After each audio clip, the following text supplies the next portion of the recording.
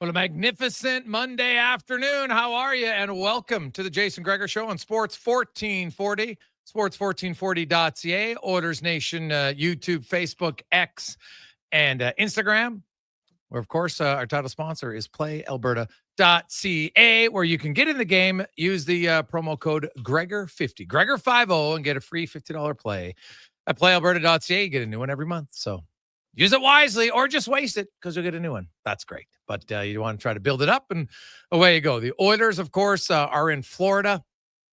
And tomorrow is officially the first must-win game of the season for the Edmonton Oilers. They've had a few other ones that were need a win, really like a win, call it maybe a must-win, but not officially a must-win until tomorrow.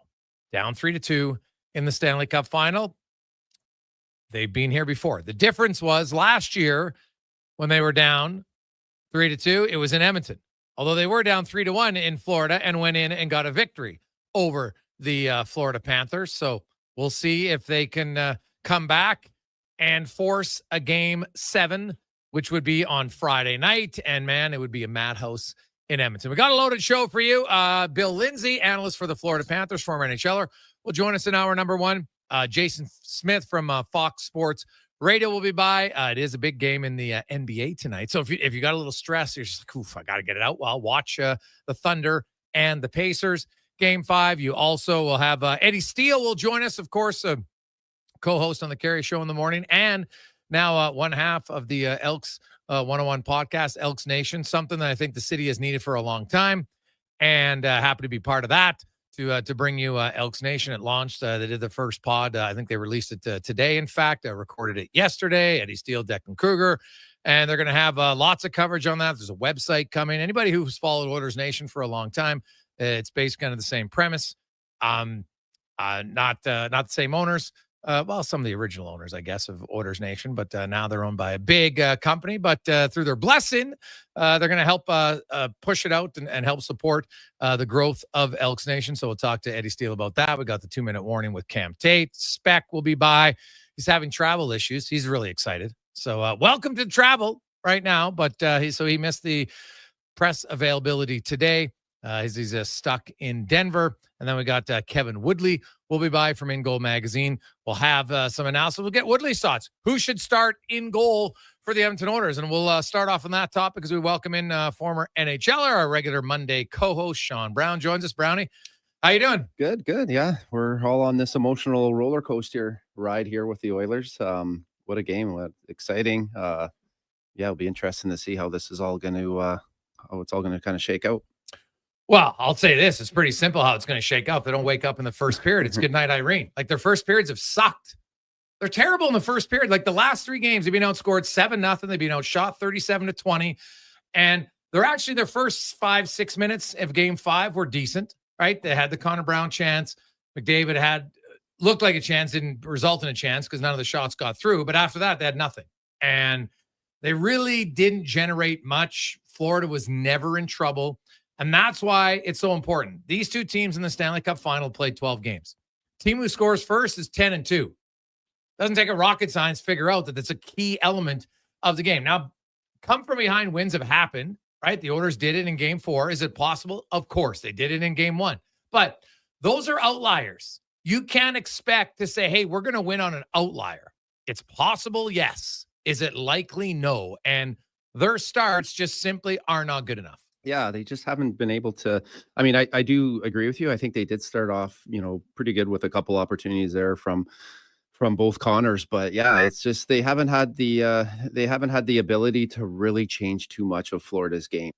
Florida's really been able to play their game and build momentum off their game. They're obviously a hard forechecking team, and they're hard to play against. And when they have success early with their forecheck and recovering pucks and keeping pucks alive, it just kind of feeds into their style of game and their confidence within the structure of their game. And like I said, it's been tough or at least that game, it was tough for the Oilers to really establish and get a whole lot going. It just seemed they were just a little bit flat, right? They just, for whatever reason, just didn't have a step. And, that's what happens when teams get going early. And that's why it's a rush to get going early and get on your game and feel good and get, as many guys as you can involved in the game, because it just starts to roll. And the Oilers just, with the physicality and their overall game just didn't quite have an answer, for the Florida Panthers. And like I said, if they don't figure that out, it's going to be over. But having said that too, the Oilers have not made it easy all season long, and this is no different, right? But they have the two best players. They're known to get off the canvas, and we've seen lots of different sides of the Oilers. So I have no reason to believe that, they're not going to find their game. And the fact that McDavid, I think, has played well, but hasn't played great. And I'm just kind of waiting for McDavid to have one of those McDavid games. And if he has one of those games and you have that player and you got two, they'll always have a chance. Oh no, the Oilers have a chance. But I agree with you. Like this is like a Messier moment. Game 6, New Jersey, right? Like you don't have to guarantee a win, none of that stuff, but he needs to make a big impact. And people, oh yeah, but it's hard. Of course it's hard. Like, no bleep, Sherlock. It's hard to win in the Stanley Cup Finals, but you need kind of a signature game, and he hasn't had one yet in the final. Now, last year, Game 5 in Florida, that was his game. Right now, they needed to win 4 in a row, which is very hard. Now they only have to win 2. And so if one of those 2 games is a McDavid moment, well, then you know what? That's all you need. Messier didn't dominate Game 7. He dominated Game 6, right? And you have that moment, and I think that's what he's going to need, and the Oilers need it. Knobloch, I'm sure he's going to pull out no stops. Like, you play tonight, then there's Game 7, there's rest on Friday. You know what? I'd be double shifting McDavid. As much try to get him away from the Barkov line for a few shifts here or there. I think, you know what? You got to do it. Why not? And see what happens, because you don't need a lot of them, but all he needs is 1 or 2 shifts, and that might be the difference. If he gets out there against Florida's third line, against Florida's fourth line at times, heck, even against their second line. I don't think their second line is like some defensive savant line by any stretch of the imagination with Tkachuk and Bennett. So they're not the fleetest of foot. So you know what? You just got to find a way if you're McDavid. Yeah. I mean, you got nothing to save it for. But the Oilers also, Chris Knobloch has done a tremendous job of, trying to push the right buttons and interjecting guys and putting guys in and out in situations to succeed. Having said that too, Florida's done a lot less of it. And, is it the fact that do they look more comfortable and as a team with the lines and what they're doing? I don't know. I don't know the answer to that, but that it's just a team that's won. It's a team to me that seems very comfortable with their lines and who they have. And they're very comfortable in their roles and what they're going to do. I think it's going to, hopefully, I think Kapanen will probably get another opportunity. Get in the lineup, right? I myself probably would have kept him in. He's a big body. I think his game, everyone remembers his first shift and how the energy and the hits, and it was probably the best shift of his career. Can he come back with that same type of energy? Can Kane get over the fact that he's taken a couple poor penalties and, kind of find that physicality and try and find that line again? If those guys can do that, it's going to help the Oilers, get a win, because they need to establish a better forecheck. They need to be able to keep pucks alive, and they got to have that physicality to their game. Hey guys, I think the Panthers are mentally tougher than the Oilers. They have their emotions more in check. I will say this. I do think the Oilers are more skilled. It's just a little mental edge of how they play when they don't score the first goal and other things from Ron Mexico. Well, we don't know how Florida plays when they're chasing, because they haven't had a chase. Edmonton has led for 9.4% of this series. They've played 358 minutes of NHL hockey, because 3 overtime games have added up to almost another game. They've almost played 6 full games, and they've been behind for 9% of it. That's it, right? The longest stretch was in Game 2 when Draisaitl made it 3-2 with 7:23 left to go in the first, and then Florida tied at 8:23 into the second. It's 15 minutes and 46 seconds. That's the longest stretch. And there was another 2.5 minute lead earlier in that first period. That's it. The rest of the series, Florida has trailed for like 9:43, and that was in Game 1. They haven't trailed really, and they trailed a little bit in Game. What did they trail? They trailed for what? Some minutes in Game 4 when Wallman went ahead, right, for 5 minutes and a bit. Yeah, that's it. So they've never had a 2-goal deficit. So it's hard to compare that. Florida's way better. It's just Florida hasn't put themselves in that hole, whereas Edmonton Too often they take way too many penalties in the first period. Now, they didn't last game, but they still took one late, and they're getting behind, right? Like, just compare the penalties in the first period from Edmonton to Florida. So I will agree that Florida has found what Edmonton, it's almost like they were trying, okay, we got to be physical, and they've been physical. I don't think it's like they had to feel like they had to prove it to Florida that they were physical. They were physical enough. But to me, physical isn't leading with their shoulder and then sticking a guy in the face. Like, that's not physical. That's just stupid. And they took too many stupid penalties early on. They were better last game. You know, I think Evander Kane got the notice. Coach put him on the fourth line. Now, I didn't keep him there the whole game, but as a coach, that's all you can really do to get players' attention is ice time. Oh. There's not much else. Do you think the coach is telling the players, guys, can you go out there and take some undisciplined penalties, please? Like, our penalty kill stinks, but let's take more penalties. Of course the coach isn't doing it. So, because we're getting a lot of texts about, oh, Paul Maurice is out coaching. Now, when you say that, back it up with an actual example on what you think he's out coaching. Because if you believe that Chris Knobloch is coaching his team to take undisciplined, high-stick penalties in the first period, you're fooling yourself. So what adjustments has Paul Maurice made that are so great coaching-wise? I really haven't seen him. Yeah. Well, your coach is only as good as the players and their plan and how they execute it. But I got a question for you. Do you feel like Florida is maybe a little bit more comfortable with the physical part of their game? They've done it more. That's more of their identity. And now you knew it was going to be a long series. And now is it paying off for them? Because when you watch the last game, right, there was a lot of plays where it was icing, throwing pucks away by the defenseman. Is that a result of just the forecheck and the heaviness of their game? Well, I watched it, and I didn't think a lot of times they were under pressure that much, and they just missed. Like, how many times did Edmonton have a guy open? Yeah. You're an NHL defenseman, Brownie. You got a guy, like, these guys can make those passes in their sleep. I was watching the Oilers miss passes without being pressured. So I don't know, because the last two games really haven't, like, there's barely been any scrums or physicality after game 3. It's Edmonton's like, this doesn't play into our game. Let's stop it. Yeah. And they just skate away as they should. Right. So I don't know if the physical play has really done it, because I could see if there was like, I'm feeling footsteps. Yeah. But there's been times when they're missing the pass and there's not even any footsteps around. But that's where we talk about that deposit, right? Like, that's just over the course of a playoff run too, right? Like, series after series, these guys are starting to break down. And yeah, I agree with you. There was times that it was there. I think there was a play to be made that wasn't made and the puck was thrown away. But I just wonder if that's just the result of a long run and a result of a team that's, knows that they're going to be in a long series and playing a series as if they know they're going to get the game 7. If we play, I think there was that famous clip there where they had Paul Maurice and he talked about grinding, wearing teams down. Is that it seems like that's the identity, and maybe they are just a little bit more comfortable and consistent in their game. Yeah, potentially. 833-401-1440, 833-401-1440. Hey, guys, would you take Frederick out for Jones?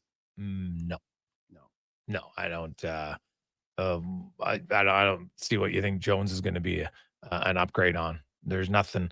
I'm not taking him out at all. Like, I actually thought the last 2 games Frederick's played better, but Frederick, you're not going to get 100% Frederick, but Jones doesn't bring you very much, in my opinion. Yeah, I don't. It's too late now, and I don't think Jones has done enough since he got here to really put himself in a situation to get in there. The only thing, for Frederick, the only thing that was, I think he obviously came back too soon, right? And when he came back too soon, I think he's obviously still dealing with that high ankle sprain. But I think the only guy I'm probably bringing in is Kapanen.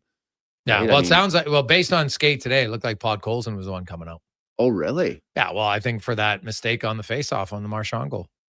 Wow. I thought, it was, there's no question there was a mistake, but I love his. Well, I agree. And I would not be taking him out. I would take out Jeff Skinner over Pod Colson. Oh, absolutely. Because if I'm a D-man and I'm watching him play, like, he's coming in hot. He's, I think he's been outstanding. And I think that you'd be doing those D-men a favor by taking him out, because no D-man wants to deal with that guy. Coming in. So that was just based on what the people that were there watching the line say, because Nugent Hopkins didn't skate and they had Pod Colson kind of holding a spot, but that doesn't mean anything, right? Knobloch, guys, does it matter that Knobloch wouldn't address who his goalie is? No, trust me, the team knows today who's starting. Don't buy for a second. And I get it. He doesn't need to tell the Florida Panthers if he doesn't want to, right? So let him, if they have to waste 5 minutes extra in film work looking at both goalies, great. That's all he's thinking. But his goalies today, there's no mind games in the room. They 100% know who's starting. Yeah, I mean, is that not a bit of the problem though? Is that, with the amount of movement compared to Florida's, is it not could that be the difference, right? Is Florida is just more they kind of they know what they got. Whether they win or lose, the adjustment, there's not I don't know if they're searching as much. Well, Edmonton, like their penalty kill is still not good enough. Their power Yep. play is not good enough. At least in this series, it hasn't been. Like, I don't expect you to score every time, Yeah. but it's kind of been a momentum sponge more than momentum builder. And that's a little bit of an issue. But here's the thing. Game 6 and 7, I'm not expecting a lot of penalties. Yeah. Right. We've seen it now because both teams have smartened up, really. And you're not going to see much. I would think in the way of it. Edmonton obviously wants to play discipline because their penalty kill can't get many key stops. So you're not going to want to risk that. Yeah. The goaltenders are, who they are. Just when they come in, play well, but the order's like, look at again, Brad Marchand breakaway. Like, don't give up breakaways. Yeah. If you can. Now, would you like a stop on one? Sure. 100%. At some point, your goalie's going to need to make a save on a breakaway. I don't discount that for a second. And I've said it all along, Edmonton's not built to rely on their goalie to steal them games consistently. Yeah. They're not built that way. They were never built that way. So if you expect it on a regular basis, can it happen every now and then? Yes, we've seen it.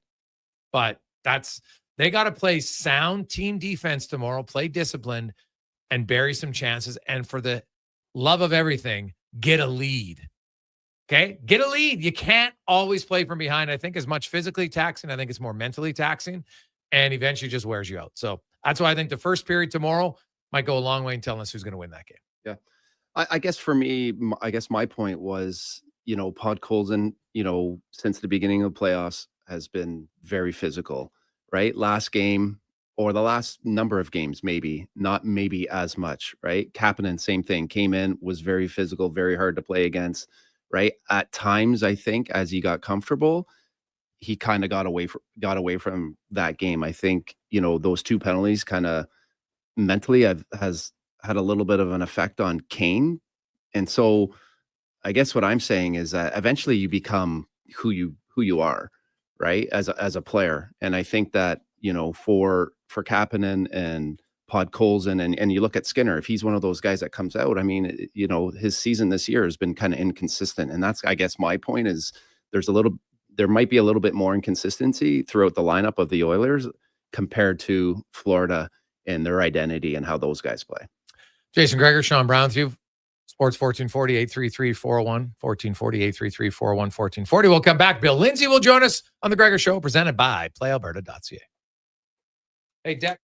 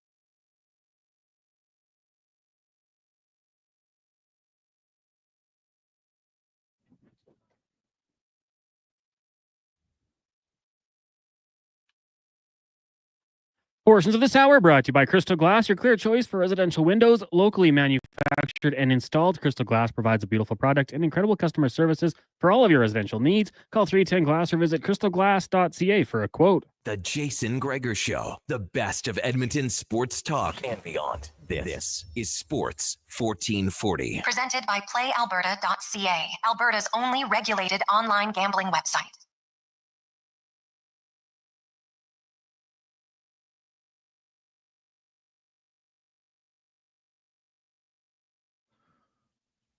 .223, welcome back. Jason Gregor, Sean Brown with you on Sports 1440, Oilers Nation, YouTube, Facebook, X, and Instagram. Hope you are having a lovely Monday.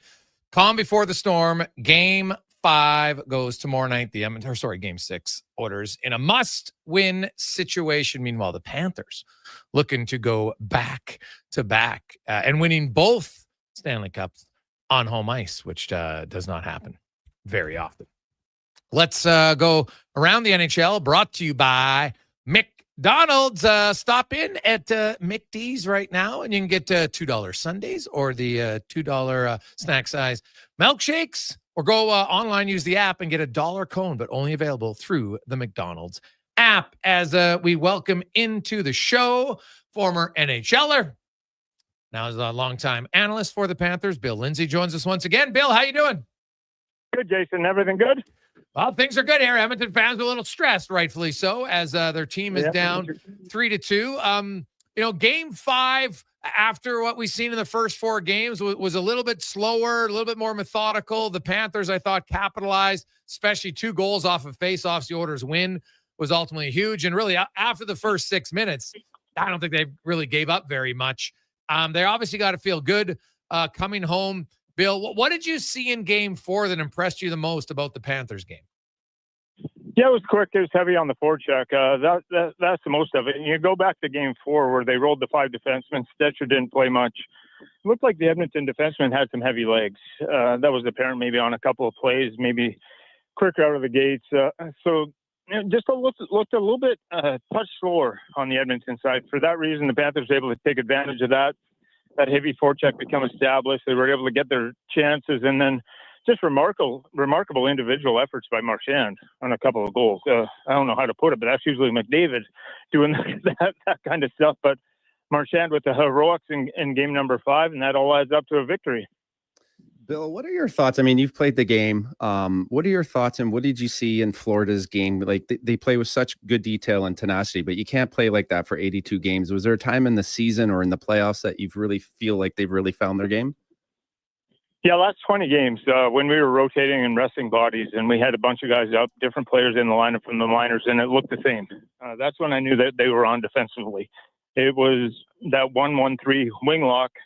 It didn't matter who was playing for us. We were still competitive in games, and I knew that resting the players down the stretch, okay. And I talked to Paul Maurice about it. They were losing some games, but out shooting teams. He said, we're right where we need to be. We're perfect, kind of rolling into this situation, trying to get everyone healthy. But as far as the systems, we're locked in. So the last 20 games, they were dialed into what they want to do defensively.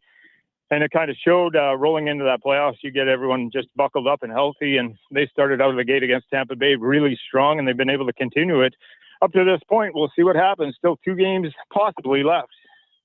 Well, yeah, that's the thing. I know some people say the series is over. I'm kind of like, I don't even think people in Florida believe that. Like, we saw what happened last year. The Oilers can come back. Florida, if there's one, this might be nitpicking, but if there's one area that they've struggled with is when they've had a chance to close out a series, they've allowed it to extend an extra game or 2. They still win it, but they don't necessarily. They're not as bad as Edmonton on making it harder themselves, but at times they have. Yes, that's a great point. We haven't been able to just slam the door closed, and there's no greater example than looking back to last year.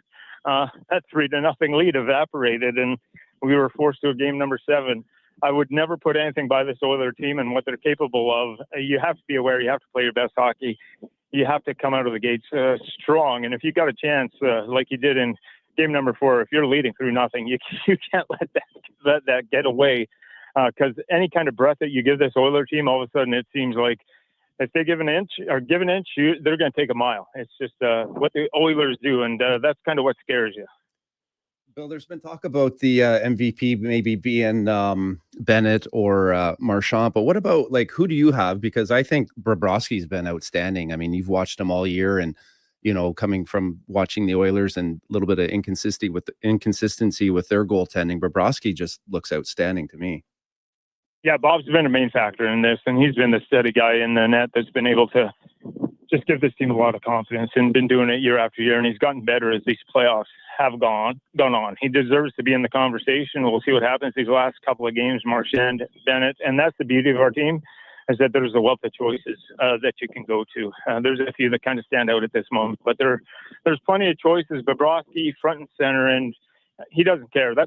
Bennett doesn't care. Marchand doesn't care. Whoever wins the Conn Smythe, if we end up winning the trophy, it was Connor McDavid last year, so they were fine with it. Whatever the hardware, this team is about as unselfish as you can find. They passed it around. They're happy for anyone's success, but Bobrovsky has been a mainstay in net. Has played every single minute of these playoffs. Definitely deserves consideration. Bill Lindsay joins us, analyst for the Florida Panthers.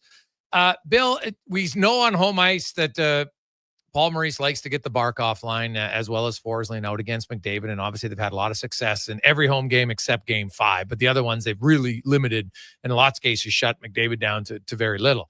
Now, the Oilers are in a must-win situation. Game 5 last year was the one time where he did have some success in Florida. What is it you're seeing about them in Florida that for outside of one game, they've really been able to shut down McDavid? Well, what they do with that 1-1-3 lock, and if they get that heavy forechecking pressure, so they're swinging a forward every time with McDavid. So the one person is going to pressure, the next forward in that 1-1-3 is going to swing. So you're trying to swing, trying to take away the puck from him. If he does get it, the beauty of that 1-1-3 lock is that you have that pressure. If McDavid gets it, that forward that's swinging with McDavid, he's able to stay with him. That allows the D comfortably to stand up, close the gap, because he knows that forward is back checking with all kinds of speed. And also there's going to be another layer behind it. It's layers. When the Panthers are at their best, they're forcing you to come through 1, 2, 3 different options. Connor McDavid can get all through those 3, but it's extremely hard. So you have that winger, once he swings in that 1-1-3 with what the Panthers are able to do, it just takes away a lot of what McDavid likes to do special. We force the teams to dump it in more than any other team in any other team in the NHL. We want you to dump it in. We want to get into the corners. We want to get it into a battle of attrition. Now, sometimes when Edmonton's been successful, the speed game has opened up, but that's, for the most part, that's what I've been able to see. When that 1-1-3 lock and the forechecking has been pressured, we've been able to just kind of take away his speed and movement with the puck. Yeah, and that obviously helps for sure. I would think that Chris Knobloch is going to get him out for different moments against some different D pairs at times and forward lines, just because you have to, right? Like, you're in win now. You know how it is, Bill. Like, you pull out all the stops if you're a coach. McDavid and Draisaitl, they might each play 28 minutes if need be to get it to Game 7, and then you worry about fatigue in Game 7. You don't save it for Game 7. So I would think that Edmonton could shorten their bench. Florida, their ability to get a lead, Bill, they barely played from behind. That to me, I think, I want you, as a former player, can you talk about the mental fatigue that goes into always chasing the game? Not as much as we talk about the physical. I think it's mentally wearing on guys when you're always trailing. The Oilers have led for a grand total of 33 minutes the entire series. Yeah, it's brutal. It forces you out of what you do, your comfort zone, and kind of changes. Paul Maurice has a great statement about it all the time, and it just changes the dynamic of the team. What you're used to and what your DNA is. If you're trailing, you're going to have to do some things differently. With the Panthers, with this lead, it kind of fits into exactly what they want to do, and it's much different, right, than the Dallas series. You look into that Dallas series where they could not score in the opening period, and Edmonton had leads. All of a sudden, Edmonton, wow, it looked like, as Connor McDavid would say, we can defend, and yes, you can defend, but it's all paramount on having that lead. So if Edmonton gets that lead, gets into that system, then it becomes very, very tough. I saw it against Dallas firsthand. It's really tough to come back against. But when you have the lead and you're forcing Edmonton to all of a sudden go to that nuclear option or whatever they call it, put Draisaitl and McDavid together, it becomes more freelance hockey. It becomes kind of beer league. Let's go. Let's just wind it up, see where it takes us. Let's take a few extra chances. And if you're as stable and committed as the Panthers are on their side, then okay, it's going to lead to some turnovers here. They may beat us once or twice, but if they're going to continue to try and do that, that's where we want them. So leads are important in this series, extremely for the Panthers. You look back for the Oilers, the same thing. So we'll see what happens. The Panthers have had multi-goal leads in the first period and multi-goal games. Edmonton's going to have to probably come out with a lot better first period. Oh God, yeah. That to me, I wrote about it today. That's the most obvious thing for the Edmonton Oilers is they need to get out front, because if they don't, I think we know the stats on Florida giving up leads, and yeah, I know they did the outlier in game 1 and they did it again in game 4, but if you're relying on outliers, it's going to be a challenge. What have you seen at all when Florida's chasing? Do they open it up? Is that when they are a little bit susceptible to giving up even more, because they haven't had a 2-goal deficit the whole series, and they've only trailed by 1 goal for no longer than 10 minutes once. So they've never really had to push the pace, if you know what I mean, Bill. Like take a few risks here or there. When they are trailing, are they still really good at it, or are they like most teams? You got to push, and that exposes yourself. Yeah, no, they get out. All of a sudden, the D will be pinching down the walls a lot more.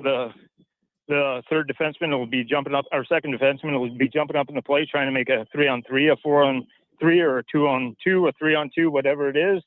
So they'll take more chances, and Paul Maurice will admit as much. It becomes much harder once you become chasing the game. They just feel much more comfortable with everything that they do.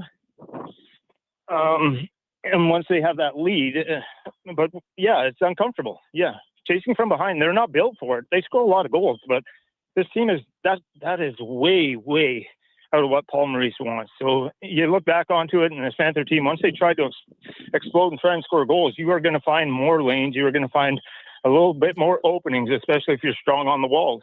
Yeah, so scoring first would be the obvious key for the Oilers. Bill, thanks for this, man. We really appreciate it. Enjoy the game tomorrow night. All right, thank you very much. Have a great day. There you go. That's Bill. Listen to that. A Panthers analyst said exactly true. They're not built to play from behind, because now they got to open it up. Well, because, we got a text here. Hey, guys, the Oilers don't look the same as round 2 and 3. Well, you're right, because they're playing from behind. They scored first in 9 consecutive games prior to game 2. They scored first in every game against Dallas. And they scored first, I think, in every game but 1 against Vegas. So that's the numbers don't lie. The mental, the psychological, the physical advantage from scoring first. The Oilers had it. Guess what? Game 1. Did they win game 1? You bet. Now they still had to come from behind, but they still won because they got out in front early. And since then, it's been chase in the first period. And too often it's not a 1-goal deficit. It's a 2-goal deficit. And game 4 is a 3-goal deficit. So you're not even down 1. They were down 2-0 in game 5, 3-0 in game 3 or game 4, 2-0 in game 3. Like we're in the Stanley Cup final. Your odds of winning are really low when you're getting behind. I know the Oilers did in game 4, Brownie, but that's a pipe dream if you think that's happening again. Well, Bill, he made a good point there too. I mean, anytime, it doesn't matter what team and the identity you have when you're chasing the game, yes, right? It changes everything, because when you're obviously to score a goal, you've made the other team make some mistakes, right? Yeah. So now as a player, there's a chance they're second guessing themselves. The coach is now having to look at, coach a little bit more, analyze his team a little bit more. And it just, like he said, guys play different, right? I mean, anyone that's played the game, when you get up a goal, or, you have a little bit you got some more rope to play with. No different than, realizing your goalie's hot and you have a goaltender back there that you can count on and rely on to make the big save. So yeah, anytime, it doesn't matter how good your team is, when you're playing from behind, it changes the dynamic of your whole makeup of your team and the psyche part, which is, such a big part of the game. Yeah. Well, it just, because, hey, maybe Florida, no one's saying Florida's bad, but Edmonton's undisciplined play cost them in those games. Now, not last game, but in games 3 and 4, too many penalties early, and their penalty kill's not good right now. So it's a double whammy. Now you're down. So now you're chasing. Now you got to take more risks. And Florida can sit back. They're relaxed. You can flow the lines a little bit more often than you want. So Edmonton, how often have they made Florida look uncomfortable? Like, it looked easy against Dallas because the Oilers got out front, and then Dallas chased, and then the Oilers to make it 2-0, then they make it 3, and then it was like they won every game by 3 goals, right? Yeah. So, and really, the only game they lost, they had a bad 20 minutes. That was it. Yeah. Even that game, they scored first and were comfortably in that game. So I think the Oilers, I don't know if they've ever had a chance to really exhale. Both their wins came in overtime. They haven't had a chance in the game to be like, sit on the bench and, okay, we're up 2 here. It doesn't mean you laid off, but you just get to exhale. You're not just like this all the time. Well, what was it, game 4 when Florida had the 3-goal lead there, right? And then all of a sudden, the second period, it looked like Florida was going to blow them out 7-0. They didn't even look like they were going to be in the game. And then all of a sudden, right, you get a penalty, you get a little bit of momentum, you get a hit, and then all of a sudden it changed, obviously, and Edmonton came back and won. But, and you made a team that looked so promising and so good look so average, right? And they're such a good team, but it's just having those momentum swings and finding ways, when you give up momentum in a shift, right? That next shift up mentality of trying, what are you going to do as a line to try and find a way to get momentum back, because it's always swinging back and forth, right? And so that's one thing that Florida's been able to do is just continually maintain pressure and build off a shift after shift, where Edmonton just, they just can't seem to grasp at anything, right? Whether it's a forecheck, keeping a puck alive, close. And they're not even big things. They're just the smallest of details, right?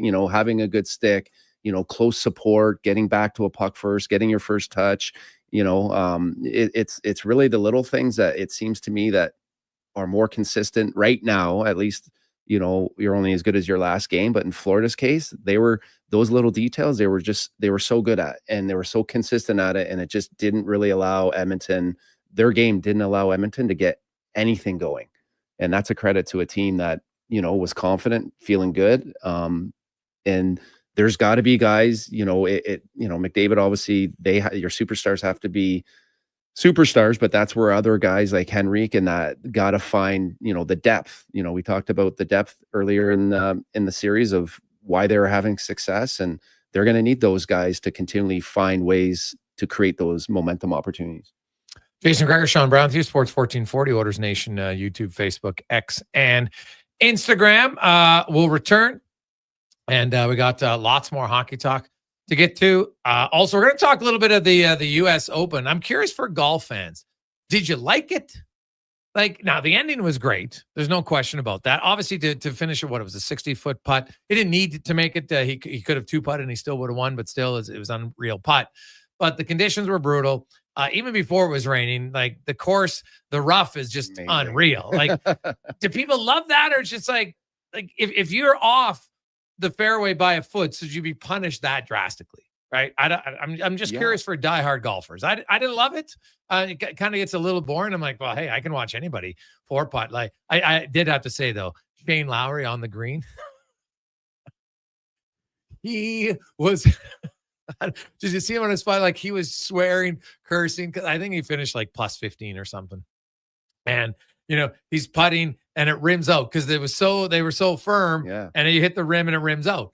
And he lost his marbles. And that's the one thing I was dying, because that I can relate to 99% of golfers. At some point, you're just finally losing it. And usually you're losing it because we don't have enough talent, right? In his case, he's just frustrated because of the conditions. And Oakmont, I get it's hard, but it almost becomes, I don't know. I'm not a big fan of that because it's not kind of real. Even for them, you put everybody else on there, they'd quit after 9 holes because they'd be like, this isn't even fun anymore. You can't even hit the ball. So I'll be curious. We'll get to that and more on the Gregor Show, presented by PlayAlberta.ca. Reports suggest the Canadian taste buds are bored to tears. My mouth can't handle another dull drink. Summertime smoothie experts everywhere are recommending a watermelon wake-up from Booster Juice. It's so smooth, cool, and refreshing. And ridiculously delicious. Enjoy the Watermelon Wave and Watermelon Explosion smoothies, available all summer long at a Booster Juice near you. Stay cool, Canada. Booster Juice, Canadian-born, blending since 1999.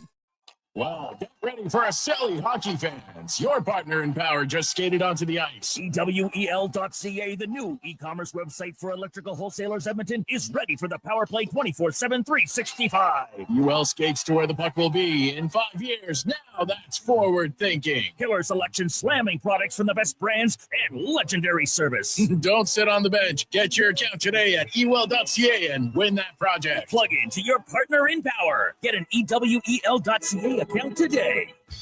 Actions speak louder than words. Japa Machinery Group puts your construction plan into action with XCMG construction machinery you need. Available for rental or sale. Learn more at japamachinery.com. I'm Colin Livingston, president of Cantork. Since 2016, we've been at the forefront of hydraulic torque wrenches in Canada. I'm delighted to share our latest venture, in-house production for quicker turnaround, superior quality, and heightened versatility. Experience excellence at cantork.com. You have a choice, and it's a hard one. GMC employee pricing or 0% financing at Wolf GMC Buick. A hard choice, but also super awesome. Get GMC employee pricing on our Sierra lineup, from the Sierra half-ton to the heavy duties. If you have cash, get discounts over $12,000 on many of our Sierras, along with GMC pricing. Or choose 0% financing on our Sierra half-ton lineup. And what a great selection of GMC terrains and fabulous Buick SUVs to pick from. So many choices. But one thing's for sure, you are getting the best deal at Wolf GMC Buick. Hold on to your hockey helmet, Edmonton. On the Rocks is serving up 60-cent wings that fly off the plate faster than a slap shot. And Molson Canadians for $5.25. OTR's TVs, hey, they're so clear you'll see the puck better than the ref. That ain't hard, is it? And every game night during Edmonton's playoff run, specials start 30 minutes before puck drop and last for the whole game. Be a part of the legend. See the menu at ontherocks.yeg.com. At Fitted Golf, we know that you continue to believe. It's not my clubs. Really, it's my swing. Except it's already June, and you're still not playing the game you want because you continue to insist it's not your clubs. Except it really is your clubs, and we prove it every day. Fitted Golf customers continue to be amazed at how good they actually are when they use the right clubs for their swing. Why would you play the game you love but not love the way you play it? From beginners to pros, Fitted Golf makes all the difference. Visit fittedgolf.ca. You can expect two things this spring, oil country: playoff beards and weird car noises after coming back from winter LTIR. Don't let something like a worn-out transmission or squeaky brakes keep you from catching the playoffs. Whether you need quality brakes, top brand oils, or a battery with more energy than 97 on the ice, Napa Auto Parts has all your trusted parts, tools, equipment, and automotive needs to keep your vehicle in winning shape for the games ahead. With over 85 locations in Alberta, visit your local Napa store today or online at napacanada.com. That's Napa know-how.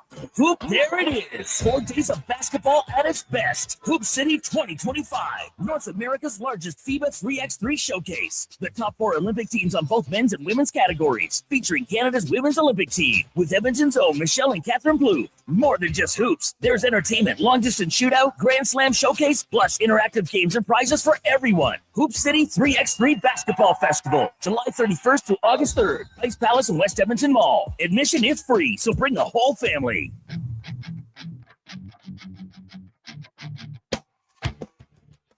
There's a place off Ocean Avenue where I used to sit and talk with you. We were both 16. Portions of this hour brought to you by Cantork. We offer sale, rental, repair, and calibration of hydraulic, pneumatic, and battery-powered torque wrenches, stud tensioners, and flange maintenance equipment. Order today at cantork.com. The Jason Gregor Show, the best of Edmonton sports talk and beyond. This is Sports 1440. Presented by PlayAlberta.ca, Alberta's only regulated online gambling website.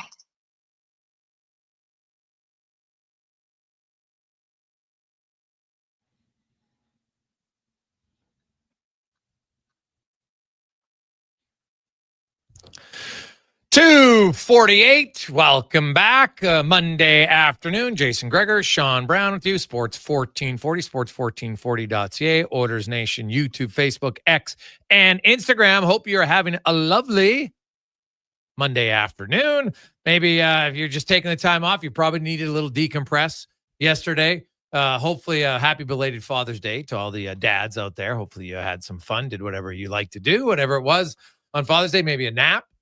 Right, I went to bed at 9:20 last night, and man, I woke up this morning. I haven't slept like that in a long. It was unbelievable. So, yesterday was like the first soccer game of the year. It was afternoon. It was nice, and I wasn't in a windstorm, so that was great. The team won. They won in ball hockey, so went out for a nice dinner. It was great, and I was reading a book and just started falling asleep. I'm like, I'm out. It's like 9:20, and buddy, I woke up this morning. I don't really sleep in very often, but I think it was like 6:38, and man, I was fresh as a daisy. I can't remember the last time I slept 9 hours. This is unbelievable. I feel like I got all this energy. I'm ready to roll. So There we go. That's why, hey, they always talk about sleep is the most important thing, as when you're training in athletics. So get your sleep, kids. An old fossil like me, I notice a difference when I get it. So I can imagine when someone who's really putting in the work, training and stuff, when they get good sleeps. Well, that was always the best thing about hockey was the afternoon nap, right? That's the best thing is no better feeling than having a 2-hour shutdown before a game on a game day. You know, where else do you get that? But yeah, I was actually in bed early too, but I went out we were talking about crashing weddings. Yeah, you crashed a wedding. I crashed a wedding there. So on the weekend. Where? It was at the Marriott. I don't know whose wedding it was, but there was. So after the game on Saturday night? Yeah, after the game, we wind up getting in, having a few, and few led to a few more. And we wound up going to an East Indian wedding, which I've always enjoyed. Those. Like, did people you just walked in? Well, I think I was with someone that knew someone to get them in. It's a little bit of a blur, but yeah, I wasn't invited. I know that. And what were you wearing? Jeans and a hockey jersey? No, I don't. No, Oh. I was just, wasn't as dressed up as some of the others, but yeah, there was. Did you get on the dance floor? I did. Because buddy, they like to dance. I did. Yeah, it was good. Like you said, I love the music. It was. And no one came up to you and said, "What are you doing here?" They didn't say anything to me, but the other couple that I was with, they got questioned, but it turned out to be okay. There were so many people there. Yeah, I don't know. It was. Yeah, it was. Oh my God! Were there free drinks? It was. Oh, yeah, it's right up your alley. I know. You're just like, this is amazing. I woke up in the morning and I'll admit it. I had the booze blues. I felt kind of bad about it, going there, having a couple drinks and not knowing anyone. But congratulations to whoever got married, and that was fun. We should do hey, who got married at the Marriott on Saturday night? Anybody out there know? Let's be interested in that one. So, that is too funny. Oh yeah. Well, I think the people I knew, they got questioned. So clearly the people you were with didn't know them either. Yeah. Well, you know what? I think I don't even know what time it was. I don't know if it was 2, 3. I lost track of time. So it was really late at night? Oh yeah. I'm sure okay. everyone was having a good time. Nobody probably knew even what was going on. Oh, okay. So it wasn't like at 10 p.m. Oh, no. It was well after the game. And I should have listened to my wife. Because Wendy was with me, and she said, and she was just like, let's go home. And then I don't know how you are, but when you have a couple, I just wanted to keep on going. And once again, I paid for that next day for Father's Day. That was a rough one. Oh yeah. Well, it's Father's Day. You can do whatever you want. It's one day of the year. It's like I'm napping. I know. I hate wasting those days. Oh, jeez. True. Lots of text finding 833-401-1440. Hey guys, when the Oilers didn't change goalies at the deadline, they basically said to the fans, this is it. We have a good team. We don't care if we win the championship. We're competitive. Our goalies are okay. They're not good enough to win it all, but we're okay. So be happy with that. You're never going to win a championship with either of these goalies, so be happy with trying. From Brian Fan. Well, Brian, so here's my question. Which goalie could the Oilers have acquired that you are 100% certain would be better in the final? Because goaltending, they beat Dallas 4-1. They beat Vegas 4-1. Goaltending wasn't an issue. So who is the goalie that you are 100% certain would have been better in the final that they could have acquired? Who is it? I just want to know who the answer. Because it's easy to say, they could have got a goalie. No. You need to say who is the goalie that clearly would have been better. That's what I'd like to know. 833-401-1440. 833-401-1440. We did ask the question about did you watch the U.S. Open? Yeah. I watched a little bit. Yeah, I watched napping, a little bit. Probably. Well, we went over to, we had a family get together. So I was kind of in the background. But to your question, to your listeners, I mean, I enjoyed it because it showed how hard it is, but it also showed kind of the human side that we can all relate to. Like we've all chunked it coming out of the bunker. We've all hit it in the rough and haven't gotten it out of the rough. I mean, obviously those circumstances are extreme. See, it's funny that you say that because when you watch hockey and a defenseman serves up a pizza, no one's like, oh, you know what? I appreciate that because I can do that. They get mad at him. But in golf, it's like, well, hey, you know what? I've sucked out of the trap. So it's nice to see someone. I just find that interesting, right? Yeah. When in hockey, a guy makes a mistake that most, ankle breakers make all the time in men's league. Yeah. And it's like, what a loser. But when a golf guy does like, but I relate to that. But I do relate to the guys making, I don't feel like I'm overly critical of a player because I do understand, how the human side of it and how, and what they're going through and what they're dealing with. But I don't know what a golfer's going through. And as all I know is I can relate to the guy in my game that struggles because, I don't play as much as I would like to, but the problem I have is when I do play, I feel like I should be Tiger Woods, but I play like once or twice a month, right? So my expectations, I shouldn't even have any, but I do go out and play with expectations and I don't practice and then I get pissed off and wonder why. Why am I getting pissed off when I don't practice? Oh, the best advice I ever got, Greg, you're not good enough to get that mad. It's true. And honestly, it changed. That happened. Like that changed my whole attitude. Yeah. Like at first I was like, bleep you, right? But then I was like, God, he's right. And so now I'm like, unless I'm playing often, I don't get mad on the course anymore and I have way more fun. I don't know. That's a good mindset to get into, but it's hard. I find it hard because you just want to be good. I don't find it hard. Really? No, and I find like who wants it? It's like, but I know my limitations on a par 5. If I'm 280 out, I'm gonna try to hit a magical 3-wood because you know what? Yeah, I'll hit it way wide, so I'll just hit 2 140 clubs and then I'll putt for par. You're the guy. You lay up? I don't lay up. It's 280. It's going to be like the monster drive. You can't hit 280 straight anyway. You'll try it every time. Exactly. I don't care. Yeah, okay, but then you'll be 70 yards short. Yeah. And you suck at 7. Like I'm way better from 100 yards to 120 than I am 50 to 100. Yeah. I'm just not as consistent there. Yeah. So I don't play in that range. So I find it's way better. And you're like, oh, see, you lay up. Like that's such a classic. I'm a terrible golfer, but I'm macho on the course. 100%. I don't think my way through it because exactly. I would rather that 1% chance that I crank it with the big stick. But you might that crank makes it. me feel good. You'll If I lay up, crank it there's no way I could ever lay up and be happy with You don't have to lay up. Just go hit your 140 club, swing as hard as you can. Say, woo, I hit the 140. Perfect. What's the difference? I don't have that. I go. You got to go for it. Do you ever break 100? Oh yeah. Yeah. You ever break 85? No. Well, maybe that's why. But yeah, maybe play a little smarter. Well, honestly, I could be if I played more, I definitely could be obviously a lot better. Not going for 1%, you wouldn't. But it's just mentally, there's no way. I just for the guy, I don't know. I get the strategy side of it. Well, you just have to know what your strengths are. When you were in hockey, are you all of a sudden say, you know what? I'm going to try to dangle the guy because the 1% chance I feel good. No, you don't get to play. So you just got to take that mentality. What's Sean Brown good at? I can't hit 280 straight very often.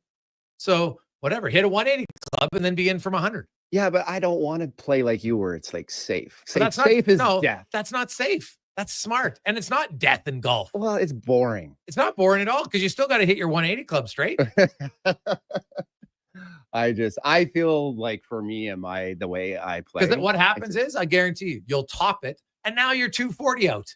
And now you're going to try to hit a 240 club. You won't hit that good. And now you're end up taking a 7. I'm not that bad that I talk. Like, I'm not that bad. Oh, I'm not topping balls. Okay, I mean, but I'm not perfectly down the fairway, but yeah. But I'm bringing it out because my game is good enough that I can bring out the big club. Okay, but can you hit the 3-wood off the fairway consistent? Honestly, I don't really have to bring out a 3-wood. I think I hit it far enough that, it's either 4 but on a 3 iron. Yeah. 3 iron? Yeah. All right. 3, 4. So I don't need a lot of clubs in my bag. So your short game stinks. Oh no, my short game's pretty good. Oh, then why are you not better? What's missing for you not to break 85? I don't know what's better. Like I'm probably better than you. Like what's compared to I'm not that bad. But what do you shoot on average? Oh gee, I don't know. Probably high 80s, low 90s. Yeah. Okay. Yeah. What do you shoot? 88 to 91. And I play like 5 times. I don't play better now. I have a feeling I'm better than you. Oh, I'll go play you.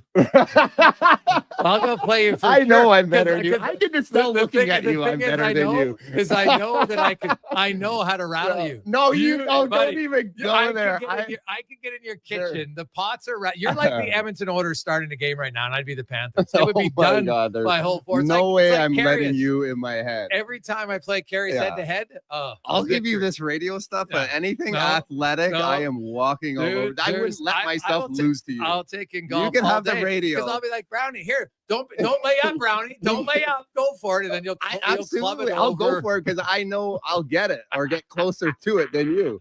Oh, this is awesome. I can't wait to play you. Oh, this is fantastic. This is going to be great. I'm going to love it. Yeah, we are going to play for sure. We totally are. Oh, I can't wait. I'm pumped. 833-401-42. I'm still waiting though to who the goalie is that the Oilers could have gotten for sure. Because that's the thing. Like we knew like every team's going to have a weakness. or a perceived weakness. Now, here's Florida's weakness. We just heard it from Bill Lindsay. They're not built to play from behind. But the problem is the Oilers so far haven't been able to get the lead. Part of that is they're being undisciplined because they're taking way too many penalties in the first period, right? So you're on, and your penalty kill stinks. So now you're compounding your issues. You're Sean Brown deep in the fairway. You're compounding your issues right now, right? But that's what they're doing, right? Like they haven't. And when you played Brownie, it's hard to. People think, well, it's just a 1-goal deficit, but even though you're down a goal, you do at times. Bill Lindsay talked about it. Oh, the defense now pinch. All it takes then is one chip off the wall. Now you got an on-man rush, and suddenly it's 2-0. And you're like, oh my God. Now, because that's what the Oilers have been doing. Well, when you're down, you definitely have to take chances, right? You have to play a little risky and take some chances that you wouldn't normally do. And then if you're obviously in position, you're going to capitalize on those opportunities. I mean, I like the combination that they have with Skinner and Pickard. Pickard's been obviously outstanding, right? I mean, if they won, would he be in the conversation of the Conn Smythe? I'm just saying he's been okay. Well, he's been outstanding. Well, he's been able to win games. He's been because they score over 5 goals a game in every game he's won. Yeah, and I have all the confidence in the world that if Skinner's the goalie, that he has a chance, or will give them a chance to win that game and still give them a chance to win the Stanley Cup. I think Bobrovsky, for as good as he's played, look at Ottinger in Dallas there, right? I mean, just because you have the best goalie doesn't guarantee they're going to play the best, right? I mean, Bobrovsky's hot and playing well, and good on him, but it could easily go the other way. Yeah. It could easily go the other way for the Oilers goaltending too. You just, from year to year, game to game, it's just, you don't know what you're really going to get, right? It's the key is to have, I think, the players that are going to... On a good defensive system. A good defensive system, and guys that are going to buy in and are consistently able to deliver. But that changes too. You know, you still got to have the horses, and so much of the game is just constantly changing based on maybe early success or lack of success. We got a lot of guys texting. They want us to live stream our round. So you know what? I might talk to Pat. We might get a video out there just to prove it. And I like this one. Hey, Gregor, the minute someone says you'll never get in their head means you're already in their head. Good luck, Brownie, from Fred. Oh Brownie, that's going to be the best part. I play better when I chirp. When the game is like golf etiquette, that's when I'm off. I'm better when I just don't know if I would listen. Like, you don't have enough to your game for me to even listen to. Right? It's not even nothing you could say would rattle me about my game. Oh my God, are you kidding me? I love it. I could just see your bag though. You probably have every club available to you, right? Where I just show up with my. I don't have a do you have a fairway putter? A putter? Yeah. So I come with my driver, my 4 or 5 iron, and a wedge, and I'm good to go. This is you bringing out 5 clubs just to get to the green. I bring out a normal bag of irons and a. I'm just saying, I don't use a lot of clubs. No, I don't need a lot. Okay, well, so your distance is so accurate that you can swing a 7 from 140 to 180. Hey, I can. A good athlete can adjust. Right? A good athlete can adjust. This will be great. I can't wait. I know, but you're going to play every day now until our game. No, I'm not. I can actually play less because the more I think about it, the worse I get at any sport. That is the thing about golf. Play. I do play better.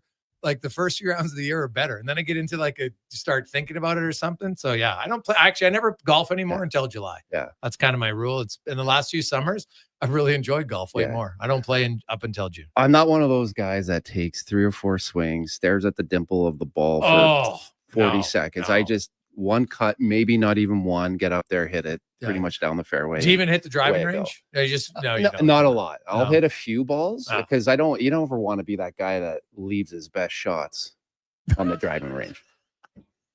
What? Well, there's no. I don't know anything. But Brownie's saving. Well, who's not good on the driving range? Everyone's good on the driving range. You know, speaking of that, go if you want to see if you're good on the driving range. Go to Cattail Crossing right now. So they have and we're sponsoring. So hey, we'll do it. But you go out there, and so because usually I like to go to the driving range, like to get into the swing of things. Start at a pitching wedge, the opposite of Brownie, and swing my way up. But they have the hole-in-one competition now, where they have the floating green. And so I went and I did it. And because you usually have to pay for a bucket of balls anyway, right? Yeah. It's like $10, $15, whatever. So you get 30 balls, right? You pay for them. You get your 30 balls. We can get 5 or whatever, but I'm going to hit 30. And then if you get the hole in one, it's 10 grand. If you hit the green, you get on the leaderboard. And whoever has the most on the leaderboard at the end of the summer goes in, if no one wins, to a $50,000 of anybody who the top 3 are on the leaderboard. Mm-hmm. And so I went there and hit it. All it did, though, is it forced me, like, I got one of the best rounds of my life because I was actually aiming for a spot rather than just, when you're on the driving range, you're like, okay, I'm going to try to hit this one, just, and you're spraying and you don't really care. I'm every shot there. On I'm the driving aiming range. with detail. Give me a break. So do you hit it, though? I don't necessarily hit. Absolutely not. Well, but I'm never just hitting the ball to hit the ball. Well, Who does that? You're always aiming for something. It was way better having to focus of something to focus right in on. And man, I had a really good round. Now, maybe it's just coincidence, but I've never had a driving range. Like, I see the flags, okay, hit that 150. You're trying to get your distance or whatever. But having like a floating green that's literally like, I don't know what it is, 10 feet wide and 6 feet long, like, you got to hit it. Yeah. And I found it was way better. So I recommend anyone get out there for Bradley. Why don't you go out there, hit a few buckets, see if you can get one. But that's I don't need to hit a lot. Why hit a lot of buckets? That's when you're just spraying it around. I hit a lot of balls. I hit about 20 balls. Maybe not even 20. 20 balls, 10 balls with great detail. With great detail, and see you later. Go try it out and see if you can get on the leaderboard. Okay. Where's this? At Cattail. Oh, okay. I don't know where that is. Oh, it's just outside, just off the Henning, 127th Street. Okay. So go check it out. See if you can get on the leaderboard. I got on the leaderboard, so is my I hit one, so it's good. And it's but man, it's addicting though too, because you're like a foot off, and then you're 6 in, because you can see every time it lands in the water. You're just like, oh, I'm getting closer. So that could be addicting. Not gonna lie. So it's a lot of fun if you want to go there with a group of friends. And they actually had a stag out there and the guys were having the time of their life.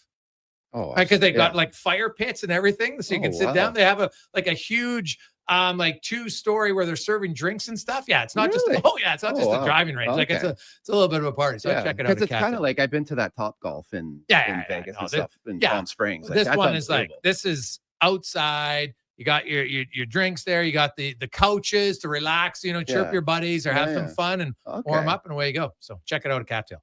We'll take a quick break. We'll come back after Connor Halley and a Sports 1440 update brought to you by Legacy Heating and Cooling. Home with no payments, no interest for 1 year on your AC unit. Stay cool all summer. LegacyHeating.ca. The Sports 1440 update. So notes from Oilers practice today. Ryan Nugent-Hopkins not on the ice, while Stuart Skinner was in the starters net. This really Pod Colton skated on the top line with McDavid and Connor Brown. Canada has revealed the first 6 names for the preliminary roster for the 2026 Winter Games in Italy. Initial roster includes McDavid, Crosby, McKinnon, Makar, Reinhart, and Braden Point. And nobody surprised, Leon Draisaitl, a part of the Germans' initial roster. We got game number 5 of the NBA Finals tonight in OKC. Thunder and Pacers meeting tip-off just after 6:30. White night in the majors. There's 7 games on the schedule. Shohei Ohtani will return to the mound as the Dodgers take on the Padres. He's expected to pitch 1 to 2 innings max. Ohtani has not pitched in the game since August 23rd, 2023. And Giancarlo Stanton will make his 2025 debut with the Yankees as they host the Angels. You also got the Marlins and Phillies, Rockies in Washington, Rays host the Orioles, Athletics meet the Astros, and the Seattle taking on the Boston Red Sox. Coming up in hour 2 of the Jason Gregor Show, we'll be joined by Jason Smith of Fox Sports Radio and Ask 5 Questions. I'm Connor Halley. This has been a Sports 1440 update. This is Sports 1440, a Stingray radio station broadcasting on Treaty 6 territory. Download the free iHeartRadio app and listen to CKJR wherever you go. Tee off to win with Cattail Crossing's $10,000 hole-in-one challenge, powered by Sports 1440, Canada's first ever Aqua Range event. Just walk up, grab some golf balls, and start swinging. Or book a VIP bay today. Win $10,000 with a hole-in-one. Plus, great secondary hole and leaderboard prizes. Closest to the pin and monthly winners will battle for a $50,000 grand prize. The Hole-in-One Challenge. Open Thursday to Sunday, noon till 8 through August. Weather permitting, cattailcrossing.ca. Get ready to revolutionize your job site with Edmonton Kubota's game-changing compact construction equipment. From mini excavators and skid steers to track loaders. Afternoon, Hal Gregor Show on Sports 1440. Sports 4. All powered by legendary Kubota diesel engines. These machines are built for performance and reliability. Transform your work with Edmonton Kubota's top-of-the-line Gregor, equipment. Sean Brown, too. Visit them today and see why they're the name you can trust for power and precision.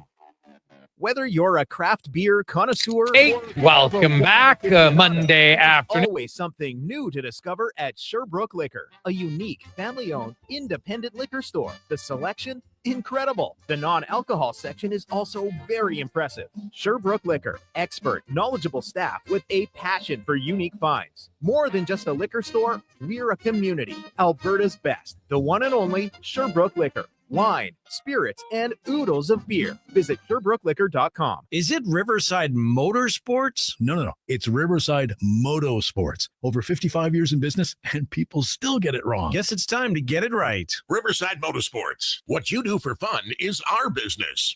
We've got some good news for you. Employee pricing is back at St. Albert Dodge. You pay what we pay, and if you're in the market for a new vehicle, it just doesn't get any better than that. You'll get a great deal, and it's so easy. No complications, no negotiations. The pricing is simple. Your biggest challenge will be choosing the vehicle you want. Employee pricing. Come see us now for the best selection and the best pre-tariff prices of the year. And see how easy it is to do business at St. Albert Dodge. Experience more at the Edmonton Expo Center. Come for Canada's largest trade show, the biggest names in entertainment, exhilarating sporting events, and more. Stay for the experience, but it doesn't end there. Maximize your brand exposure with Edmonton Expo Center's new cutting-edge feature screens, spanning Western Canada's largest venue space. Captivate an annual audience of over 1 million visitors during iconic events like Pro Rodeo, Disney on Ice, Glow, K-Days, and so much more. To learn more, call 780-471-7380 or visit EdmontonExpoCenter.com today. McDonald's summer drink days are back, which means it's officially summer. Enjoy your refreshing small Coca-Cola or small iced coffee for just $1 all summer. Woo! Summer's booming with summer drink days. Excludes flavored iced coffee at participating McDonald's in Canada. Taxes extra. Prices exclude delivery. Hey, Gary, is that your dad? No, this is Evan, the new sales rep I hired. Oh. First impressions matter, but when hair loss takes over, it can feel like you're not being seen for the maverick you truly are. Hi, I'm Dr. Vance Elliott. At Advanced Hair and Skin Surgery, we know that hair loss is more than just a cosmetic issue. It's personal. Let's discuss all the cutting-edge options available so you can make a great impression every time. Book a free consultation today at drvanceelliott.com. What's your vision for your community? At Vision Credit Union, ours is a thriving rural Alberta where kids have team jerseys, firefighters have the gear they need, and community kitchen fridges stay full. It's why we give back millions every year through grants, donations, sponsorships, and profit shares. Because when your community succeeds, we all do. Bank somewhere with Vision. Vision Credit Union. We see banking differently. Learn more at visioncu.ca.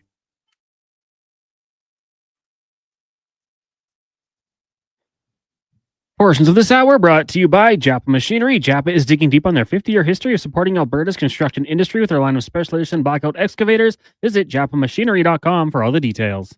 The Jason Gregor Show, the best of Edmonton sports talk and beyond. This is Sports 1440. Presented by PlayAlberta.ca, Alberta's only regulated online gambling website.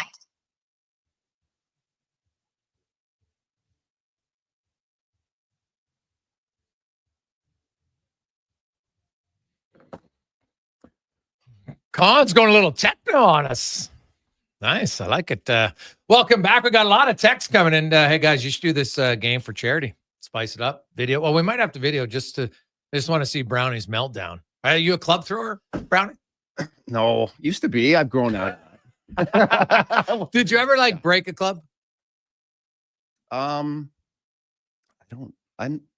I don't think so. But not you've sure. thrown I mean, I are you talking the full one-hand helicopter toss? No. I mean, no, not it's. I mean, that's something when you're young. I'm almost 50 now. I think I've grown out of that. Okay. But like I said, I try to temper my expectations, even though I still have them. But I like what you said earlier about neither one of us are good enough to be pissed off. Maybe I'll live by that advice, but but I'll be in your grill, buddy. All I gotta do is get you off your game for the first 3 holes. Gregor, if there's anyone that's gonna get me off my game, it is hockey not stick, it is not gonna be you. Then you'll probably get a 6 on a par 3, and then I want to be like, now I won't have to say anything. No, I don't even know if I'll say anything. Just my game alone will make you crack, because when I'm making the shot and forcing you and forcing your lack of skill. Okay, I'm not too worried about it. I don't have to say about it. I'll even let you hit first. No problem. Well, I will be hit. The guy who has the best score usually hits first anyway. So I'm in on the first anyway. Whatever. I like to go first because that just puts pressure on you. I know you don't like pressure. I know in sports, you're not I could tell just looking in your eyes, golf, you're not a pressure guy. The great thing about golf, you can't put pressure on me. That's Why? the thing. Because you can't, my ball, I only play my ball. Right? Yeah. You are already in the mental mindset that I know I'll get to you. Yeah. Because you're worried about me. I don't worry about you, but I know that you'll worry about me. You know, I like my track record. I like my track show, record a lot better than yours. You're showing up with too tight of shorts. So right from the get-go, we got your buddies texting and ask Brownie about this worst golf attire from Steve. Mike. Yeah. Worse. I don't know. Steve just said. Attire. You have really? no bad attire? Who's Steve? Who's Steve? Do you wear, well, that's what he just went by. Okay. Do you have like really tight shorts? You like to wear? No, I got nothing's tight. No? I like the way my clothes fit. Yeah. Okay. I like it. Yeah, no. Hey guys, that's why golf's not a sport. No defense. See, well, we could, because golf's a game. We have had this whole argument many times. When your opponents can't stop you from playing great, then it's not a sport. It's a game.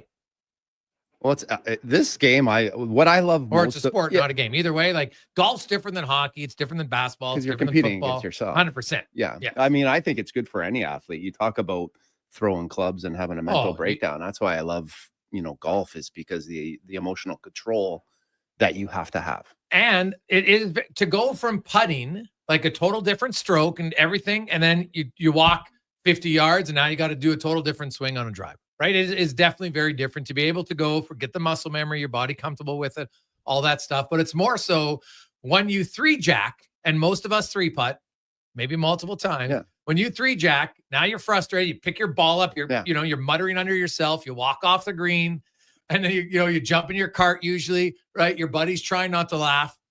You drive to the next hole, and now you got to get refocused. How many times you see guys carry over the 3-putt to now just shanking their drive? Like it's clockwork for lots of people. I'm not saying this is the right mindset for putting. I don't usually putt to get it in. Right, I try to putt to get it close. Whoa! Well, okay, guys, are you hearing this? Because I don't want a 3-putt. I don't want a 3-putt, so I'm always like, I'm trying to get it as close as I can. So I know that's the wrong mindset. No, that's not. No, but I'm laughing. It's not. There's nothing wrong with 2-putting, right? You have to 2-putt if you want to be good. Yeah, if you got to 2-putt, right? If you're not an elite golfer, like you shouldn't be thinking birdie from 20. You should be thinking, hey, can we par from 20? I'm pretty happy with that, 100%. But you're contradicting yourself when you tell me that you got to go for it. I don't want to lay up, but now I'm like, well, I don't want a 3-putt, so I'll 2-putt. I know. Well, the driver's different. Driver is a little bit different. My mindset is go for it, go big, or go home. But putting is just, I struggle at putting. That's where I really drive for show, putt for dough. Yeah, right. Makes sense. I get a better feeling of coming off the tee farther, and how that makes me feel. Than putting. Yeah. All right. Hey, I was just saying earlier, I've golfed 3-4 times. I haven't lost the ball yet this year. No, so I still use it. Yeah, but you're also telling guys during the commercial break how you went online to buy that golf apparatus that you could wear. He might be listening. He might be listening. This is a gag gift I'm getting my buddy. Don't give it up because it's actually pretty good. No, it's a good idea. But I've seen it. But I'm like, yeah, you haven't lost the ball because I have the ball finder. I just thought that was kind of funny. I have put it in the rough, obviously, but I've just been able to find it. Yeah. How long do you look though? Are you one of those guys that we're going to lose our minds? Like, oh, there's Brownie. You know what? The old alligator arm searching for his ball for 15 minutes because that dollar ball is too worthwhile. Yeah, no, I'm not. I'm very aware of trying to play fast.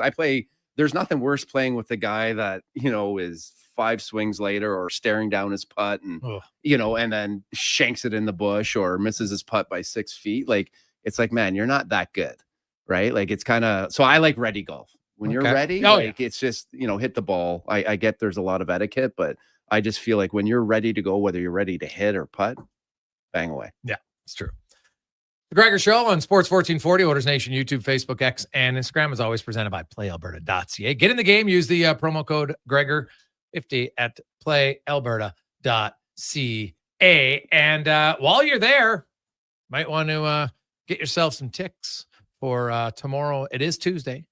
Tomorrow's Lotto Max, which is a very cool, very nice, very subtle. Go out and you can win, 25 mil. So check it out at playalberta.ca. We got lots of other texts coming in. Hey, guys, I love the golf talk, but I hope it's not foreshadowing for the Oilers season, but I'm curious, do you think there's any chance Hyman can make a miraculous recovery from Steve? Steve, zero chance. No, he's done. Remember, Zach Hyman couldn't say for sure if he'd be ready for the start of next season. Now, he had, not only did he dislocated his wrist, I was told, and tore some ligaments. So no, there's no chance he's coming back. So the Oilers, do I think there'll be changes? Now, who would you go to goalie? Skinner or Pickard? Skinner. You'd play Kapanen. Who would you take out? I'd probably take out Skinner. Jeff Skinner? Yeah. And on defense, would you play Stetcher or Klingberg? Klingberg. I just feel like I just felt like there was times that McDavid and Draisaitl needed the puck and just didn't get the puck. And that's where the benefit of having Bouchard and guys that can make those plays. And obviously, Klingberg fits that. He obviously struggled and was out of the lineup. But he's definitely a guy that, can make those plays and give their skilled forwards the puck at the right times. Yeah. So, I mean, Stetcher, for as much as we all like Stetcher and we all know what he's going to bring and he's got the grit. I mean, he's a little undersized against the physical team, and his puck skills aren't quite where Klingberg's are. Hey, guys, I'm not sure there's any goalie for the price point that would make the Oilers better. Well, even not for the price point. I was just saying goalies who were available. Binnington wasn't available. Goalies, there was John Gibson. And then what did I say about John Gibson? What's the biggest concern with John Gibson? He gets hurt. So what happened a week after the trade deadline? He got hurt again. So that's the thing. Like I know it's easy to say, go get a goalie. Who were the goalies available that, in February and March, you could have went that you would say 100%, that they would be better than the Oilers goalies in this series. I haven't seen goaltending as the major reason why Edmonton is down 3-2 in this series. I see penalty kill. Goalies are part of it, yes. Penalty kill and undisciplined penalty, which the goalie has nothing to do with. They're not taking any of the penalties. That to me is in the first period has been their biggest issue in the series. And guess what? If Edmonton has a good first period tomorrow, I think and especially if they have a lead, I think they got a really good chance to win. I mean, Skinner, obviously the one, he's one couple minutes away from winning in Game 7 last year, and they're not done. There's a very good chance that they're going to win. They have an opportunity to win the Stanley Cup, right? And if he wins it, does that erase all the chatter of, can this guy win the big game? Is he good enough? I like Skinner. I still believe in him. He's had his moments, and some of his moments, I don't think the team played overly great in front of him. Does he have to make a save or two that maybe he's not expected to make? Yeah, but I think the line is so fine from Bobrovsky to Skinner as far as who's finding their game and the confidence and the way they can play. And a lot of it comes down to the details and the way everyone plays in front of them. Oh, it's such a team sport. All I got to do is look at Hellebuck, right? Shouldn't have won the Hart, by the way. Anyway, quick break. 322 Sports 1440. It's a Gregor Show presented by PlayAlberta.ca. We got Kevin Woodley coming up in the 5 o'clock hour. Also, we'll have Spec from hopefully he's in Florida yet. We'll see, but he's having all sorts of I think he's there now, but the delays. So was it the weather, the wicked weather coming in? Well, he was stranded in Denver. Oh, and okay. it can be dicey there. That's like Chicago is always a place you try to avoid if you're doing where you got to take 2 stops because, man, well, you've flown out of Chicago, the O'Hare. Well, maybe not the O'Hare, but the O'Hare Airport, man, like it is, you might as well pray every time to see if your flight's going to be on time. Like it is massively busy, especially in the wintertime. The wintertime, it's like the worst airport to fly because the weather can be so unpredictable. Yeah. And Denver's like that normally in the winter, but I guess even in the springtime, that's a few guys I know now that have been stranded mid-flight there. Shaw got stranded there for like 2 days. Well, I don't understand why the league doesn't have a media plane. Like where they can all they just used kind of to go have back one. and Yeah, forth. they should just make life easier. There's so many guys traveling. It would be very simple. Yeah. But they have one for the NHL. But executives? And some of the the NHL.com staff and stuff like that. Okay. But they used to have one. I don't know why they changed. It would be especially for Florida, Edmonton. Like if you're doing Edmonton to Toronto, there's so many flights, like it wouldn't be a big deal. Because at the final game, does the league not take over the rink? Well, they do all the finals, even the conference finals. Yeah, sorry, not the final game. Yeah, in the finals. The conference finals and the finals. Yeah, they run. Quick break. We'll come back. And hey, we'll talk about a pivotal game next on The Gregor Show, presented by PlayAlberta.ca. I'm Ryan Nugent-Hopkins. And I'm Zach Hyman. And when we're not making juicy, sweet passes, For having my goals disallowed. we're working for Legacy Heating and Cooling. You know, guys used to call me a plumber. And now they call you an AC repairman. Nice. Hey, guys, you're not here to fix air conditioners. You're here to sing the jingle. Oh. Well, okay. Call Legacy, call Legacy. No payments and no interest for 1 year from qualified installers. Legacy Heating and Cooling. New Trust Alert at Papa John's. Your favorite cheese meets your favorite pizza in the new Cheddar Crust Pizza for only $17.99. Papa John's pizza makers created the perfect addition to their crust by melting garlic and herb seasoned cheddar cheese right on top of their fresh original dough that's made with 6 simple ingredients. Try a one-topping Cheddar Crust Pizza today for only $17.99. You better hurry though, because it's only for a limited time. Better ingredients, better pizza. Papa John's, proudly locally owned and operated. Action Electrical's projects team takes the field, folks, ready to execute the entire play for new commercial builds. Absolutely. They're masters of design, build, sketching strategy from initial blueprints to core electrical infrastructure. The team never misses on complex projects. Known for handling big league constructions and major renovations, ensuring flawless execution, hire the Action Electrical team to bring home a win for your project. Visit actionelectrical.net. Scott McGilvery here, HGTV host and renovation expert. The one upgrade I know homeowners will love: better, fresher Culligan water straight from the tap. Culligan's Aquasential reverse osmosis filtration system takes your water to the next level. With up to 7 stages of filtration and 14 filter options, they're certified to reduce over 90 contaminants. Your tap water is about to get a major upgrade: safer water that tastes great. Get started with a free in-home water test at Culligan.com. Culligan, water you love. Are you looking for safe and professional travel options? Look no further than Silent Rides, one of Alberta's premier bus charter companies. Whether your group is big or small, Silent Rides has you covered. We offer state-of-the-art motor coaches, first-class service, and affordable rates. Get your quote today. For more information, call 1-877-748-0991 or visit silentrides.ca. When you look at a pipe, you just see a pipe. But at GS Construction, we know it's not just a pipe. It's the future water flowing to a growing family's home, or the sewer line for a new school. At GS Construction, we know every trench we dig connects people to what matters. And if you'd like to be part of that vision of making a better future, we're hiring. Right now, GS Construction is looking for experienced foremen to join our team. So apply today at gsconstruction.ca. GS Construction, underground with purpose. At Fountain Tire, success is a team effort. They're committed to their team members and their customers. And that means treating your vehicle like it's their own and finding solutions that suit your needs. Because whatever the road brings ahead, they're on it with you. Visit fountaintire.com today.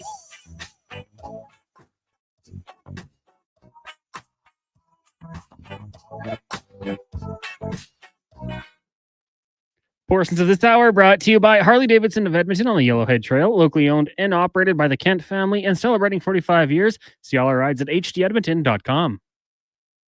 The Jason Gregor Show, the best of Edmonton sports talk and beyond. This is Sports 1440. Presented by PlayAlberta.ca, Alberta's only regulated online gambling website.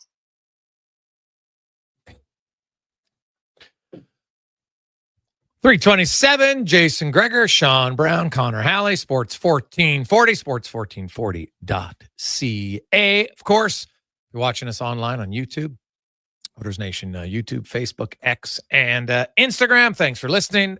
Thanks for watching. Sounds like I can't. We'll have to figure out a day to have the match sometime in July, Brownie, because we got a lot of feedback, people, and a few people volunteering the video too. So that's it's always fun. Make it good. So there we go. We're gonna get to, of course, the orders. What I like about the NBA and the NHL finals is they never play in the same night, and to me that's great. As a fan of all sports, watching it, that Pacers Thunder series, like. I will say, like, that's why I'm not a huge gambler. I do a little bit for fun at PlayAlberta.ca, but like the Pacers were 6.5 point. Like they had Pacers plus 6.5, and then they took some technical foul troubles. and they end up losing by 7. Oh, that was a game that shouldn't have lost by 7. But man, it's for those of you that like the NBA lines are a tough one. But the games have been unreal.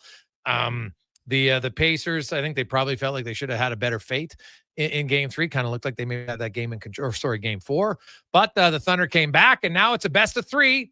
And the Thunder are going back home as we get to our NBA report brought to you by Legacy Heating and Cooling. They are hiring. You want to work for a fantastic company?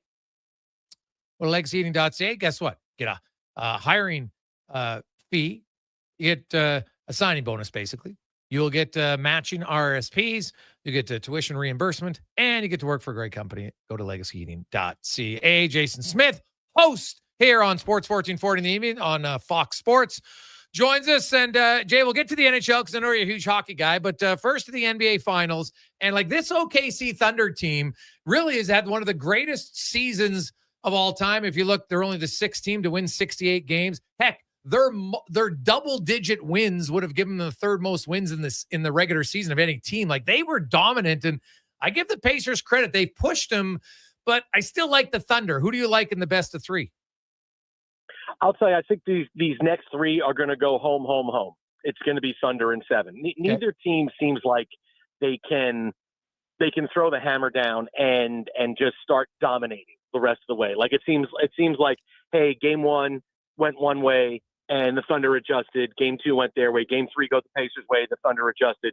So I think now that we're in best of 3 territory, I expect it to go home. And in 6 weeks from now, when Game 7 is played, we're going to celebrate the Thunder winning the championship. You look at the matchups here, and it's funny because for a while, like that first quarter the other night, like these are two of the best defensive teams in the league, and they're on pace to I have 140 points, and then they seem to lock it down. Is Indiana better? As crazy as it sounds, would they be better off trying to play run and gun? Because if it gets into a defensive matchup, the Thunder might just be better defensively. Oh, yeah. They have to go pace. Like you saw, that's what they did with the Knicks, and they would push it up the court. And obviously the Knicks were not as good defensively as the Thunder, but that's still the Pacers' best way. That's still their best way out. If they get caught too much trying to play the Thunder way, forget it. They're going to get cooked. So I expect to see them come out a little bit more pace, a little bit more up and down, a little bit more aggressiveness out of Halliburton, who still kind of feels like, hey, he's aggressive for a couple of games. Then he kind of sits around and looks around and goes, oh, hey, I need to do something else. And then he kind of gets back into it. So he still has those couple of games in the series where, boy, you'd like him to be more aggressive. But I think he comes out in a big way and tries to take control of this thing for Game 5 tonight. Hey, Jason, I'm just curious on your thoughts. The NBA, to me, has been so much LeBron James, and it seems like they have just lots of young, up-and-coming superstars with Anthony Edwards, Shai Gilgeous-Alexander. Is the NBA going to start to move away from LeBron and maybe start to make room for some of these young guys? Oh, yeah. Well, I think you have no choice. I mean, look, even the Lakers, you can tell that that's kind of what they're starting to do. Like when they traded for Luka, LeBron and Clutch Sports and Anthony Davis, they were basically running things, right? Like they're the shadow GMs, and they're the ones saying, these are the players we want, this is who we want here. But the Lakers really took a stand when they got Luka, and as they said, okay, this is now our franchise. And LeBron's kind of sort of been at arm's length a little bit. When you ask him about things, he says, I don't know what's going on. You got to ask them. And it feels like the Lakers have decided to say, we're making our push past LeBron James. That doesn't mean he's going to stop playing. I think this is probably his last year with the Lakers. He's going to finish someplace else. Maybe he goes back to Cleveland and finishes his last 2-3 years. But you see they're starting to go through. You see the start of big cult heroes that are starting to come up. Jalen Brunson starting to become a big cult hero, and Halliburton, SGA winning the MVP. The guy is just, and you want to talk about a face of the league. There's nobody better than him with what he's able to do out on the court. So I think they finally hit a comfort spot of, we have tons of young talent and it's marketable, and we're ready to move past LeBron James era, which again, you kind of have to, because, a couple of years, not going to have a choice. Looking at, well, it would be kind of funny to see what they go there. Now, do you think the NBA, when you see the success of this Thunder team and really the Pacers, now the Pacers, obviously, getting Siakam in a trade has worked out very well for them, but they didn't go out. And for a while there, teams are always chasing, we're going to build the dream team. We're going to build the dream team. Do you think that era is over? I don't know that the dream team era is over, but I think the old let's collect stars, I think that's over. The whole, like, let's get 3 stars and let's get as many stars as we can, and that's what's going to win for us, and we'll just fill in around the outside. Like when the Heat did that with LeBron and Wade and Bosh, it was the Heatles. Like, it worked. Okay, that was an error. But now I think teams have gotten used to it. They figured that out, and the whole collecting of superstars, it doesn't quite hold the glamour that it once did, because you can beat teams like that. Now, this doesn't mean they're going to stop going to get great players, but when you see teams with, hey, we have a 1 and then a really close 1A, and then we have some other really good role players, like that's kind of how they're going to start building teams. And the Thunder is a perfect team to do that, because you have the superstar, you have 2 young up-and-coming superstars in Williams and Chet, who are really good. You have an all-NBA defensive player in Lou Dort. You have a couple of guys, support guys off the bench that are great in their roles in Caruso and Hartenstein. So you see that the way it's built, it's like, okay, maybe that's kind of what we should be going for, rather than just let's see how much money we have and try to bring 3 guys in. Like the way the Thunder have been able to do it, and in like 2 or 3 years go from a team that was way off the map to, hey, they're going to now be top contenders for the next 3-4 years.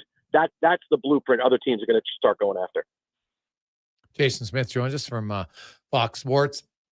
This OKC Thunder team now, Gilgeous-Alexander obviously is in for a huge raise and could get the max deal. And it's a ridiculous amount of money that he could qualify for after winning the MVP and everything else. And he's probably going to get it, especially if they win.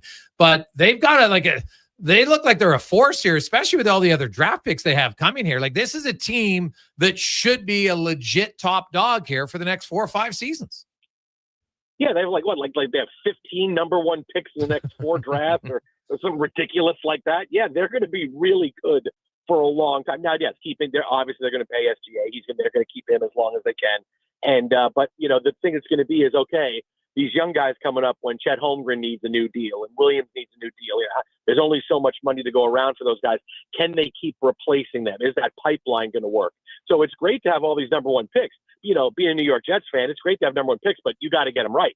And I've watched my team have great number 1 and not get them right for a long time. So you kind of have to get them right. But I like what they've been doing, because what they've been doing has been right so far. But keeping it going, boy, you got to keep rolling 7s on that. And that sometimes can be really tough to do. Yeah, no, it is.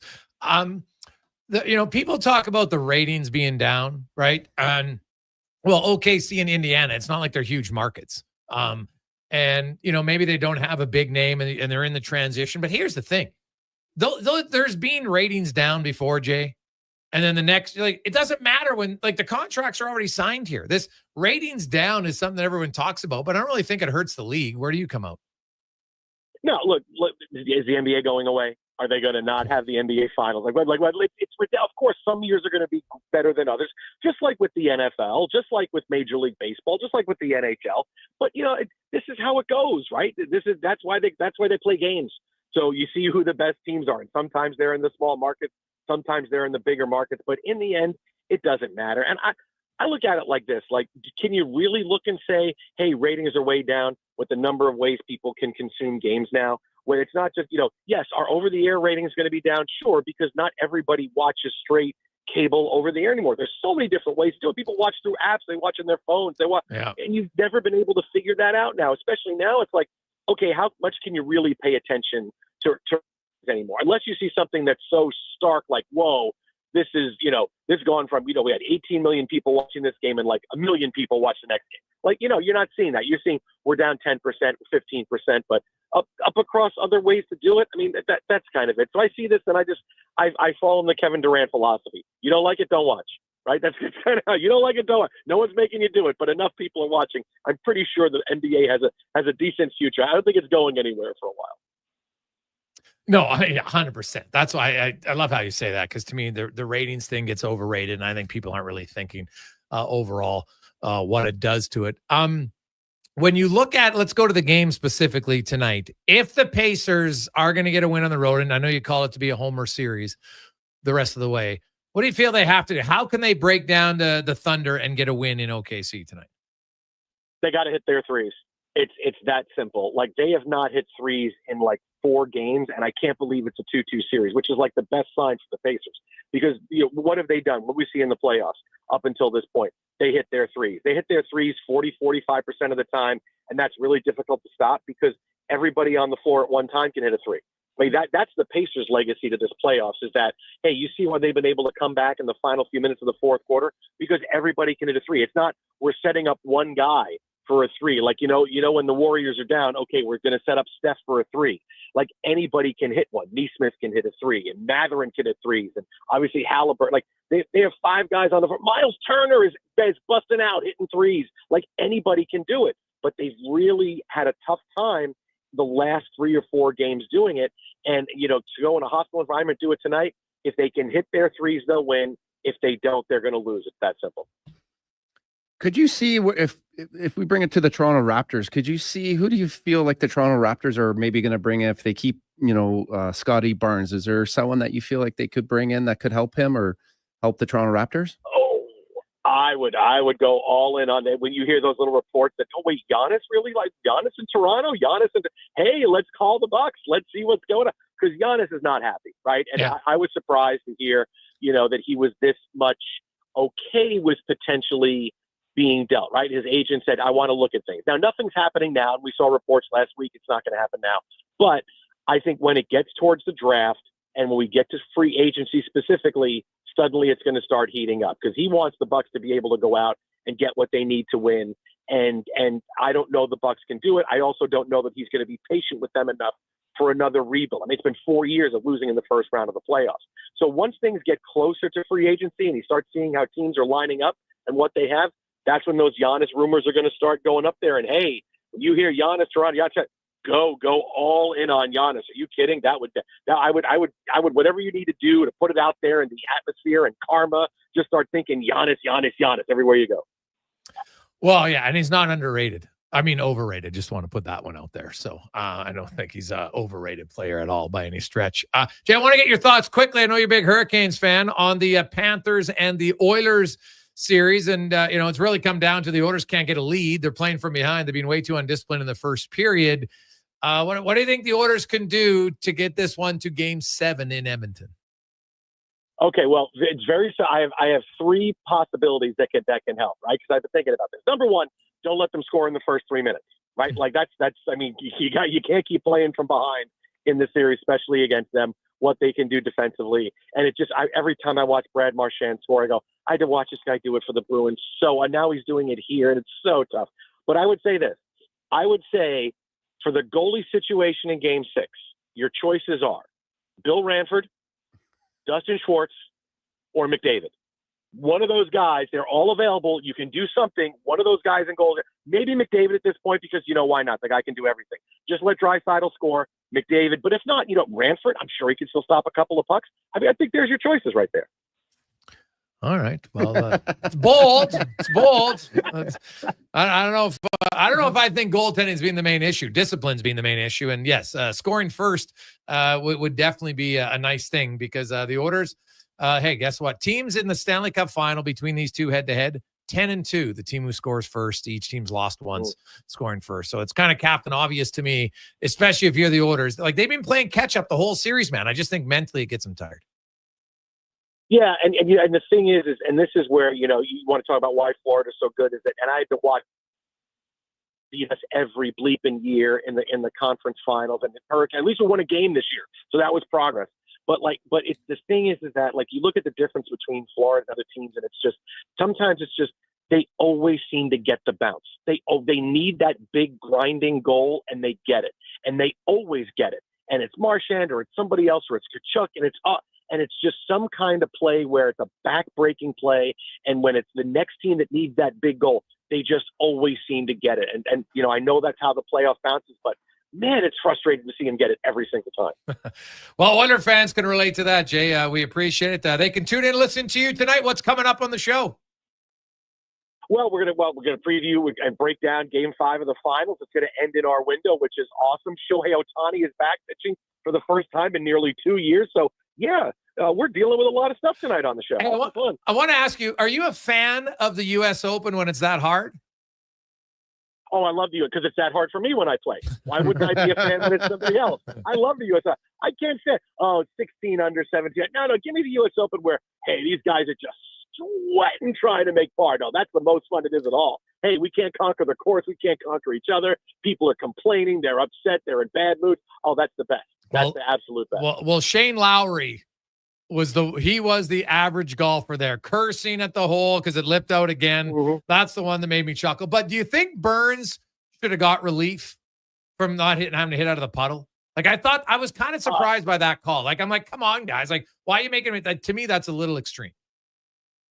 Yeah, that's where you can look. But I think think about this, you're the U.S. Open and you're giving the lead on a hole. What does that do? Does that open up a can of worms once you get past that to, well, you gave him relief here for this?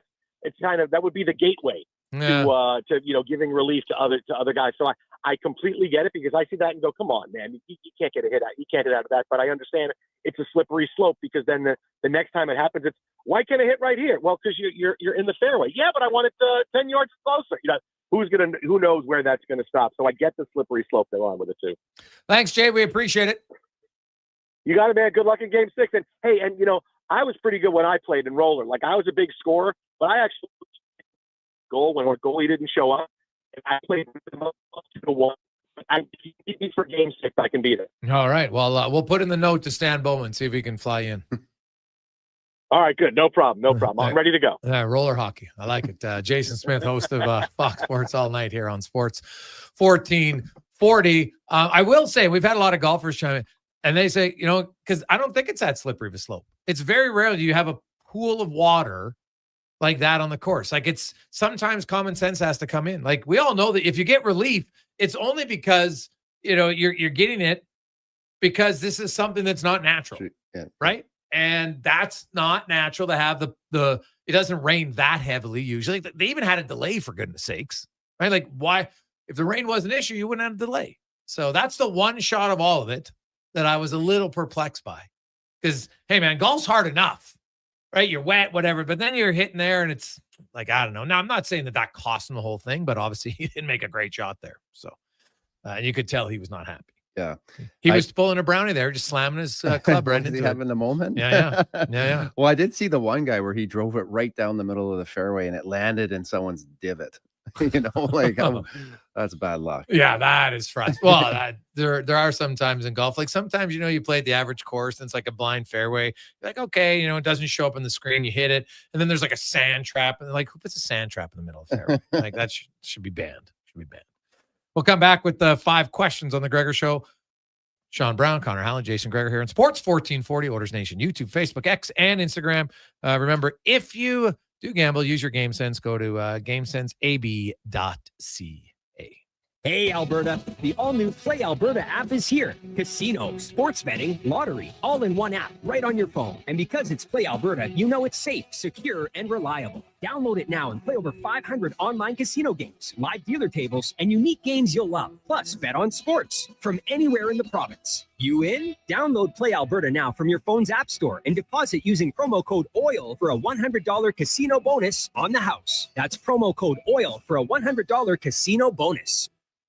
The summer drive event is on now at Buick. Right now, get 0% financing for up to 60 months on the 2025 Buick Envision. Make your presence known with available 20-inch alloy wheels with pearl nickel finish. Showcase your style with available quilted perforated front leather-appointed seats. And radiate confidence on any drive with Buick's suite of standard safety features. Get behind the wheel of your Buick Envision today. Ask your Buick dealer for details. Day or night, tasting just the right. You can order Oodle Noodle at oodlenoodle.ca, delivering you the news almost right away. Remember, you can order Oodle Noodle at oodlenoodle.ca. So stay on your couch all day and order oodlenoodle.ca. Oodle Noodle. And here comes Action Electrical Service Team sprinting onto the scene. These are your first responders for any electrical emergency. That's right. With their fleet of service vans and specialized gear, they assess, they service, and maintain electrical lighting and automation systems. They're all about rapid response. Quick diagnostics and repairs to restore power and safety fast. Hire the Action Electrical team to bring home a win for your project. Visit actionelectrical.net. Legacy Heating and Cooling jingle auditions, take one for Gene Principe. Hey, thanks for being on time. I'm always punctual. Now, how about some cool beats while I drop the heat? Ready when you are. Tall legacy, tall legacy. Nice. Boom! I'm a musical genius. Legacy's going to love this for AC season. What's not to love with no interest and no Principe payments for 1 year? Are you always like this? Yep. Unlike Legacy, I never know when to cool it. Legacy Heating and Cooling. New crust alert at Papa John's. Your favorite cheese meets your favorite pizza in the new cheddar crust pizza for only $17.99. Papa John's pizza makers created the perfect addition to their crust by melting garlic and herb seasoned cheddar cheese right on top of their fresh original dough that's made with 6 simple ingredients. Try a one-topping cheddar crust pizza today for only $17.99. You better hurry though, because it's only for a limited time. Better ingredients, better pizza. Papa John's, proudly locally owned and operated. It's a tropical getaway this Tuesday night as your Edmonton Riverhawks throw an aloha party with hula dancing and limbo contests. Plus, teachers get in for half price with an ATA card. Get your tickets today to watch the Hawks play at gohawks.ca. McDonald's summer drink days are back, which means it's officially summer. Enjoy your refreshing small Coca-Cola or small iced coffee for just $1 all summer. Summer's booming with summer drink days. Excludes flavored iced coffee at participating McDonald's in Canada. Taxes extra. Prices exclude delivery.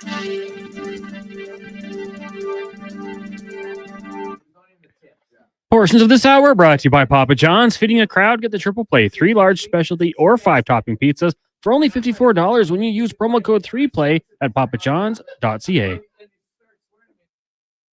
From puck drop to kickoff, it's the Jason Gregor Show on Sports 1440. Presented by PlayAlberta.ca, Alberta's only regulated online gambling website.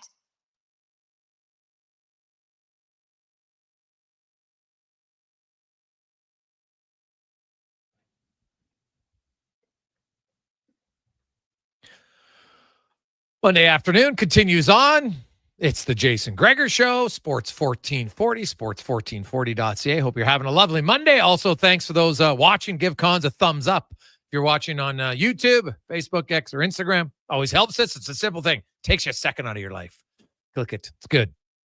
Let's get to 5 questions now, brought to you by The Brick, where saving more is what they do, especially if you're thinking of you want to spice up the old bedroom. It needs a makeover, and you don't want to be made over, so get the makeover.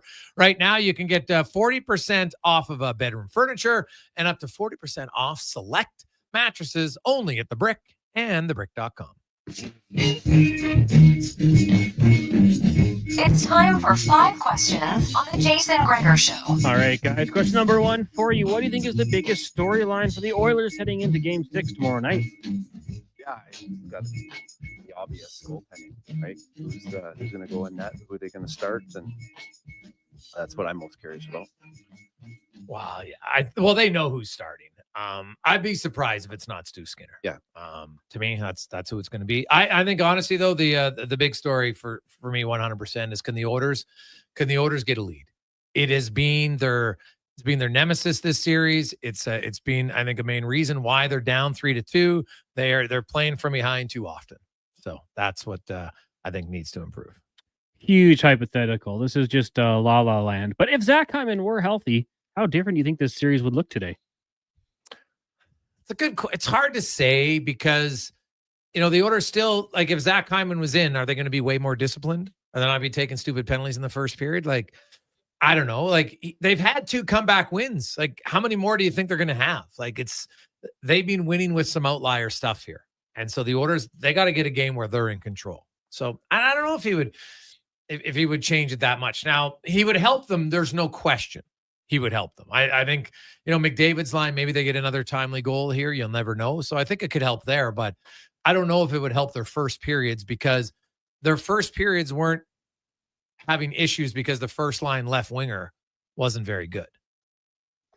Right winger, I should say. I agree with you. Obviously he's going to help him, but did he not leave? Was he not leading in hits, like his physicality? So I think in a long series, that's definitely something, the Oilers could definitely use. So yeah, it's hard to say how much of a difference, but for sure, anytime you lose a player like that and his physicality and his ability to play with those top players and put up points, Question number 3 for you guys. The first 6 are being revealed for the Olympic men's hockey tournament. Of course, McDavid, Draisaitl representing their countries next season. And factor in some players might be leaving this team. How many Oilers represent their country?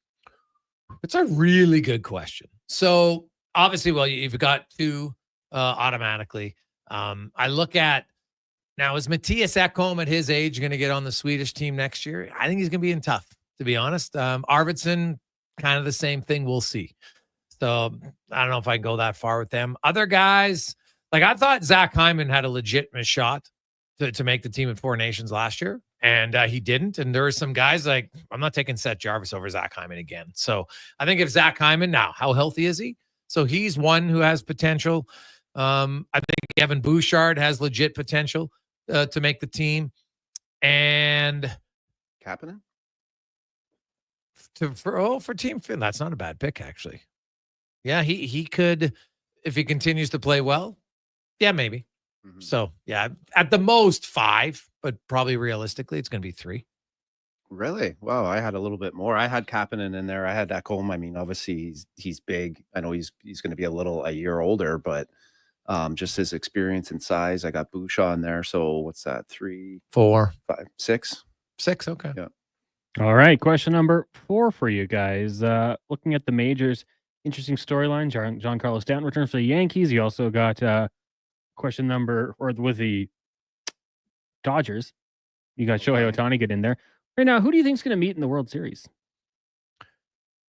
Yeah, I mean, I've always liked, how could you not like LA, just with Ohtani coming back? And, I was just talking to Declan off air. He's probably a guy I should probably watch more because he's a generational player. Oh, and now God, that he's yes. pitching, it's just, I feel like I should probably be paying more attention to him. And I've always liked the Yankees, just because they're the Yankees and they always, everyone loves to hate them, but they always seem to have the stars with Judge and different guys on their team. So that'd be exciting.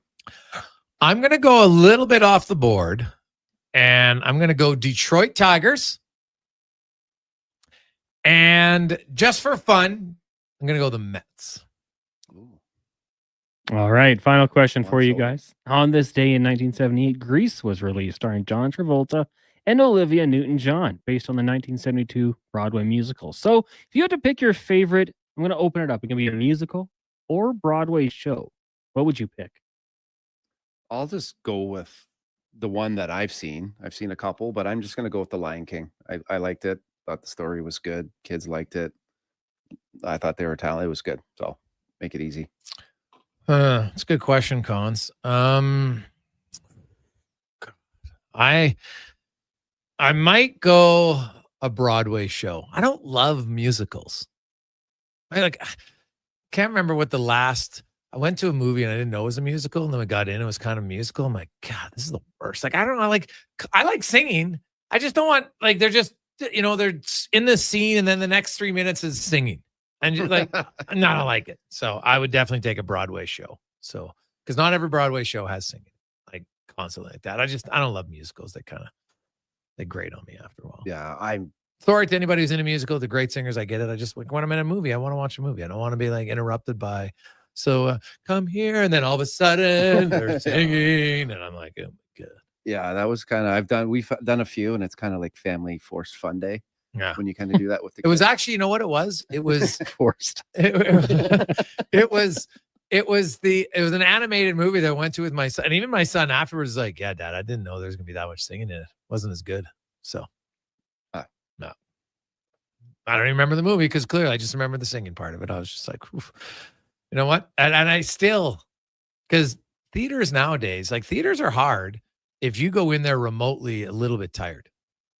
Because you can lean your seat back now. It is hard not to fall asleep in the theaters. You got the recliner chairs, man. They're big, wide.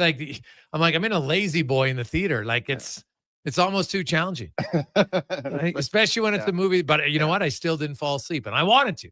I love the new movie theaters and the fact that they have those big lounges and how comfortable they are. Oh, yeah. They've definitely made that entertainment value worth it. Hey, boys, you guys should do a charity auction to be your caddies. I'd be in for 500. Oof, ringer. I don't. I got to bring up one thing here. If we do play there's no gimme putts. I don't know how you feel, but the guys that I play with, like none of us are good enough. I totally to with have you. I gimme putts. totally And with you. I've been with guys, and it's like I'm watching them play. I'm like, hey, you're not very good, and guys are like, yeah, you could pick that up, and it's like 3.5 feet. It's man, did you not watch this guy play? That's not a gimme. Yeah, I don't get that. I don't like the gimme putts either. I have no one problem. less shot. That's Totally one less could shot, be, and yes. I need to shoot more to get better. Yeah, no, I have no problem with that. All right. No problem with that. I actually quite like I that. thought for sure you'd be a guy. Our buddies on our golf tournament now, like when we play heads-up matches, every putt counts. There's no, because it's true. You can miss a 3-footer. You might not. The odds say you shouldn't, but you might. So hit it in. I'm all for that. People are, oh, come on, he's going to make it. I'm like, what? I have seen the PGA Tour guys miss it. Yeah. Sometimes even on a flat. Like, remember that one that Dustin Johnson missed? Oh, God, like that. Are you kidding me? And that wasn't even uphill. It wasn't a terrible undulation. Who just missed it. I thought for sure you'd be a guy that'd be like, hey, pick it up. I hate the, no. Really? I don't like it. Good. Plus, all this chirping, to be honest with you, last time I chirped, I got beat up so bad. So this isn't normal for me. I like to just play, and I'm a pretty black and white guy. I'd rather just play and let my game do the talking, because I the last time I talked, who was that? What did it? Philadelphia. The guy just beat the life out of me. Oh, you talked to him before the game, like you were chirping him in the paper? We were in it was a scrum. Daniel Lacroix. Actually, we wind up trading for him like 2 weeks later, and he's a super nice guy. Yeah. So you're playing for the Oilers? I was with the Oilers. Yeah, we were playing Philadelphia, and we get into this scrum, and I was young, and I didn't know who he was. And usually, guys talk about, guys before that the game, lefties, righty, and who's more active, blah blah blah. But no one said anything, and I didn't know. And I'm in a scrum, and we happened to come together, and I don't know what I was thinking, but I was like, I basically said, like, who are you? And he just looked at me like, who am I? And then the linesman came in. We kept an eye on each other, in the scrum, and we came back around. And I still don't know that, what he hit me with, other than he hit me. And he beat me up so bad. I didn't even throw a punch. And the linesmen come in, they break us up. He's going to the box. I look over at him, and he turns around and he points to the back of his jersey. And I was like, and that happened in the first period. And they had Brant Myers, Lacroix, Dan Kordick. And so the rest of that game, every time I went by their bench, they were just chirping me. And I was like, they're like, this never is Danny again. Lacroix. Yeah, never again will I ever chirp. LACROIX. So here I am chirping you, but I feel like my buddy, odds are better with you. If you lose in golf, it's not going to physically hurt you, just mentally. So I just want to I just want to play. I'm in and a get great this win over here, with. because I'm like, if I win, it's great, and if I lose, no problem. No, Because you're all like, oh, I'm winning. This is going to be easy. Start this. I did not start this. Are you kidding me? We got the tape. You're the first one that said, oh, I beat you, buddy. You're not that good. Oh boy. I will say I'm excited to see Shohei Ohtani back. Like, it's unbelievable that he can be a major league pitcher who's a dominant pitcher and a dominant hitter. Like, it is we've never seen anything like it. It is people trying to downplay it. I chuckle at it. I'm like, what are you guys talking about? There's no athlete. It would be like saying Connor McDavid is going to go play goal. That's the equivalent. Yeah. Yeah, you're going to be this dominant as a player, and then you're going to go play goal. But remember when there were those guys? What, with Bo Jackson, Deion Sanders? Well, he was different sport. I know, but to be that athletic and that good. But I think there's guys today who probably could do it, right? As an athlete, like, could go play some sports. I don't I think they could do it, but we're talking to do it, but then to like elite, like Shohei Ohtani is like, he's Cy Young Award winner good on the mound and MVP award winner good at the plate. Like, it's not just like this guy's going out there hitting 240, 10 jacks or whatever. Like, he's hitting 50 home. And then, oh, by the way, I can't pitch this year, so now I'm going to steal 50 bases. Yeah. Right? Like, he is a ridiculous. I think he's the best athlete right now on the planet. Really? Well, you think Speedy's got it. Yeah. No, he's got obviously the hand-eye to pitch. Well, the accuracy to do it. He's got, like, what doesn't he have? Yeah. And the fact he's won. He's a champion. Yeah. Well, that helps too. But to me, I'm just on an individual basis. Like, which guy's better for all the different things that you have to do? Steal bases, hit home runs. Like, how many guys can just hit home runs? No one ever done it before. Yeah. No one had ever been 50-50. Yeah. And he just doesn't. Oh, by the way, now I'm going to come back and pitch. And you're just like, what? Yeah. Like, I think we underestimate just how freakishly good this guy is at everything in baseball. It's crazy. Absolutely crazy. Brownie, have a good week. Are the Oilers going to make it to 7? I hope so. I want them to. I mean, And are you going to go to Game 7 and then crash in a wedding on if they win? No, Like, what's you know going to what? happen to Sean Brown on Yeah. if this is a Game 5 loss that results in a not forgetting? Like, what happens if they win the cup on Friday night? That's a one-off. I don't Like, dude, I we don't, might have to get a little band, like one of those bands tracker to know where you're at. I'm good for one of those nights once a month. So Yeah, I'm but they actually, haven't won the cup. You don't know how you'll I'd react. rather watch it at home. I honestly enjoy watching it at Really? home more than I do going to. You a wouldn't game. want to be in the building though when the Stanley Cup is raised. That would be cool, but I actually really just enjoy what I find when you go to the game. You're always talking. There's always someone to talk to, or and I find you miss a lot of the game. So I actually enjoy watching it on the Social couch. butterfly Sean Brown. There you go. All right. Well, Brownie, you stay at home. Someone else will take your seat. I'll tell you that. They'd be like, "Hey, Brownie doesn't want to go. Let me in." It would I'll be go. cool. It would be cool to see them. Yeah, awesome. Have a good week. Awesome.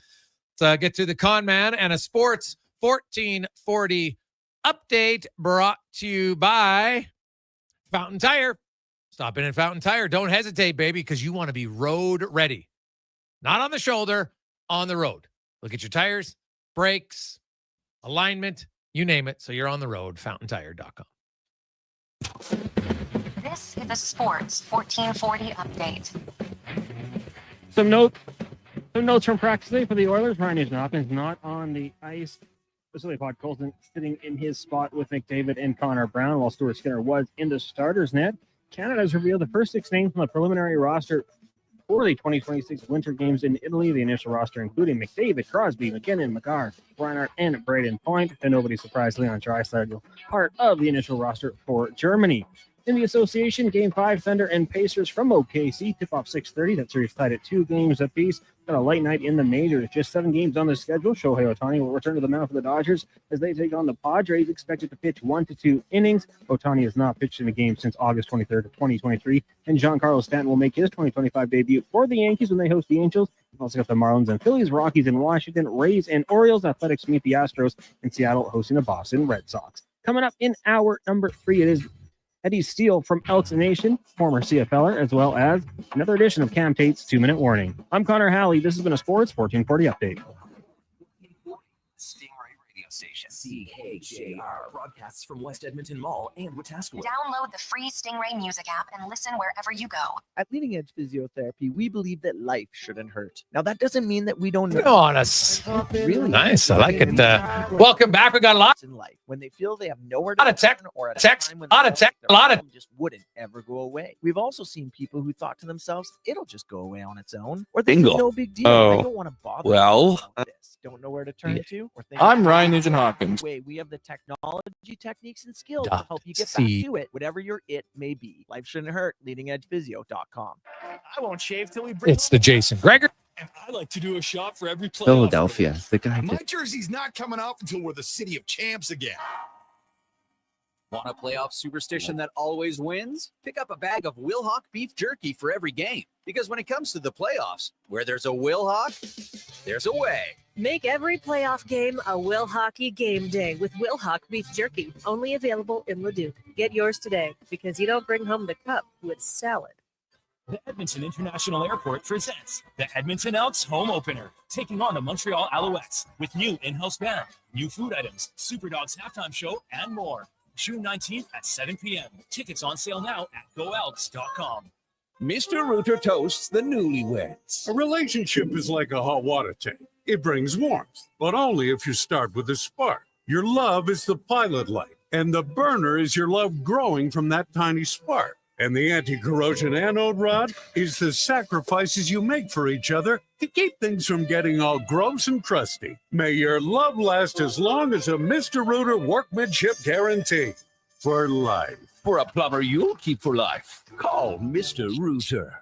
Looking for the perfect spot to unwind? Check out The Ridge Social Eatery, St. Albert. The Ridge is a locally owned, upscale neighborhood restaurant offering unbeatable daily features. Open daily at 11:30. Craving something late? Check out their new late-night menu from 8 till close. Tuesday is wing night. Come savor The Ridge's perfectly seasoned wings that always hit the spot. And why not pair those wings with a $4 draft pint? Welcoming atmosphere, friendly staff, good times. For more, visit theridgestantalbert.com or social media.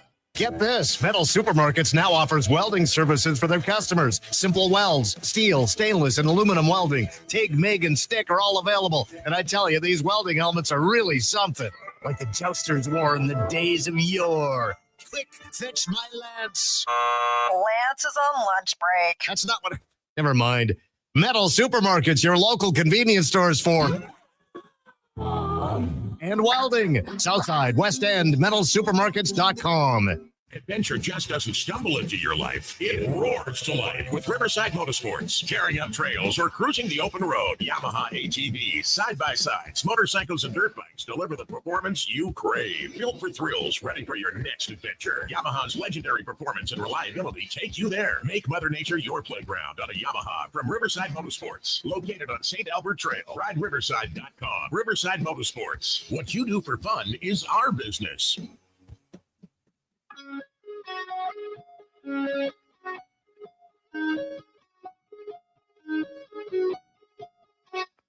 Portions of this hour brought to you by Leading Edge Physio. The team in Old Strathcona has special training dedicated to reducing the impact of cancer care before, during, and after your diagnosis.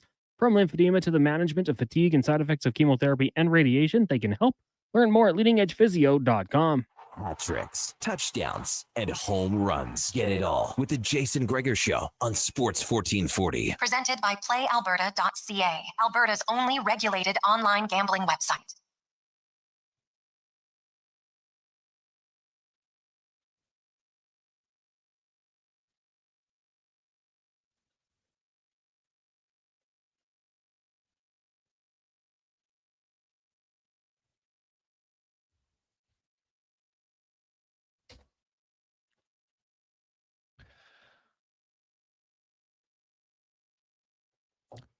Welcome back, Jason Gregor, Connor Halley, Sports 1440, Orders Nation, YouTube, Facebook, X, and Instagram. Hope you are having a lovely, lovely Monday. Of course, Orders, it was media day. Ryan Nugent-Hopkins did not skate today, but Chris Knobloch said he will play. He did not want to confirm who his goaltender will be. We all know. He said, we're going to ask everybody. Well, trust me, they know who's their goalie. Make no mistake. The goalie knew before he jumped on the plane to Florida. And I think it's going to be Stuart Skinner. So we'll see. I think it should be Stuart Skinner, but we will find out tomorrow. Based on lines, it looked like Podkolzin might be out, which may be a little bit of surprise, or coach may be annoyed at the lack of attention to detail on that faceoff that led to the Brad Marchand goal. So who knows what will happen? Regardless of who plays, the Oilers got to play better. In the first period, they been outscored 7-0 in the first period of the last 3 games, and it was an outlier, remarkable comeback that saved them in Game 4. They need to be much better to start. Now, the good news for Oilers, this is the 6th time heading into Game 6 where they have trailed 3-2 in a series, and they're 4-1 in the previous 5. So they know you got to show up. The Florida Panthers earlier this postseason were up 3-2, went back home for Game 6, got shut out by Toronto 2-0. So they're not. Hey, on any given day, if you want to show up, the Oilers have a real good chance to win, but they're going to have to. They're going to have to, I think, have a really good first period. That's going to be the key for sure. Let's get to our big guest of the day, brought to you by Silent Rides Charter Company, one of Alberta's premier bus charter companies with state-of-the-art motor coaches that will safely take you or your group to your next destination. Whether it's a sports team, where you got a big corporate outing, whatever it is, silentrides.ca, they'll take you there in style. As we are joined now by former CFLer, of course, he's a co-host on the Carey Show, and also now the co-host of the brandly new launched Elks Nation. They got Elks 101 is the podcast. Eddie Steele, Declan Kruger, and Eddie Steele joins us. Eddie, my man, how you doing? Greg's, man, I'm doing awesome. Good to be with you. How are you today? Hey, I'm pretty good. Really good. Congratulations. I think this is, something I'm really excited to be a part of. And I think it's something the city's needed. I saw the success of Oilers Nation, and I think there's lots of Elks fans who care about the game and want to learn more about it. And so kind of give us a little bit of a background on what you guys are going to do on the pod. Absolutely. So with the Elks 101, we're going to be breaking down game film, practice film. We're going to be talking technique, some stuff that's going to be a little more in-depth. But then, Greg's, we're going to be doing some basic football 101 knowledge for the general fan, the beginner fan, and especially the younger generation that we're trying to reach out to because, we all know the CFL in the demographic of, 40, 50, 60-year-olds. People are well aware and familiar with the league. we're trying to get the new fans, these new generations on board, because quite honestly, I think that not just the CFL, but the Edmonton football team has lost touch with some of the younger generation, especially over the past 5, 6, 7 years. So we're going to bring all types of good behind the scenes content just for everybody to enjoy, man. Well, I look forward to it. And of course, the Elks are going to have their home opener on Thursday. They're taking on Montreal, Eddie. So I want to get into they have a very unique offense. It's very complicated at times. Being a defender, what's going to be the key for this Elks defense to limit the damage from this Montreal offense? That's a really good question, Greg's. And the one key is going to be discipline with your eyes. Montreal does a lot of window dressing to get your attention. Oh, let's look left. Meanwhile, the ball's going right. They do a ton of that type of stuff, misdirection. And it is a very complicated offense. And they have good athletes over there in Montreal, but it's not like they have this team full of all-star ballers. They're kind of more of a blue-collar type of an organization, and it's so similar to Jason Moss. It fits his culture style totally to a T. Blue-collar, we're going to outwork you guys, and you know what? Montreal's a really tough team, and Jason Moss has done a good job of establishing that team toughness, very much like the Winnipeg Blue Bombers. And Edmonton's going to have to show up and be physical on offense because Montreal's defense, they're oftentimes the hammer and not the nail.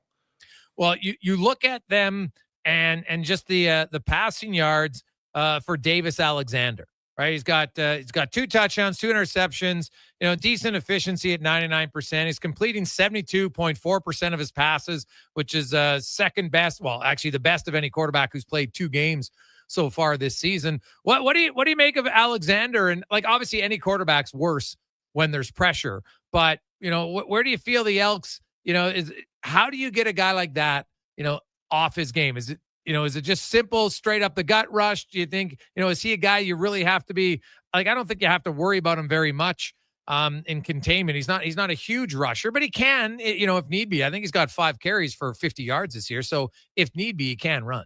Yeah, he can skate around there a little bit and skirt. He's pretty quick as a quarterback. He's a good athlete.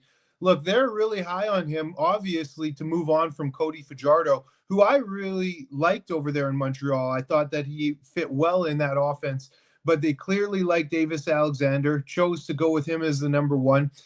In terms of the pressure, I really want to see Jake Serezna get after it, because when you can get that internal pressure, it just messes everything up with the quarterback's vision, his eyes. He starts getting happy feet, starts feeling ghosts back there, even when the pressure might not be as close as he thinks. And then when you have a quarterback as young as Davis is in terms of experience in the CFL, if you can get him feeling a little happy feet back there and then disguise some coverage, because he has not seen it all. He's not that experienced. He hasn't been there and done it all yet. So you can certainly disguise coverages still and take advantage of him that way. This game is going to be huge for this defense to get on the Montreal offense. That's quite honestly not their strength. So the defense of the Elks will have some good opportunities to lift their chops and get after him, man. Eddie Steele joins us, co-host on Sports 1440, also a new co-host of the brand new launch. First episode today at Elks Nation. Check it out on YouTube and Instagram, X, everywhere it's at. Elks 101 is the name of their pod. You can just search it up anywhere you get your pods. Pretty simple. The Elks defense, so you have 2 weeks now. They've known they're playing Montreal for 2 weeks. Right now, the players have the bye week off, but the coaches are in. I didn't think the defense got enough pressure in week 1 consistently on Nathan Rourke, right? And their D-line, they revamped their whole D-line, Eddie. This was supposed to be better. So what do you see? Is it just they got to play better as individuals? What didn't you see specifically pressure from the D-line in week 1? The tackling was poor, Greg's. Tackling was really poor. They had Nathan Rourke dead to rights a couple of times back there, and they let him slip away, man. There was one play where Rourke scrambled for the first down. It was 2nd and 15 plus, and there was 3 or 4 missed tackles. They got to get him down. The pressure was pretty good. They did a good job, especially in the second quarter against BC, of actually getting home with some of the pressure. And I mean, shoot, they held BC in a pretty potent offense to 3 points at half. Now, I'll say BC did drop a touchdown, a wide open touchdown. That could have changed things. But the pressure was getting home. They were blitzing off the edge. In the second half, those blitzes off the edge, they broke contain. Very much like when Trey Ford breaks contain and it breaks the defense's back because he can go and make a big play. Well, Nathan Rourke did the same thing, and I felt like BC made better adjustments at halftime than the Elks did. And JC Sherritt came out and he owned it on our morning show last week. He said that Buck Pierce outcoached him in the second half. And JC, as a defensive coordinator, he needs to take some ownership and be a little bit better too, which he has. So now when it comes to Montreal, you got to tackle and you got to have your eyes right, like I said, man. Now, when he said he outcoached him, in what sense? The schematics in terms of, the punch, counter punch. When you're a D coordinator, you're trying to counter what the offense is doing, obviously. And then it's a game back and forth between the coordinators, very much like it is mano-a-mano out there on the field with the play calling. And I think Buck Pierce did do a better job, especially with the RPOs. You and I talked amongst ourselves about the RPO game and how Nathan Rourke really took advantage of that and chewed up Edmonton's defense in the second half, whereas JC, I don't think, had a counter punch for that. Moving forward, it's a learning experience. JC's still a young coach, and you're going to learn from that because Edmonton did have a strong game plan, but the second half, BC just played better. Yeah, no, it's totally true. Now let's go to the Elks offensive. Eddie Steele joined us, and run play option, man. They need more of it. Like, you got to play to Trey Ford's strength. I know that Trey Ford, there's a few throws I didn't like, totally valid, but to me, I didn't love the offense. I found like they didn't play to his strengths often enough. Number one, the running. Let's start with the first thing. Their run on first down was dreadful. I don't blame that on the quarterback at all. So get Rankin. Was that the O-line? Was it the lack of the right guard? What did you see from them? Just their inability to get anything going on the run game.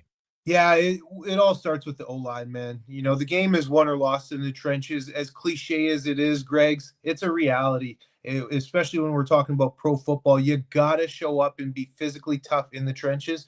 And the Edmonton offensive line, they got it handed to them pretty good in that first game. They can't go home and be proud about the effort that they put out there. Now, with all that being said, it does start with the coaching calls, right? The players are only going to play the plays that the coach calls in and gives them. I totally agree with you. Trey Ford is not a quarterback where you just let him drop back and pass it like Ricky Ray. That's not his strength. You need to call the offense to his strength. Add in some RPO plays, run pass option. Add in some even just bootleg plays. Have some called runs for Trey to get the defense on their toes so then Trey can take advantage of it because, again, they're not going to be playing as fast, not knowing where the ball is going to go. But I think Jordan Maximic didn't do the best job in terms of game planning for Trey. And quite honestly, Greg's, no coaching staff since Trey Ford has been drafted has done a good job in terms of putting him in good positions for success. You've been harping on that big time, and you're right about that. I want to see the development and the progression, but that comes along with putting your player in a good position for success. And they still haven't done that yet. Here we are in year 4 for Trey. And it's time that the coaching staff starts play calling to this freak athlete's strength. Yeah. And I think that, they've worked on, some things, some technical stuff, better footwork in the pocket for sure with that. And that's what he's got to work on. And then, kind of make it a progression. Okay, you do some of the things we want you to do better. And I'll make sure I call the plays that you're super comfortable in, because when a player's comfortable, they're going to have way more natural success automatically. The receivers, they got some guys, man. I know they don't have a big name receiver, but man, Curly Goodens Jr., did he even dress last game? He's got to make an impact. I didn't see any separation. It wasn't like we were showing replays. Man, he had his guy beat and they didn't hit him. He was like a non-factor, and he's got to be much more of a factor. He does, especially for the paycheck that he's fetching, man. When you're a Canadian receiver making a couple $100K, you got to make plays. I would hate to be a receiver, Greg's, because you're out there running routes all day, running your butt off, and you could never see the football. There's so much that's out of your control, and that would be the one position. And I can kind of understand why a lot of receivers are divas and kind of head cases, to be honest, at least the majority of that I played with, because they're working hard, and you might run 90 routes throughout the course of a game and see the ball once or twice, and that can be pretty frustrating. They do got to force feed their receivers more. But before the receivers get force-fed, I would force-feed Frank the Tank, because he is going to be one of the straws that stirs the drink for success on offense, and they didn't give it to him enough. Yeah. Well, Eddie, man, what's your expectations of technically it's week 3 in the CFL, but game 2 for the Elks? What are you expecting Thursday night? Hey, man, home opener. I'm expecting them to actually come out with some really good energy. Believe it or not, I think we're going to see a pretty polished offense. I'm very optimistic that Jordan Maximic, who I do trust a lot as an offensive coordinator, will get things figured out, and we will start to see Trey Ford take those steps, man, because this team is only going to go as far as Trey takes them at quarterback, and he has the ability to take them really far if he puts it all together. Well, it'd be huge for the organization to get a home win to start the season at home, get some positive vibes around the team. And, Montreal's undefeated, so it'd be a big win. So it should be good. And I know you guys will break it down at Elks Nation. So congrats on that. And we'll be fun. I'm looking forward to it. Ah, man, I appreciate that. And it's going to be a lot of fun. And stay tuned, everybody listening. Elks 101, we're going to be bringing all the latest, hottest content and some never before seen, like behind the scenes footage that a lot of other people really don't have the access to, with the type of film and video footage that we'll be getting, and really breaking things down, but in a fun way, so you won't be football overload. Yeah, it's awesome. I look forward to it. That's Eddie Steele, of course, co-host in the morning show here with Carius Monday and Friday, and now co-host on Elks 101. Check it out anywhere where you get your podcasts. They just launched their first episode today. Him and Declan Kruger, two guys that are passionate about football, know it very well. And you know what? It's great. I helped put this together because obviously we started with the orders. And the one thing was, we told the Elks that there needs to be where, they can help, not push back against it. And they were totally for it. Obviously, Eddie being a former player helps, and it's going to be very educational, and it's going to be year round. I think the one thing the CFL lacks is when the season ends in November, for the diehard fans, there's not much to get into. Well, there's going to be, I know that the website's coming.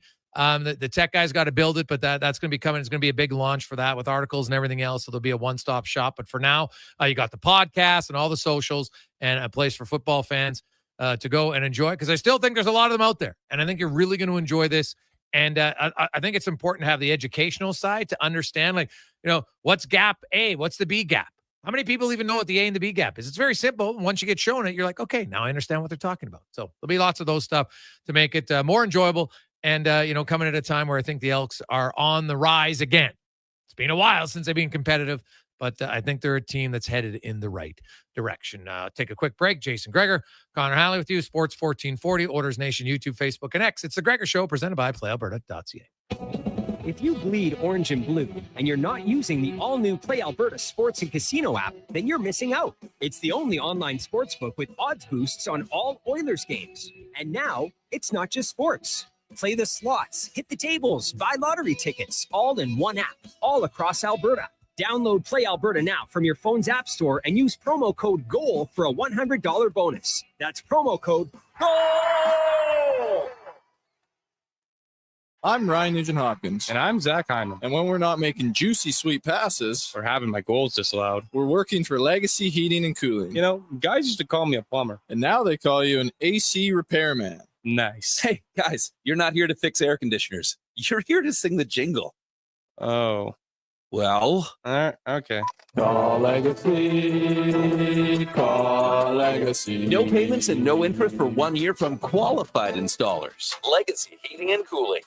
The Discovery Day sales event is on now at Volvo Cars Edmonton. It's your final month to lease a 2025 XC90 plug-in hybrid from 1.49% and save $5,000. Lease or finance a 2025 XC60 plug-in hybrid from 0.49% and save $4,000. Lease or finance a 2025 XC40 from 0.49% and save up to $2,000. Come and discover the deals now at Volvo Cars Edmonton. Great vehicles, better services. Only at VolvoCarsEdmonton.com.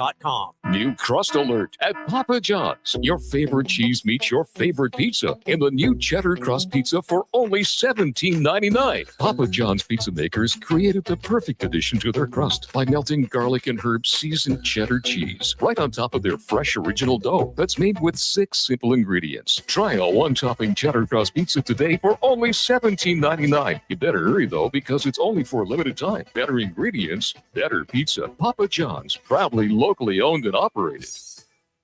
Summit Restaurant, located in the heart of the Silent Ice Center and just minutes from South Edmonton Common. Summit is your destination for exceptional house-made pizza, delicious entrees, and expertly crafted cocktails. Experience the perfect blend of flavor and ambiance in a modern setting. Join us for a straightforward yet elevated dining experience where our commitment to quality speaks to every bite and sip. Make Summit Restaurant your next night on the town. Every morning, you look in the mirror and see less of yourself.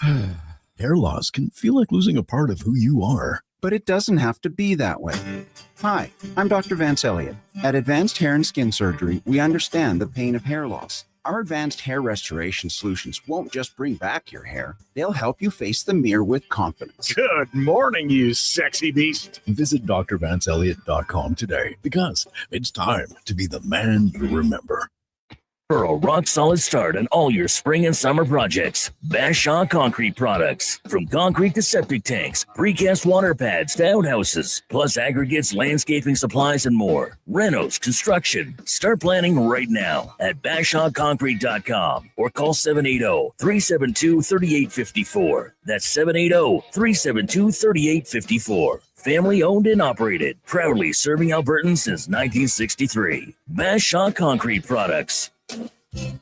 Summer yard work is a breeze with Echo in the Lawnmower Hospital. Check out Echo chainsaws and grass trimmers with the Speed Feed Trimmer Head. Echo's Pro Attachment Series makes almost any job possible with 16 versatile attachments, and it's a great time to pick up a backpack blower. Ideal for moving leaves and debris in summer or blowing away snow in the winter. See lawnmowerhospital.com. The Lawnmower Hospital.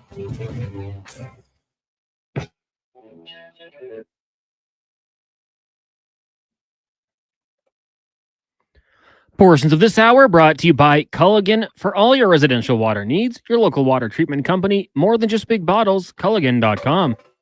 The Jason Gregor Show, the best of Edmonton sports talk and beyond. This is Sports 1440. Presented by PlayAlberta.ca, Alberta's only regulated online gambling website.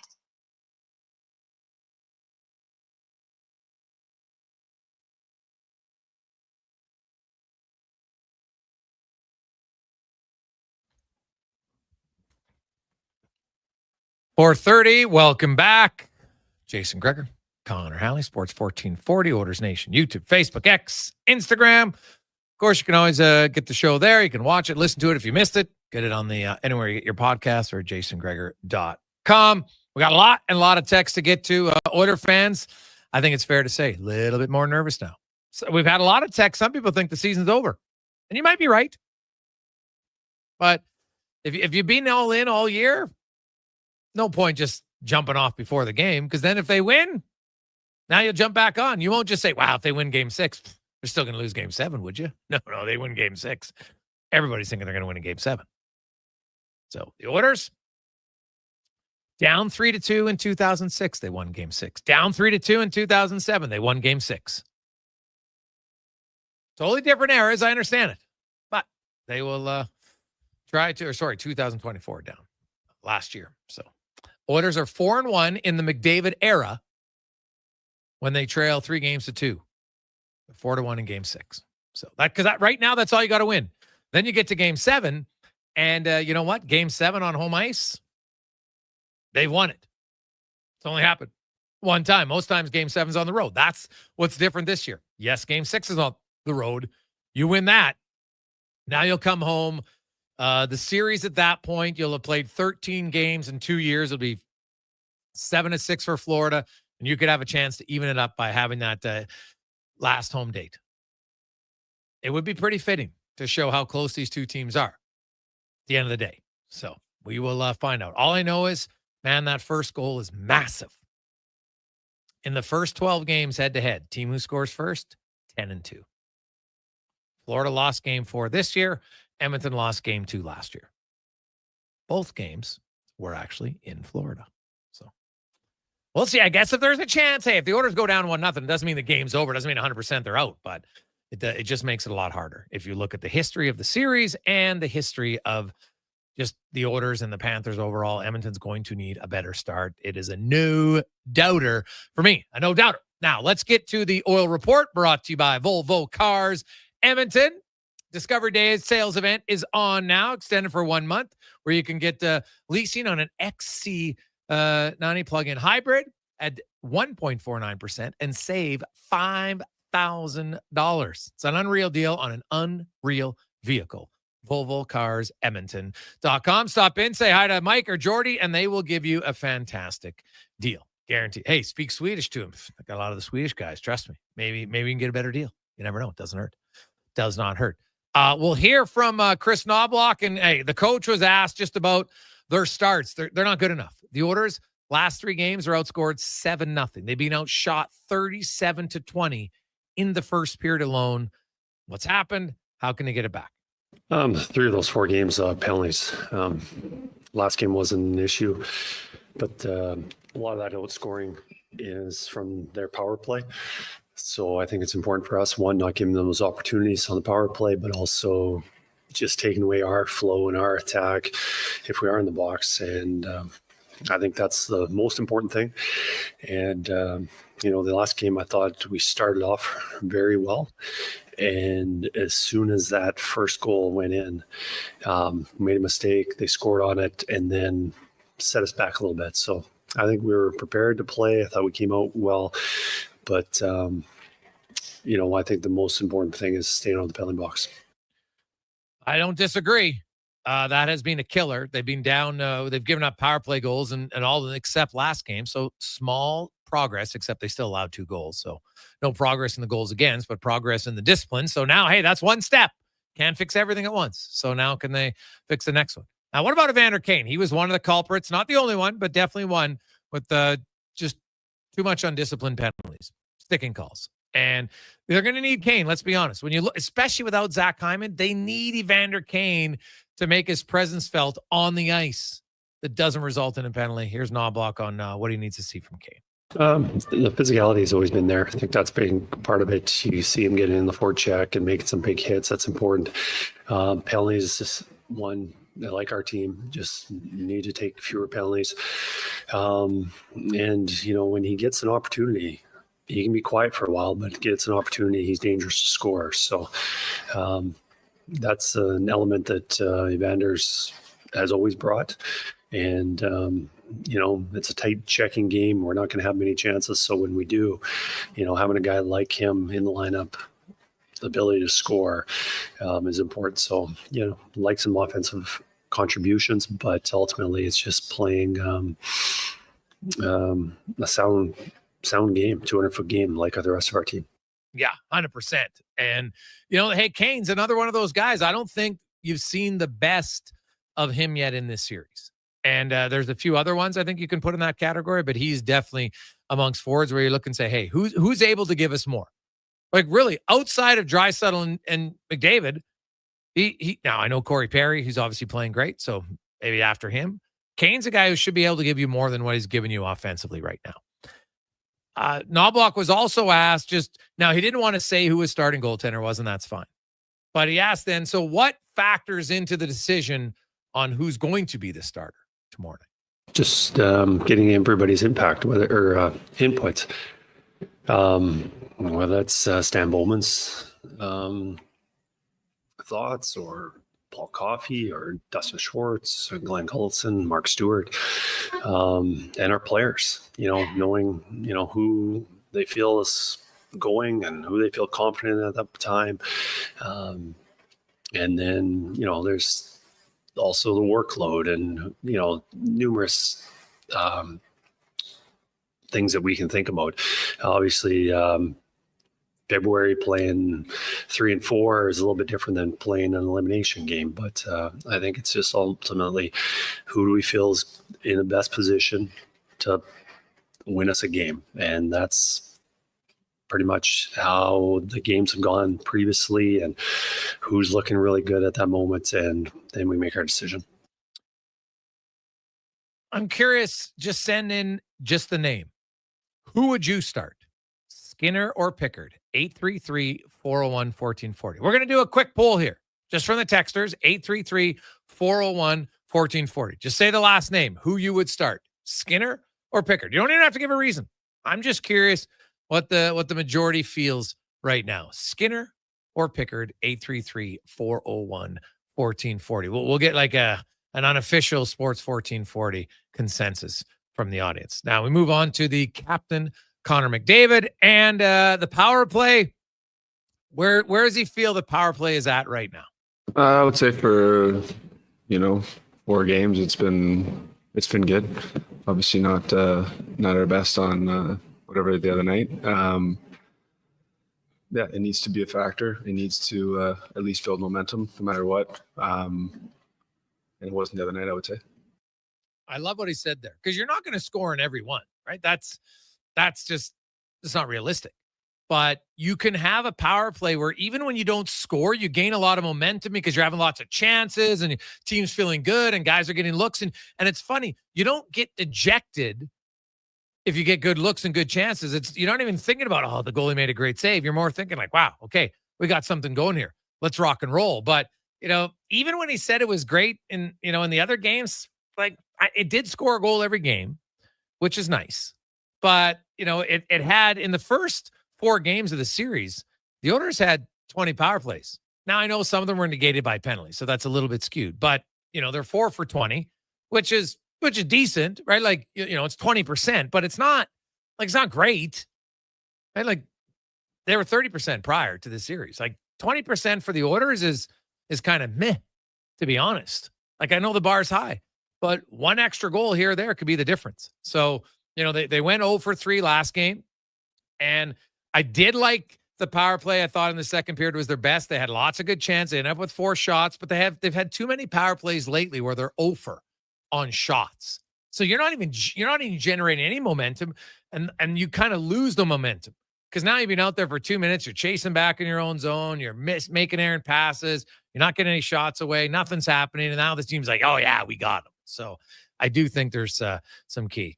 The Oilers, hey, rightly or wrongly, because of you say, hey, they're in this situation too many times. You don't want to be in this situation. But the Oilers have shown they can bounce back. And McDavid talks about just their ability to bounce back and how they're going to have to do it again.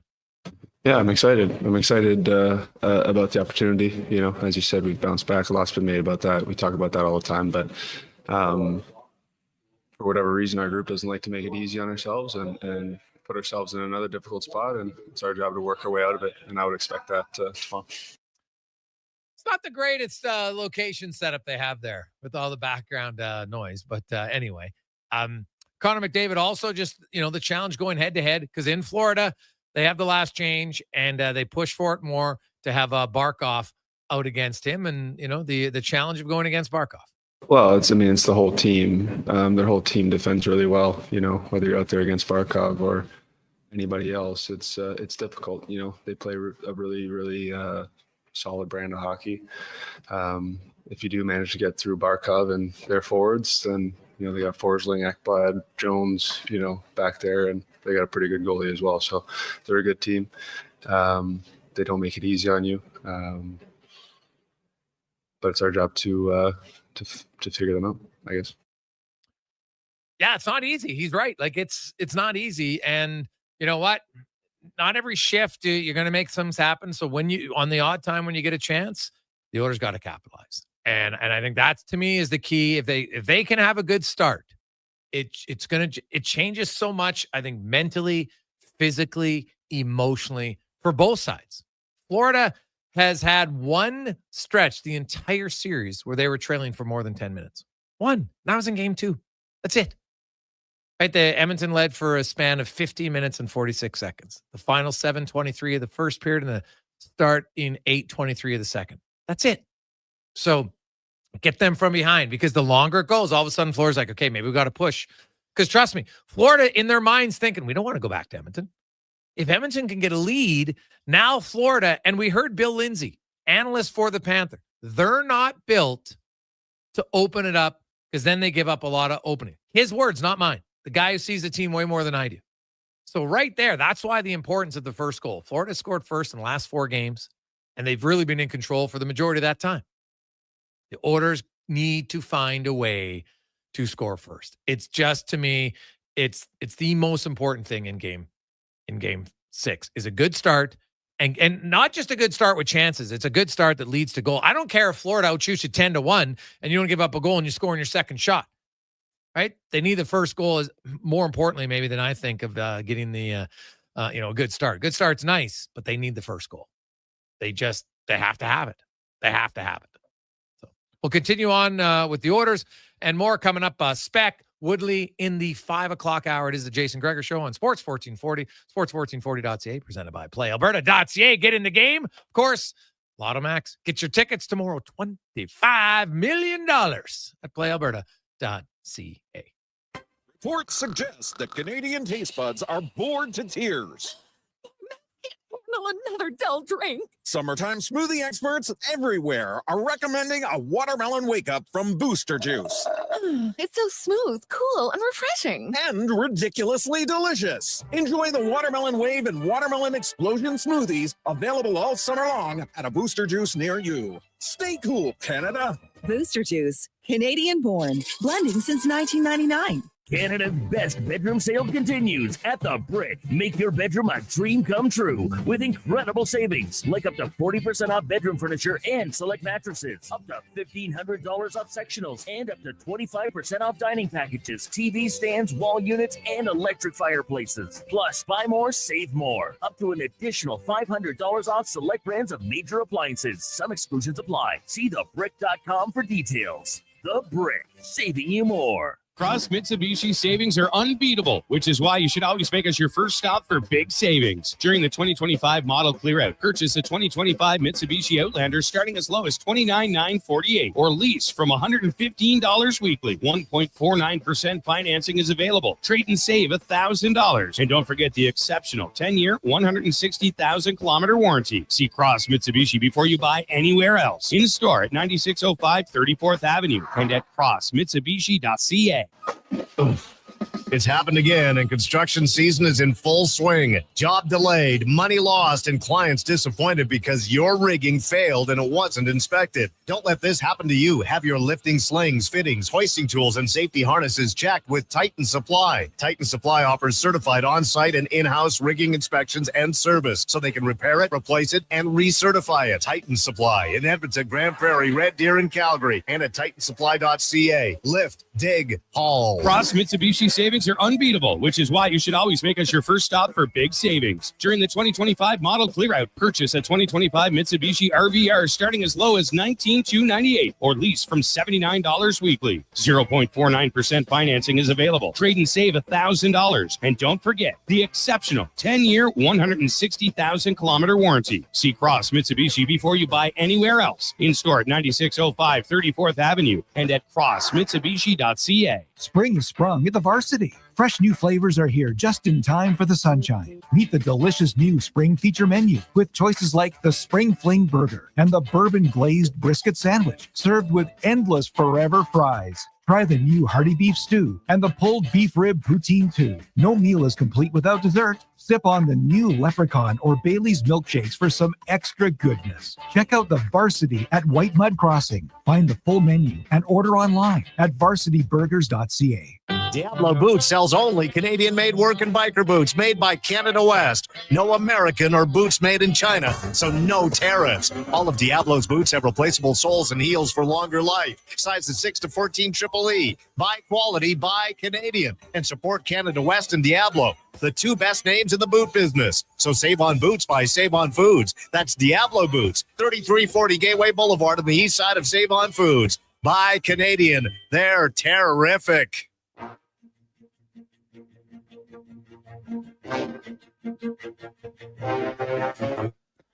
Portions of this hour brought to you by Cantork. What's the best way to beat the tariffs? Buy Canadian. Cantork's products are not only made in Canada, but right here in Edmonton. Save money, support Canada at cantork.com. From puck drop to kickoff, it's the Jason Gregor Show on Sports 1440. Presented by PlayAlberta.ca, Alberta's only regulated online gambling website.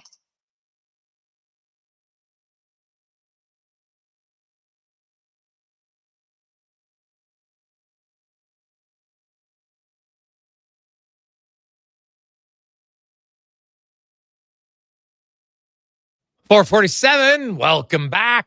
Monday afternoon. It's flying by as we inch closer. A little nerve-wracking, a little exciting. Pivotal game 6. I got to think the Oilers are going to start better. I'd be floored if they have another bad first period. And if they can have a good first period, then you know what? They can maybe be in control a little bit for the first time in a long time in the series. And that could go a long ways. I also there's a few things we'll get to tomorrow's show. I don't want to waste it all on today's show, but I have a few things for tomorrow's show that I want to discuss. But I've outlined it because I just want to get to, because people have asked about the specifics numbers. Because I did write it. I wrote it down in my article today at ordersnation.com. If you want to check it out, just the Orders, their challenges when it comes to having the lead and why it needs to be better. So I just wanted to break down the numbers. So the Orders have had the lead for a total of 33 minutes and 51 seconds. Florida has had the lead for 200 minutes and 25 seconds. And then the game's being tied for 124 minutes, 36 seconds. The majority of that has come really in overtime, right? Because the overtime minutes have totaled 58 minutes and 52 seconds. So it's being tied up until a team scored. So take away that, and you got a lot less minutes there. It's about half of it that's tied in different games. So game 1 was tied for 35 minutes. Game 2 was tied for 36. Game 4 was tied for 41. Lots of those that's the overtime. And then game 3 though was tied for 56 seconds. Florida led the rest of the way, 59 minutes. Game 5 tied for 9 minutes. Florida led the rest. It's just too much. The Orders haven't had any significant lead, really. They've never had a total of even 10 minutes of any game led other than game 2. And they had a stretch where they led for 15 minutes and 46 seconds. They had another small stretch of like 2 minutes and change. That's it. So you got to get a lead. They've never had a 2-goal lead in this series at any point. That would help allow you to exhale a little bit. But more importantly, it would put Florida in a position where they really got to go. I asked about the text line. 833-401-1440. Did they want Skinner, Pickard? And I would say the majority here, I think it's pretty overwhelming right now from the listeners that it's Skinner. Con's like, I want to say this is like close to 97, 98% right now, running really hot in favor of Stu Skinner. And I understand it. Like, he's been your starting goalie all year long. He has the 3 shutouts in the playoffs. He's the guy you go with. Yeah, that's the way I lean. YouTube chat as well. About 90% of the votes we had in our poll saying Stuart Skinner. So it looks like the people who have spoken, that's the direction they want to go, and that's where I would go as well. That's kind of what I'm looking at. Granted, I was a Calvin Pickard guy going into Game 5. I thought that you get a bounce back performance from him and kind of stabilize for you. But I'm back with Stuart Skinner on this one, so hopefully it's the right call.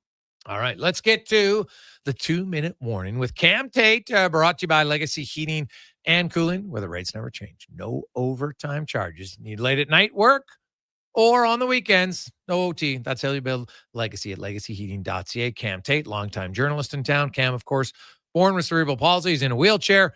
Due to his disability, he could never speak live on the radio until now. Cam's words come to life in the 2-minute warning. Maybe. Move curfew a few hours earlier, Monday night in South Florida. So overrated, right there, Gregor? Nothing much to do. Can't go, say, fishing in the evening. Maybe you can, but you wouldn't catch much.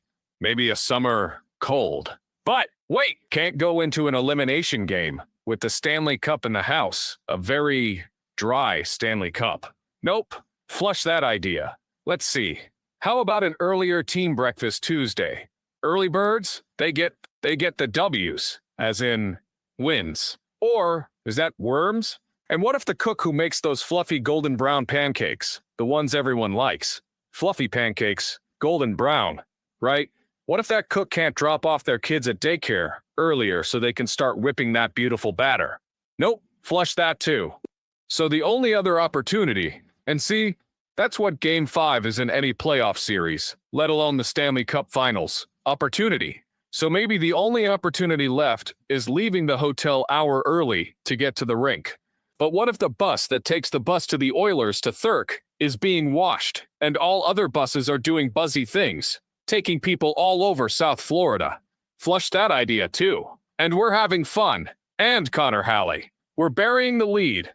And that is getting a better start tomorrow. That's the big hot dog right there. And I think the Oilers, to a man, will be ready to go when they are let out on the ice for the first period by goaltender Stuart Skinner. 2-minute warning with Cam Tate. Gregor Show, Sports 1440.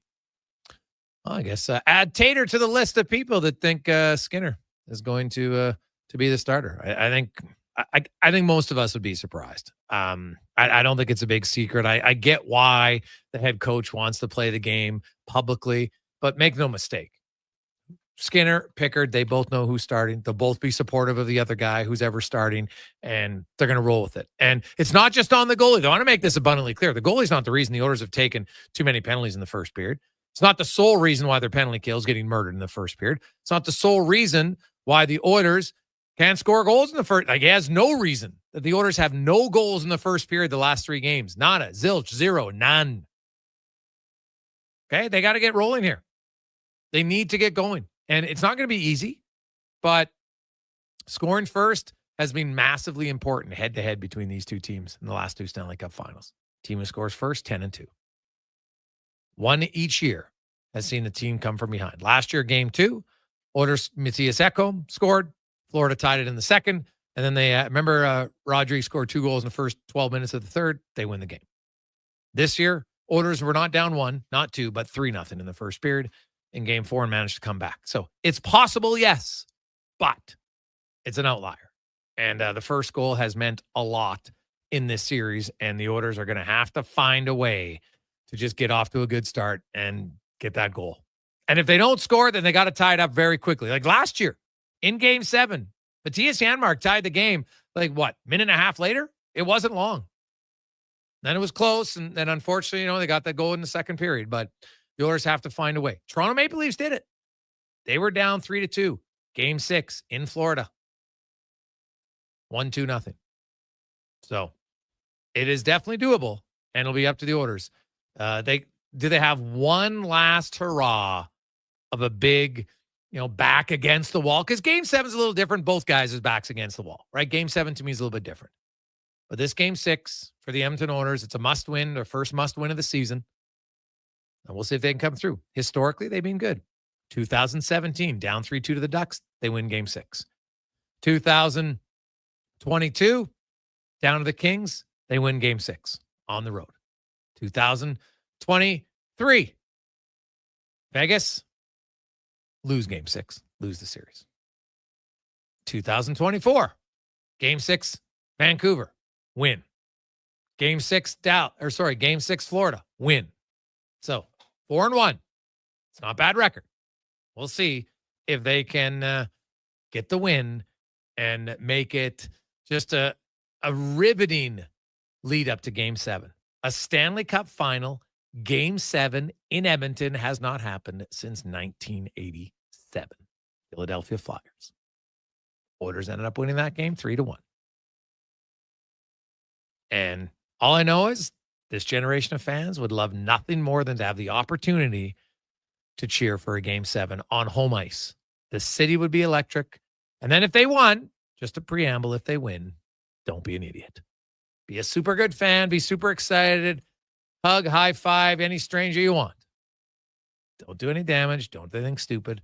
Enjoy it. Because trust me, many of you have mocked Vancouver for their ride. Now, they didn't even win, and they ride it. So either way, win or lose, don't be an idiot. That's all we can ask. That's all you can ask. Can't guarantee you can win, but you can guarantee that you're not a dummy. Let's get to the con man and a sports 1440 update brought to you by your Alberta GMC dealers. Employee pricing is on now. You can get up to $12,000 off a 2025 Sierra 1500 Crew Cab Denali Ultimate. Only at gmccanada.ca. This is a Sports 1440 update. Some notes from practice today for the Oilers. Ryan Nugent-Hopkins not on the ice. Vasily Podkolzin filling his spot with McDavid and Brown. Stuart Skinner in the starters net. Canada has revealed the first 6 names on the preliminary roster for the 2026 Winter Olympic Games in Italy. The initial roster including Connor McDavid, Sidney Crosby, Nathan McKinnon, Cale Makar, Sam Reinert, and Braden Point. To nobody's surprise, Leon Draisaitl named as part of the initial roster for Team Germany. Game 5 in the NBA Finals tonight from OKC. Gets going at 6:30 at the Pacers and Thunder meeting. That series tied to 2 games apiece. In the majors, you got Shohei Ohtani returning to the mound with the Dodgers taking on the Padres. He's expected to pitch 1 to 2 innings He has not done so since August 23rd of 2023. And Giancarlo Stanton makes his debut for the Yankees this season as they host the Angels. Also, Marlins and Phillies, Rockies in Washington, the Rays and Orioles, Athletics meet the Astros, and Seattle taking on the Boston Red Sox. Coming up in hour 4 of the Jason Gregor Show, we'll be joined by Mark Spector of Rogers Sportsnet and Kevin Woodley from In Goal Magazine. I'm Connor Halley. This has been a Sports 1440 update. Sports 1440 in West Edmonton Mall and Wetaskiwin. CKJR is a Stingray radio station. Download the free radio player app and listen wherever you go. Hey, Alberta. The all-new Play Alberta app is here. Casino, sports betting, lottery, all in one app, right on your phone. And because it's Play Alberta, you know it's safe, secure, and reliable. Download it now and play over 500 online casino games, live dealer tables, and unique games you'll love. Plus, bet on sports from anywhere in the province. You in? Download Play Alberta now from your phone's app store and deposit using promo code OIL for a $100 casino bonus on the house. That's promo code OIL for a $100 casino bonus. The Edmonton International Airport presents the Edmonton Elks home opener, taking on the Montreal Alouettes with new in-house band, new food items, Super Dogs halftime show, and more. June 19th at 7 p.m. Tickets on sale now at goelks.com.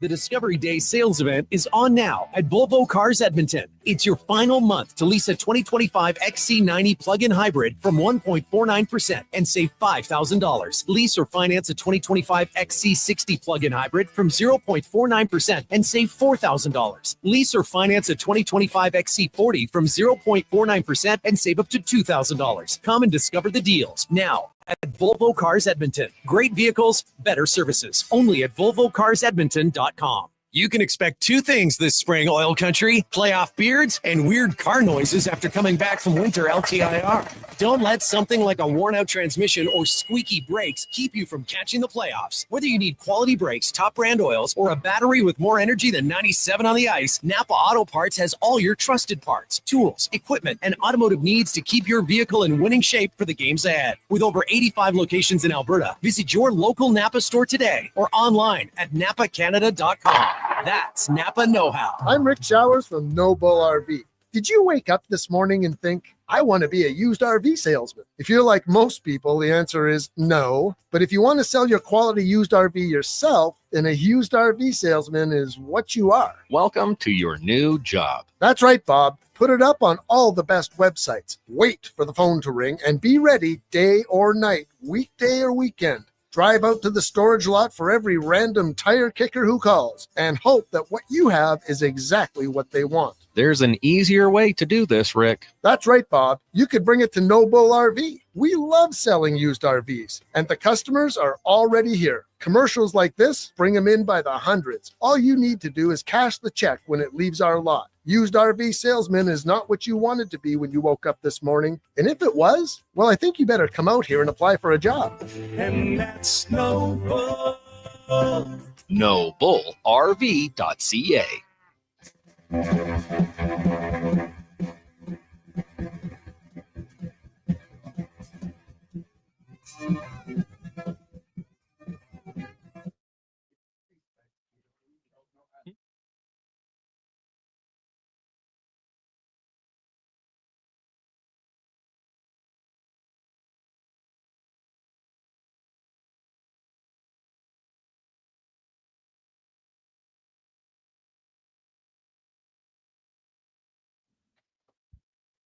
Portions of this hour brought to you by Sherbrooke Liquor. Sherbrooke is a house of curiosities, a mom and pop, a curated experience that is equal parts wine tastings and 2 4s for May long. See more at SherbrookeLiquor.com. The Jason Gregor Show, the best of Edmonton sports talk and beyond. This is Sports 1440. Presented by PlayAlberta.ca, Alberta's only regulated online gambling website.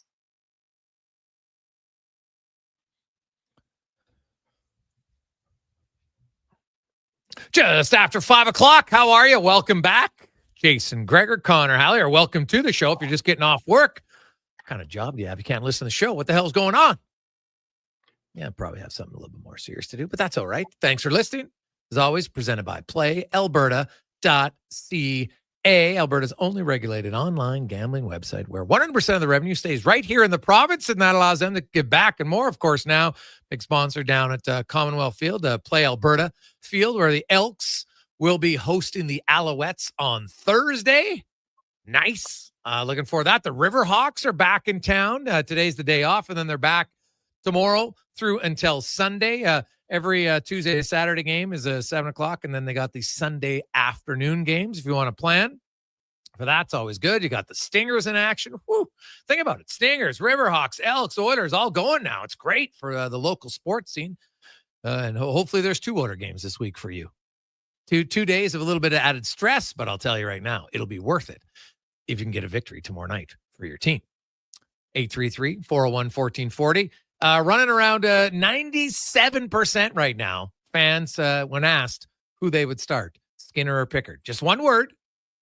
And most are saying Skinner. Let's get to the Spec Report, brought to you by GS Construction, your underground infrastructure specialists. They were just saying, for one day, if they could build an underground tunnel that would ensure a victory, they would at GS Construction. As we welcome Mark Spector in from Rogers Sportsnet. Spec, how you doing? Doing great, brother. How you doing, man? Hey, I'm good. So not too much planes, trains, and automobiles for you, but a slight delay. How long are you caught in Denver? Just yesterday, all day.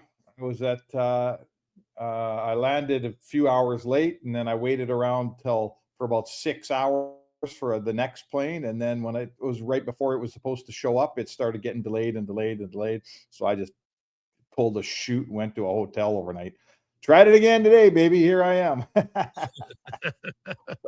It's funny because you told me before, make sure you book a day early because you get a delay. It was like a spec. It was like you're putting it out there that you're going to get delayed. Maybe. Hey, anyone out there listening to the show who flies, they know that if I'm flying so much. There's so many flights here. It's just I've had a perfect playoffs going and I got nailed and I was due, man. It was my turn. So that's going to happen. Like, you're not going the whole 4 rounds without losing a day in some rando airport hotel. Like, it's not going to happen. Yeah. Looking at the Oilers, they talked about it today at the press conference. Captain obvious, they need better starts. I think everybody knows it. I think they're very well aware of it. Do you think they can do it, Spec? Because really, like the last 3 games, they outscored 7-0, outshot 37-20. It has not been good in the first 20 minutes. No, that's I guess, no pun intended, a place to start. They got to figure out a bunch of stuff on this Panthers team. And, I'm going to say it's been 5 games and there's still some things that I don't see getting better. Don't love that. But the biggest one of all of the elements we could talk about here, zone exits, this and that, it's their first period. It's the fact that the other team comes out fast and gets to their game, right? They get to their game very quickly. And it takes the Oilers a long time to get to their game because the other guys have the puck, So Florida's good at this. This is one of their strengths. They're so rehearsed and they're every guy, like, I'll bet you they barely ever watch video because they don't have to. They know what to do. So it's hard. It's hard to beat them to get to your game before they get to theirs. That's why they're the champs. Yeah. Well, hey, to be the best, you got to beat the best usually. And that's where they're at. Now, Toronto went in there. If there's one area of weakness in Florida, it's being the Oilers struggle and make themselves harder on themselves early in a series. Florida has struggled making itself harder on themselves later on in the series, right? Like the Oilers last time, they had 4 kicks at the can. It took them the 4th one to beat them. Toronto earlier this year, Carolina earlier this year. So they've had other series in the past, and the Panthers even talked about it. So there is something there that if Edmonton can maybe get a lead, Florida might be like, here we go again. Yeah, sure. I think the past only helps you win between your ears or lose. It's a fresh game. It's a fresh moment. But the Oilers can look back at a whole bunch of times when they've had a very similar situation. I mean, I'm going back to having to win game 6 and 7 against LA a few years ago, having to win game 6 and 7 against Vancouver. Yeah, I know those teams aren't the Panthers. I get it. Having to win 3 in a row last year against the Panthers and actually doing it, right? Mm-hmm. Even that game 3 and 4 against LA this year, they're not here if they don't win that game 3. So my point is this: Edmonton, they don't have to look far and wide to find instances where they've, under pressure like this, they've done the job. And Florida doesn't have to look far back either, Jay, to find times where they've dropped the ball in this one. So for sure, Listen, I don't think anyone's going to, obviously Florida's favored. They're at home. The cup's in the building. Everyone's going to favor Florida. I would, but I wouldn't fall over backwards if the Oilers win that game. Edmonton could walk in there, win that game tomorrow. Absolutely. They could. Yes. No, I would agree with that wholeheartedly. And I think they kind of have to, right? If we're really here bluntly honest here, like obviously they have to win the game and they're capable of winning the game. Yep.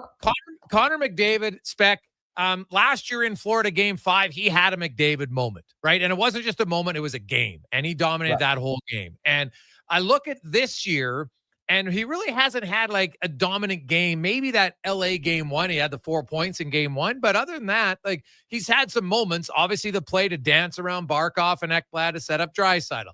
The play to, now granted it was Jack Eichel, but still undressed Jack Eichel, set up Draisaitl. So you've had those moments, but Mark Messier, Mario Lemieux, you go down the list of guys who kind of have that moment at time.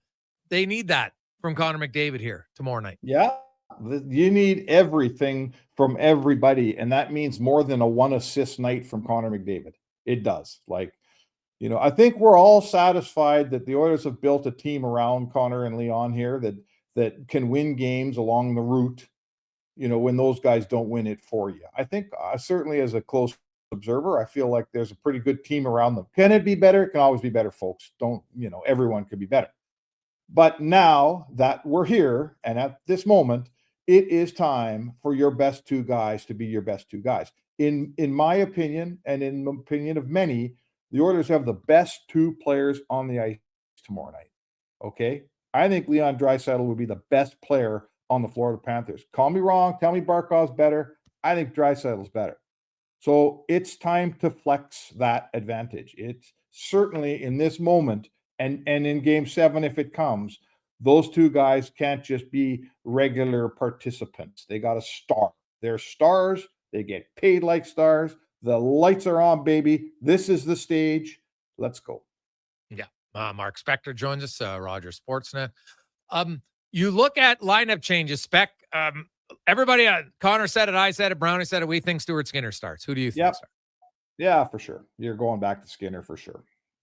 Now, the practice lines made it look like it might be Podkolzin who's coming out. Now, I know he made that read that led to the Marchand goal off the faceoff. The coach talked about it afterwards and didn't really like it, but that would be a little surprising to me that I would take out Podkolzin. I think Kapanen coming in for sure. Who would you take out at the forward position? Well, I mean, there's a little group of guys here that you could take out. And I realize it revolves around penalty killers and things like that. You got Kapanen, you got Skinner, you got Arvidsson, and you got Podkolzin.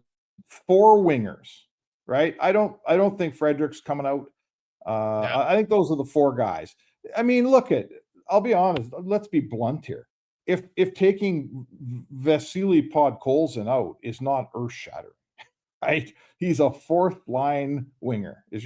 I know he plays with Draisaitl all the time. He's not a top 6 player, folks. He's just not. So I'm fairly ambivalent. I'll be honest with you, Jay. I like his game, and it's been a great pickup. I'm not trying to beat the kid up. He's a good young player, and he's staying around here, man. I like this guy.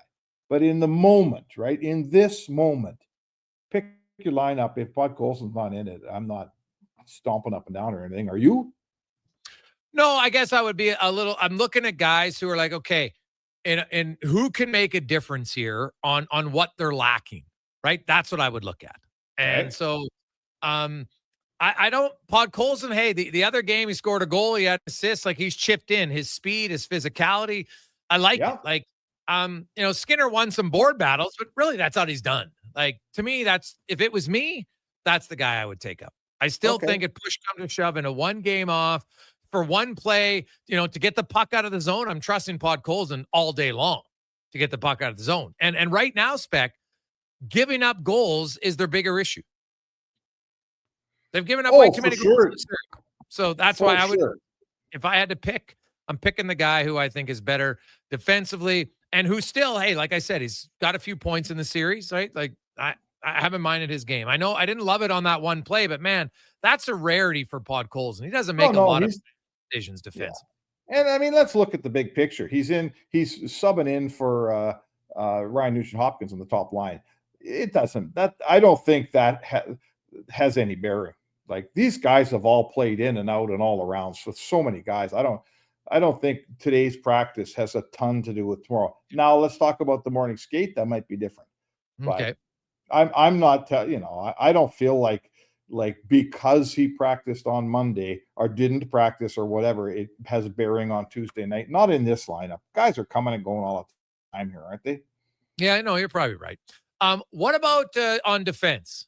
Klingberg or Stetcher? Klingberg or Stetcher. Well, I'll tell you what, if I feel like, and I do feel like, I don't think the Edmonton defense has just frankly made enough plays. I don't think they've passed the puck well enough. I don't think they've moved quick enough. I don't think they've been accurate enough. The level of their execution in my eyes hasn't been good enough. And the forecheck, that's a big reason why this forecheck has for 5 games succeeded. So I'm probably going to say Klingberg is better at all those things I just talked about. So yeah. I'll probably put Klingberg back in. What about you? 100%. Yes, I would. And I've liked a lot of what Stetcher does, but I think Klingberg if you can get, because the thing is, I predicated saying I'm going to think about the best case scenario for my team. And I believe the Oilers are capable of having a better first period. And if they can have a good first period, and now they're playing where Florida's taking chances, well, John Klingberg is going to expose them way more on that perfect seam pass when they're taking a chance and pressuring, I think, more than Stetcher. So that's why I would play. Okay, but and you're right, and I agree. So here we are. We're talking about a 4th line winger. We're talking about a 6th defenseman. These guys aren't going to make the difference here. Unless 14 plays better, unless Bouchard plays to the very top of his game. I don't care if Bouchard gives me an everyday game. I need his best game now, right? He hasn't given me his best game here for a long time. If Darnell Nurse has to be darn near perfect, all the best guys have to be darn near perfect to win this game. It's not turning on Klingberg and Podkolzin and Skinner, man. It's the best guys that got to bring it here. And certainly on the back end, I haven't liked the Edmonton's defense. I don't think they've been able to handle Florida in this series. Yeah, well, I think a part of that is because Florida Spec has never had to play outside their comfort zone. They've been like, I don't know if you were listening earlier. So I'll outline it for you, Spec. The Edmonton Oilers have led a grand total of 33 minutes in the series. That's it. 200. 200 minutes for Florida. And then the game's being tied for 124, and lots of that as being in overtime.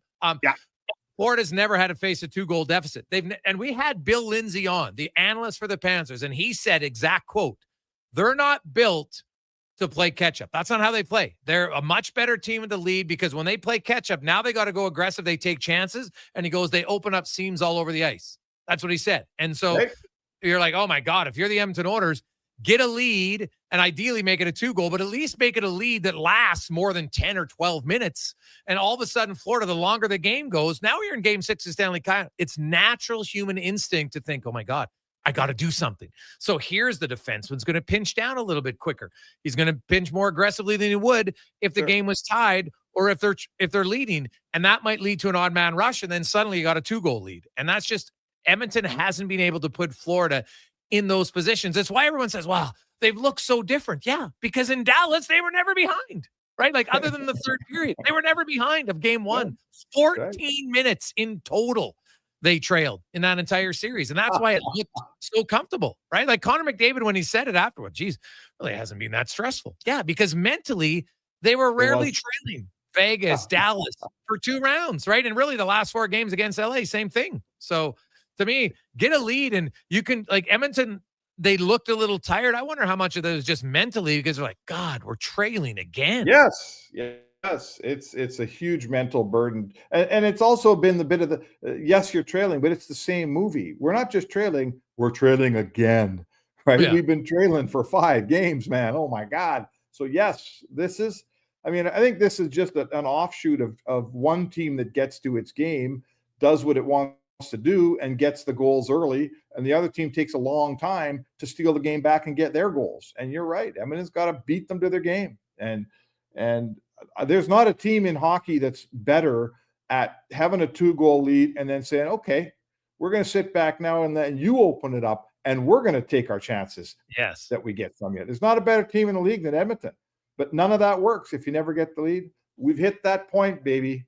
It's got to change. It's got to change or it ends. There's no middle ground now. Yeah. One last one for you, Spec. Chris Knobloch, Barkov matchup, we know it. Do you expect to see McDavid maybe double shifting more on other lines to get away from Barkov? Yeah, I mean, this is we're no one's saving anything for anything now.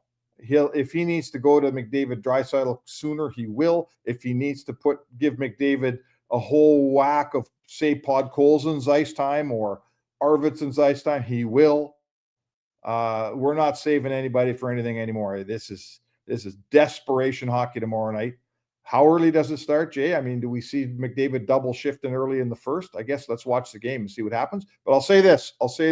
We just spent 10 minutes talking about the other guys getting to their game and keeping on it.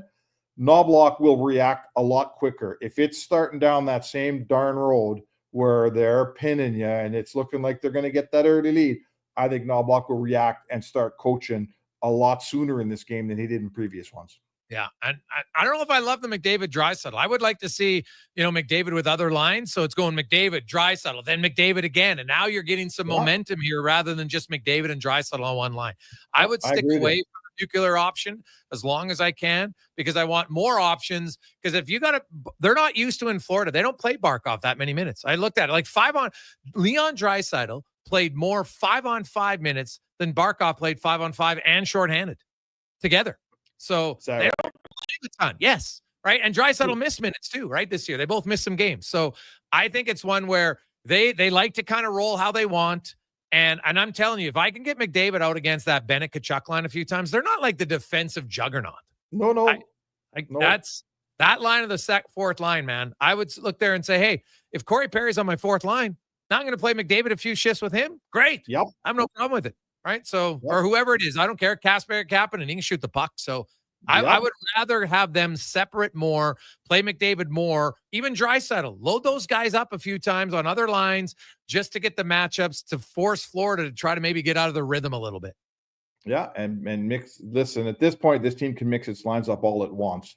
It's funny. I put the lines for every game in my file that I copy I write my copy in, so I can go back and I can look back and say, oh, who was the lines in game 2, 3, 4?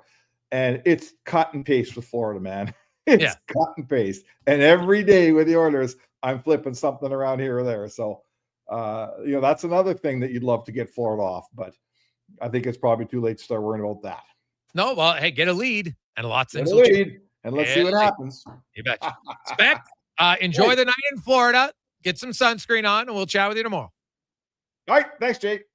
There you go. That's Mark Spector, the Spec Report, brought to you by GS Construction. Quick break. Kevin Woodley, the goalie insider, coming up next on The Gregor Show, presented by PlayAlberta.ca. McDonald's summer drink days are back, which means it's officially summer. Enjoy your refreshing small Coca-Cola or small iced coffee for just $1 all summer.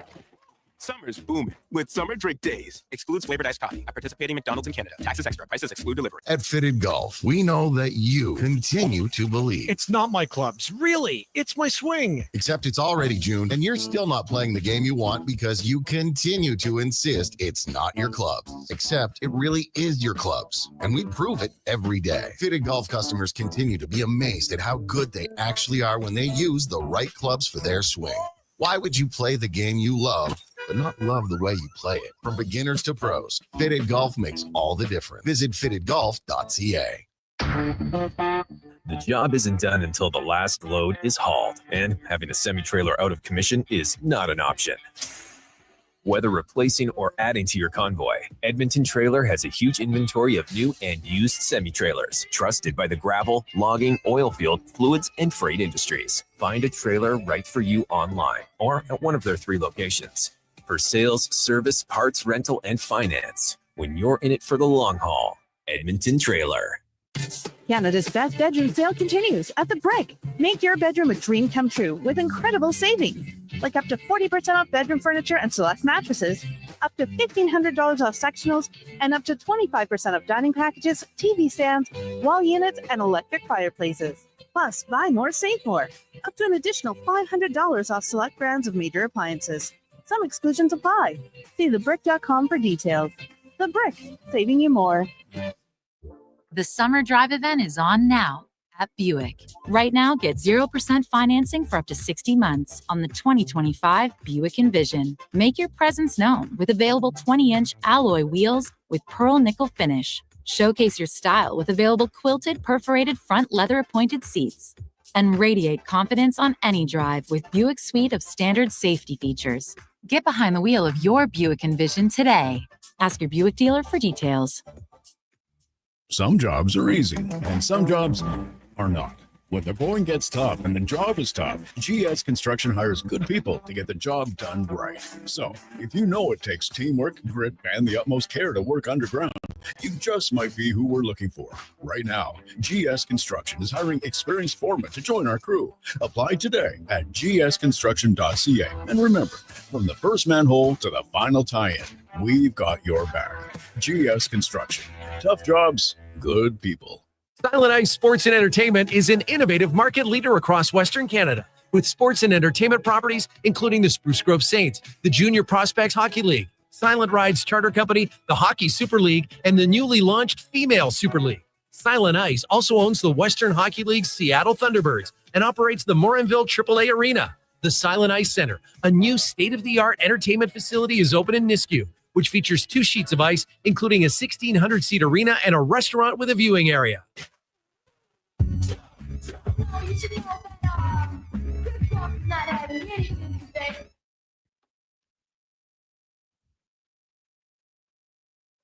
Portions of this hour brought to you by EWEL. Get your power play amped up with EWEL, supplying the City of Champions and Alberta with quality electrical gear since 1975. EWEL.ca is your partner in power.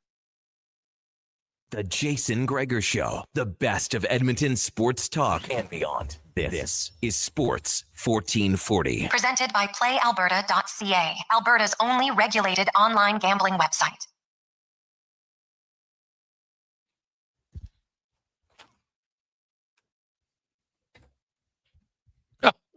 Oh, it's a classic song. Backwards jeans, crisscross.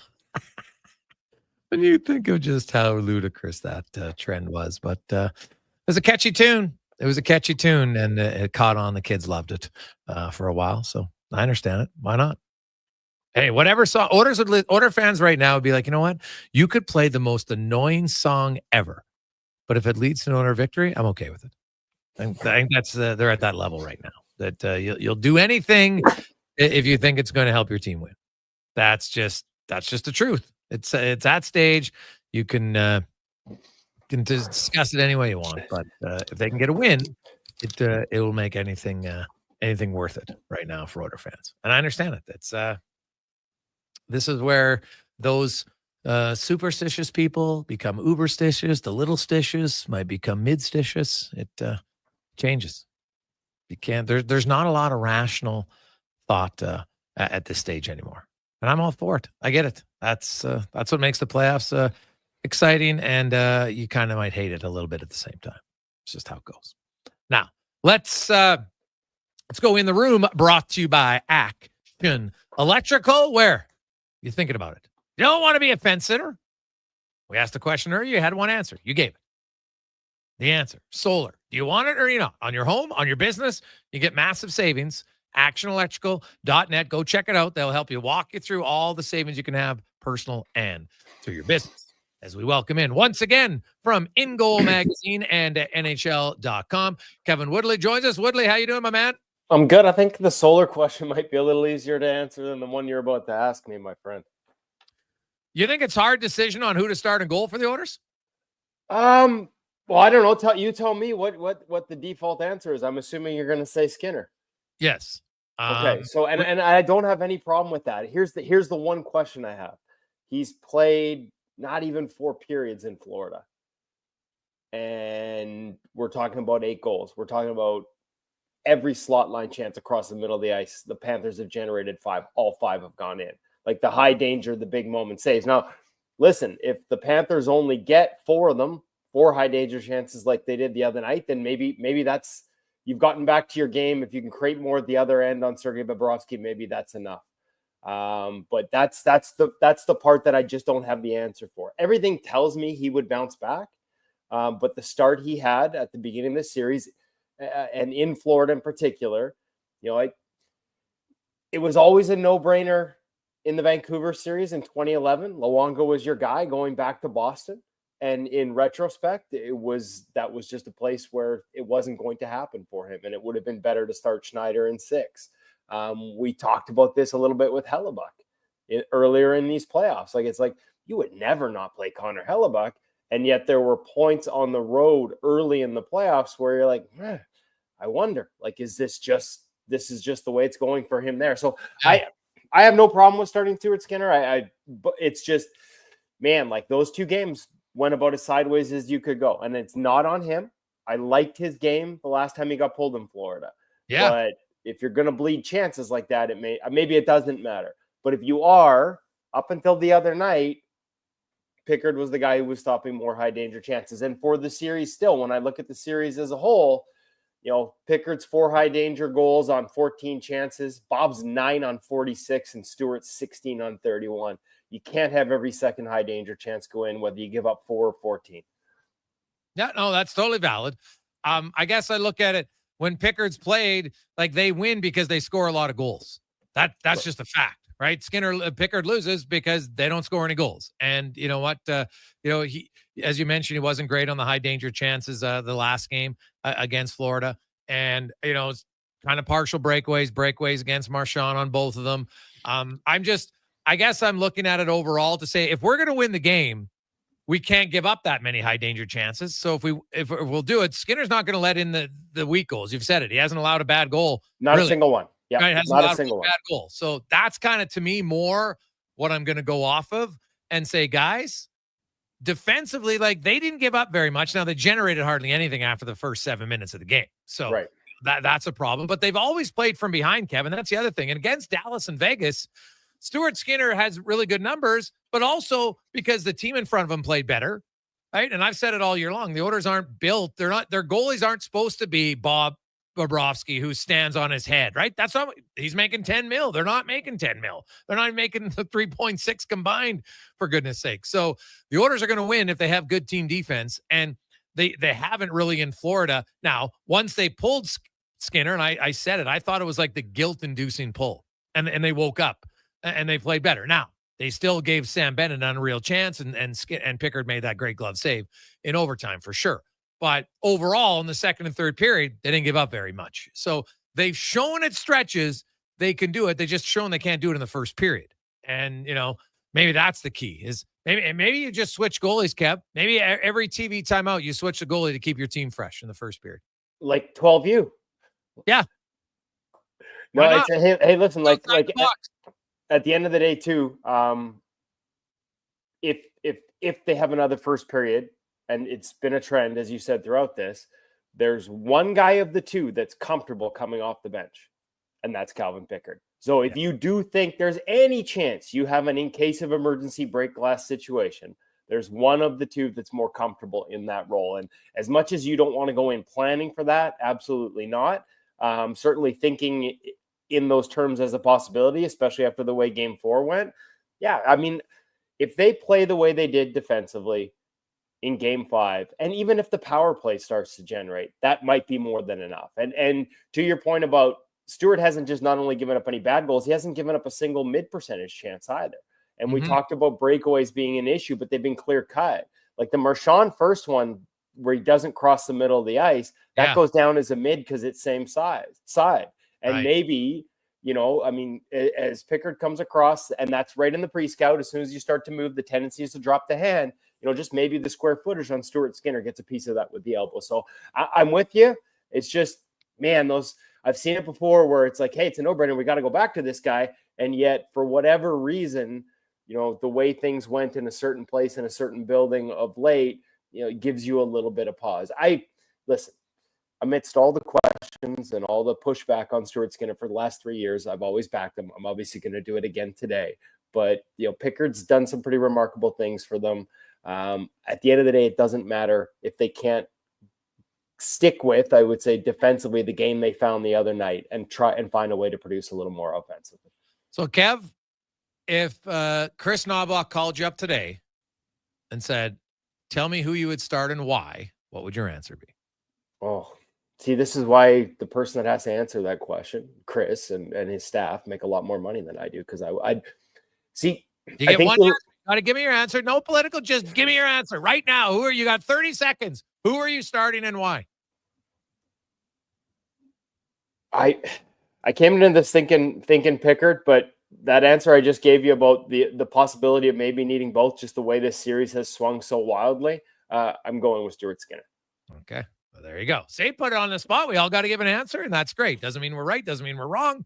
And so we're going to have a different opinion, and I like it. Now, Sergei Bobrovsky, like it was interesting. I watched in the second, it was second period, and Connor McDavid's coming down the left side. Corey Perry goes across from right to left, from the glove side of Bobrovsky over to the blocker side, and McDavid shoots high blocker. And I'm thinking, Kev said, don't shoot high blocker. He's only been beaten there once. And I'm like, Perry got in the eyes and you still shot short side. And I'm just like, sometimes the shot selection is just like, I get it that you're in the heat of the moment, but you're the best player in the world. That's a shot that's got to go glove side. Yeah, there's been a few moments, and it's funny because I take a lot of pride in doing these breakdowns for NHL.com and put a lot of work into them. And there are certain things that they're true. Like pucks go in certain areas in certain situations. And yet in the heat of the moment, the reads, what you see, it's so easy to do that from my couch and so hard to do it in real time. And you're right. We talked about the breakaways and all the stuff along the ice. And hey, they got one up in that game too. And Bob made a hell of a save. So, you know what I would like to see more of overall?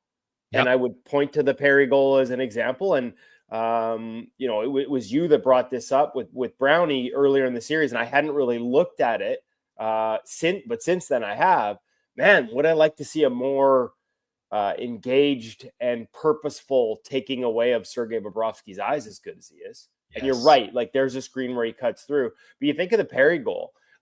And ironically, it's interesting that Perry's the one that scores it from the blue line, because if I'm being honest, he's been one of the guilty culprits in the game when he goes to the front of the net of moving out of the lane to try and tip a puck.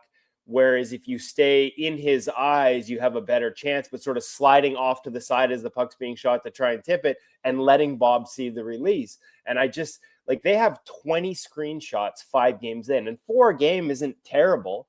But 8 of those are defensive screens where they're just shooting pucks and the Panthers are in the lane. And usually they're in the right lane because they have a pretty good system and they stick to it. Offensive screens, 12 in 5 games, in terms of them actively taking away Bob's eyes. I don't think there's been a good enough. And this can be the tendency. Hey, we've got an elite goaltender. We've got to beat him by creating dynamic offensive east-west plays. And I get it. But I'll take you back to the Seelovs thing last year against Vancouver, right? They tried to beat him so much on these east-west laterals and in tight. And it wasn't until about halfway through the series where it's hey, maybe try something from up top. And it's not that the Oilers are so good, so dynamic offensively that I understand. You have the ability to create high danger chances. But on a night like the other night where you only get 4 or 5, it would be nice to see a little more. Evan Bouchard hammers the puck, obviously, but Bob hasn't had a problem with it when he can see it. I'd like to see a little more traffic in his eyes. They're getting into good shooting areas, but if you let Bob see it, even on the ones there was one, and I'm trying to remember, I think it was game 3, where he makes this incredible save off a shot that is deflected off a kneecap right in front of him. Right. But if you really break down the play, because there was nobody in his eyes off the release, he's shifting his whole body into that space. He's not a goaltender that drops to his knees and then reaches. He moves his body into space, and you're giving him the chance to do that by allowing him to have a look at the release. And that would be the one. Man, it's so hard for me to say things about breakaways and where they're shooting and this and that. That I think it's too easy for me to say. And the reality of the moment and the speed of the game is it's really hard to execute. But that's one where I do think you could be more purposeful, and they haven't been purposeful enough. And they probably miss a guy like Zach Hyman in front of the opposing net. Yes, Zach, those are the areas that, getting in front. And Corey Perry's great. And it's something where you say, stay in front, man. Don't look for the deflection. We need the screen more than we need the deflection. Get the rebound then, because first of all, the deflections aren't working. You're not hitting them, so it's not helping us. And you're giving him a clear sight, and that's something. And it's not just him. Like, to me, I get it. Some players aren't naturally comfortable there. So what? You got to get comfortable being uncomfortable and say, see the big silver thing? We want to win it. Get in front of his eyes. Like, guys, get in front of his eyes. Remind each other every shift. If you're there, get in front of his eyes. And that's just, you know what? Maybe he'll take a puck. Maybe he'll fall awkwardly. Who cares? You're not going to be perfect, but you know, that number you outlined on 12 offensive screens. And so you mentioned 8 basically from the defensive team. Like, it shouldn't be close to 50-50. No. And hey, the best thing you want to do is create layers, right? Like, so if they're standing in one of them, you stand in the other and make Bob make a decision on which lane he wants to see around. And again, it's not like it's been non-existent, Jason, but too many times there's a body there and he's not actually screening the goaltender, or he's rolling off before the release, which is just, even from a timing perspective, if you roll off before it is all about eyes on the release. And listen, Bob is exceptional at moving around screens and sort of up and down and around. He'll look over his shoulder. He'll get into his safe stance and look around your waist. Like, you have to work to make him work to look around you. And I just thought that Perry goal at the end of the game, I'm like, yes, could we maybe see a little more of this? Kevin Woodley from In Goal Magazine and NHL.com joins us. Kev, I want to get your thoughts since we had you on. Because you were the one who had outlined it for me. And I'll be honest, I'm a voter. And that's why I always try to look at every different angle I can. And when you outlined to me that in the regular season, Connor Halley had one of the most favorable goaltending scenarios in the NHL, right? Environments, I should say.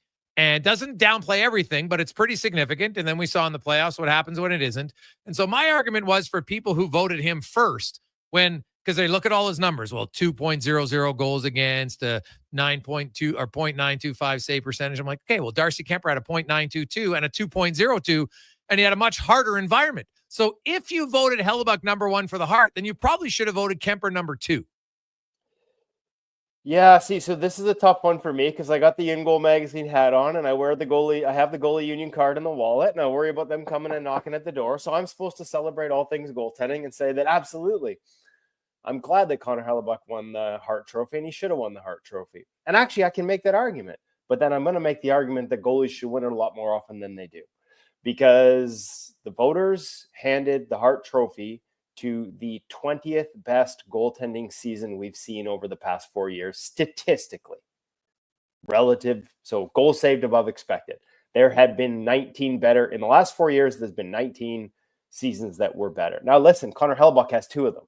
Right? Like, so the raw numbers, man, like, it's hard to argue, Jason. Like, the raw numbers are exceptional and nobody's done it. Like, sweep everything, goals against, save percentage. I think Stolarz might have clipped him when he got enough games to qualify for save percentage, but win the Jennings, and those should all be applauded. And I can actually believe I can make an argument that Connor Hellebuyck plays a role in that defensive environment. I think the buy-in that they get in Winnipeg is largely due to the guy behind him. And I watched him in practice, and I watched the way he is with his teammates, and he competes, and he does these, games at the end of practice. And so I'm all for it. But I would say that Igor Shesterkin, like, when we looked at goals saved above expected for the year, it was Kemper 1, Hellebuyck 2, really close. And Hellebuyck fully deserving of the Vezina Trophy. When I look at goals saved above expected, the year that Igor Shesterkin was a finalist and didn't win the Hart, he was at 37, almost double. Okay. So again, I'll make the argument it's good a goalie won it and a goalie should have won it. But guess what? It means we should have seen several other goalies win it since the last time we had one in Carey Price. And so I don't want to take anything away from how incredible a season Connor Hellebuyck had, but environment matters, right? And so, to me, the argument has to be that he was a part of creating that environment. And I think it's a fair argument, but I doubt many of the people that voted him number 1 even thought it that far through. Yeah. Wow. I looked at a lot of the numbers, and to me, it's hard for me to give the goalie the Hart Trophy. And because if you're going to give it to him, then you should. And if you would have had Kemper number 2 on your list, then I would have listened. And I said, okay, because Kemper had a harder environment and had numbers that were just as good, if not better. Well, and I mean, when you and I know this, because we talked about this, right? Mm-hmm.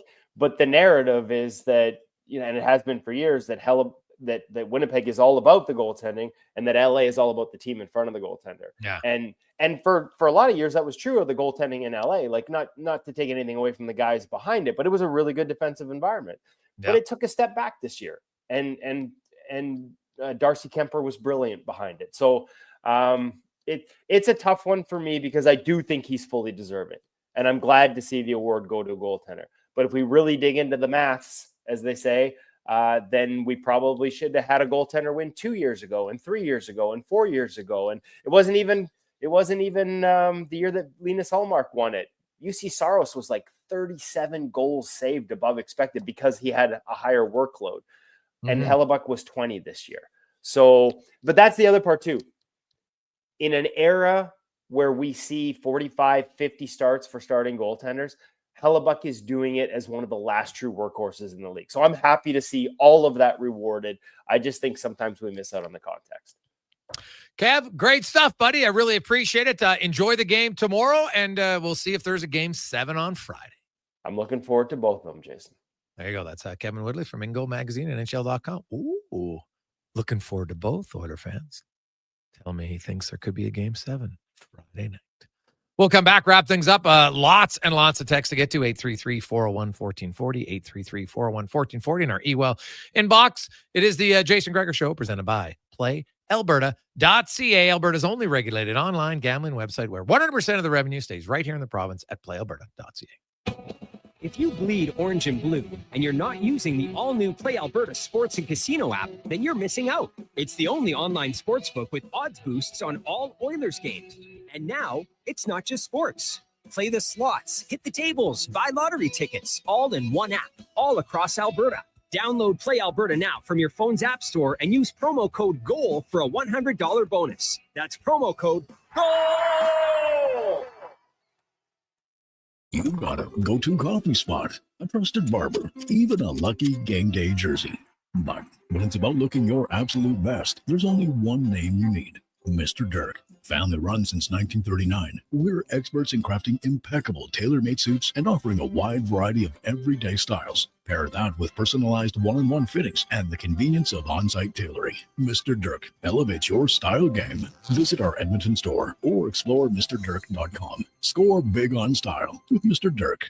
The Discovery Day sales event is on now at Volvo Cars Edmonton. It's your final month to lease a 2025 XC90 plug-in hybrid from 1.49% and save $5,000. Lease or finance a 2025 XC60 plug-in hybrid from 0.49% and save $4,000. Lease or finance a 2025 XC40 from 0.49% and save up to $2,000. Come and discover the deals now at Volvo Cars Edmonton. Great vehicles, better services. Only at VolvoCarsEdmonton.com. Hold on to your hockey helmet, Edmonton. On the Rocks is serving up 60-cent wings that fly off the plate faster than a slap shot. And Molson Canadians for $5.25. OTR's TVs, hey, they're so clear you'll see the puck better than the ref. That ain't hard, is it? And every game night during Edmonton's playoff run, specials start 30 minutes before puck drop and last for the whole game. Be a part of the legend. See the menu at ontherocks.com. Looking for the perfect spot to unwind? Check out The Ridge Social Eatery, St. Albert. The Ridge is a locally owned, upscale neighborhood restaurant offering unbeatable daily features. Open daily at 11:30. Craving something late? Check out their new late-night menu from 8 till close. Tuesday is wing night. Come savor The Ridge's perfectly seasoned wings that always hit the spot. And why not pair those wings with a $4 draft pint? Welcoming atmosphere, friendly staff, good times. For more, visit theridgeStAlbert.com or social media. Get this, Metal Supermarkets now offers welding services for their customers. Simple welds, steel, stainless, and aluminum welding. TIG, MIG, and stick are all available. And I tell you, these welding helmets are really something. Like the jousters wore in the days of yore. Quick, fetch my Lance. Lance is on lunch break. That's not what... Never mind. Metal Supermarkets, your local convenience stores for... and welding. Southside, West End, metalsupermarkets.com.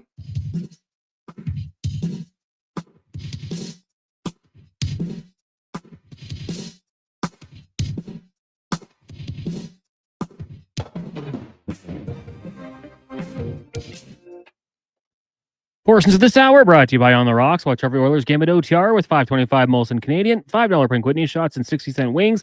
Plus, play Oilers Score and Win for your chance to win On the Rocks gift cards. Oilers Hockey at OTR. Book your table today. Jasper Ave in 118th. The Jason Gregor Show, the best of Edmonton sports talk and beyond. This is Sports 1440. Presented by PlayAlberta.ca, Alberta's only regulated online gambling website.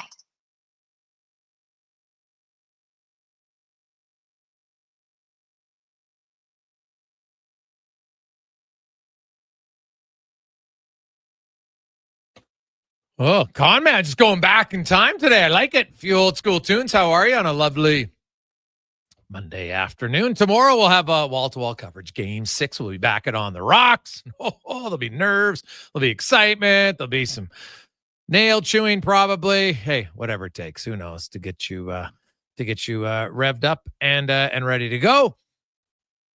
Lots of text flying in. 833-401-1440. 833-401-1440. Hey guys, the Oilers lost to Bob and the Panthers in Game 7 of the Cup. They've had a year to get back. It seems I haven't learned anything. Obviously, they didn't, but wouldn't you know it, considering these new helplessness and scoring on them. The coaching staff had a year to come up to a plan, and they seemingly have nothing from Craig. Well, there is some, I think it's fair criticism at times. At the same time, I understand the game is ultra fast. It's faster than ever. And you're not going to make every shot, and it's not going to be perfectly placed. So I get all of that. But when you look at all the film, and I pointed out that, I asked Kevin Woodley about, how many screenshots. He's like, geez, not many. And I'm like, well, look, they're not getting into his eyes. Because things I've looked for now, I watch the game a little bit different when it comes to goaltenders. Because I've always believed we give an out. It's like, we'll criticize the goalie. Oh, he's got to make a save here, there. And then the guy comes in, you're on a breakaway, and you shoot it right in his chest. Oh, great save. No, it's a terrible shot. And so I've looked at it. I don't want to just always give the out to the scorers, and it's like, there's nothing they can do, man. Like, it's hard. Really? You hit a guy in the chest is hard? No. You shoot right on the ice every time on Bobrovsky, you're not scoring. Right? It's just, you're not scoring. So I get that, every situation, sometimes your hands are in front of you, you can't elevate. So I understand the physics behind it. But when you're in a good shooting lane and you have time, and we understand the NHL, time is relative. When I say time, it doesn't mean you have one Mississippi, two Mississippi. This is not Adrian Kempe in Game 1. The Stanley Cup playoffs. We're talking, you got time. It's like a split second. Well, that's time for NHL guys. And that's what you're used to. You practice for it. You train for it. And they're still at times not making the best shot selection.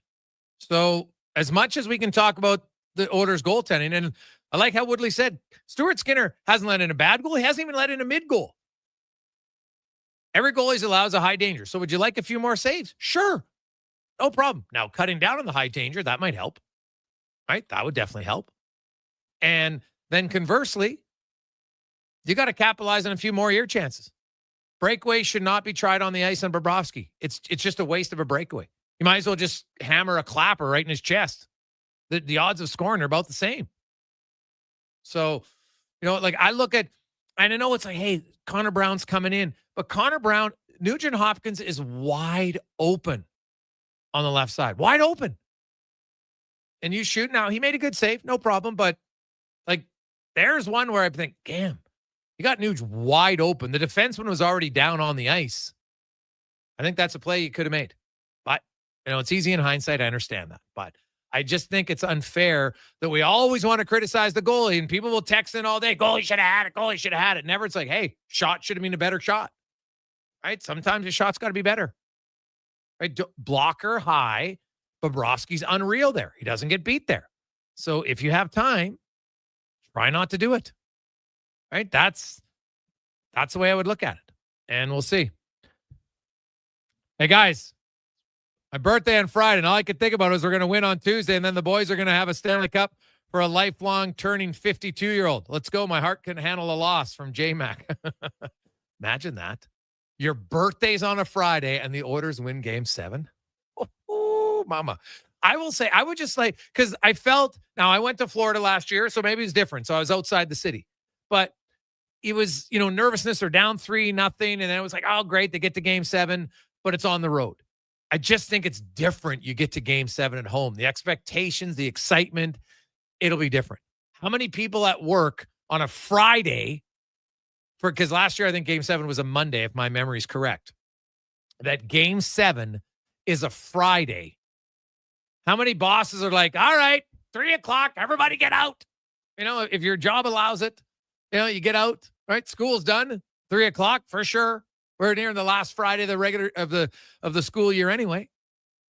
But I could see a lot of bosses saying, hey, you know what? I want to get out. You want to get out? Be unbelievable.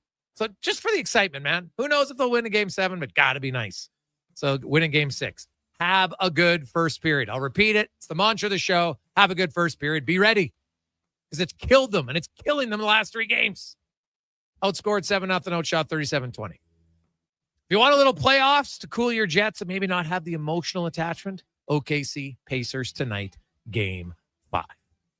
We'll talk to you tomorrow live from On the Rocks on behalf of Connor Halley, Declan Kruger, Sean Brown, all of our guests. Thanks for watching. Thanks for listening. Get the pod anywhere you download your pods or go to jasongregor.com for individual interviews. Let's get to the con man and a sports 1440 update brought to you by Ewell, your partner in power since 1975. For all your electrical gear, you think EWEL.ca. Good night.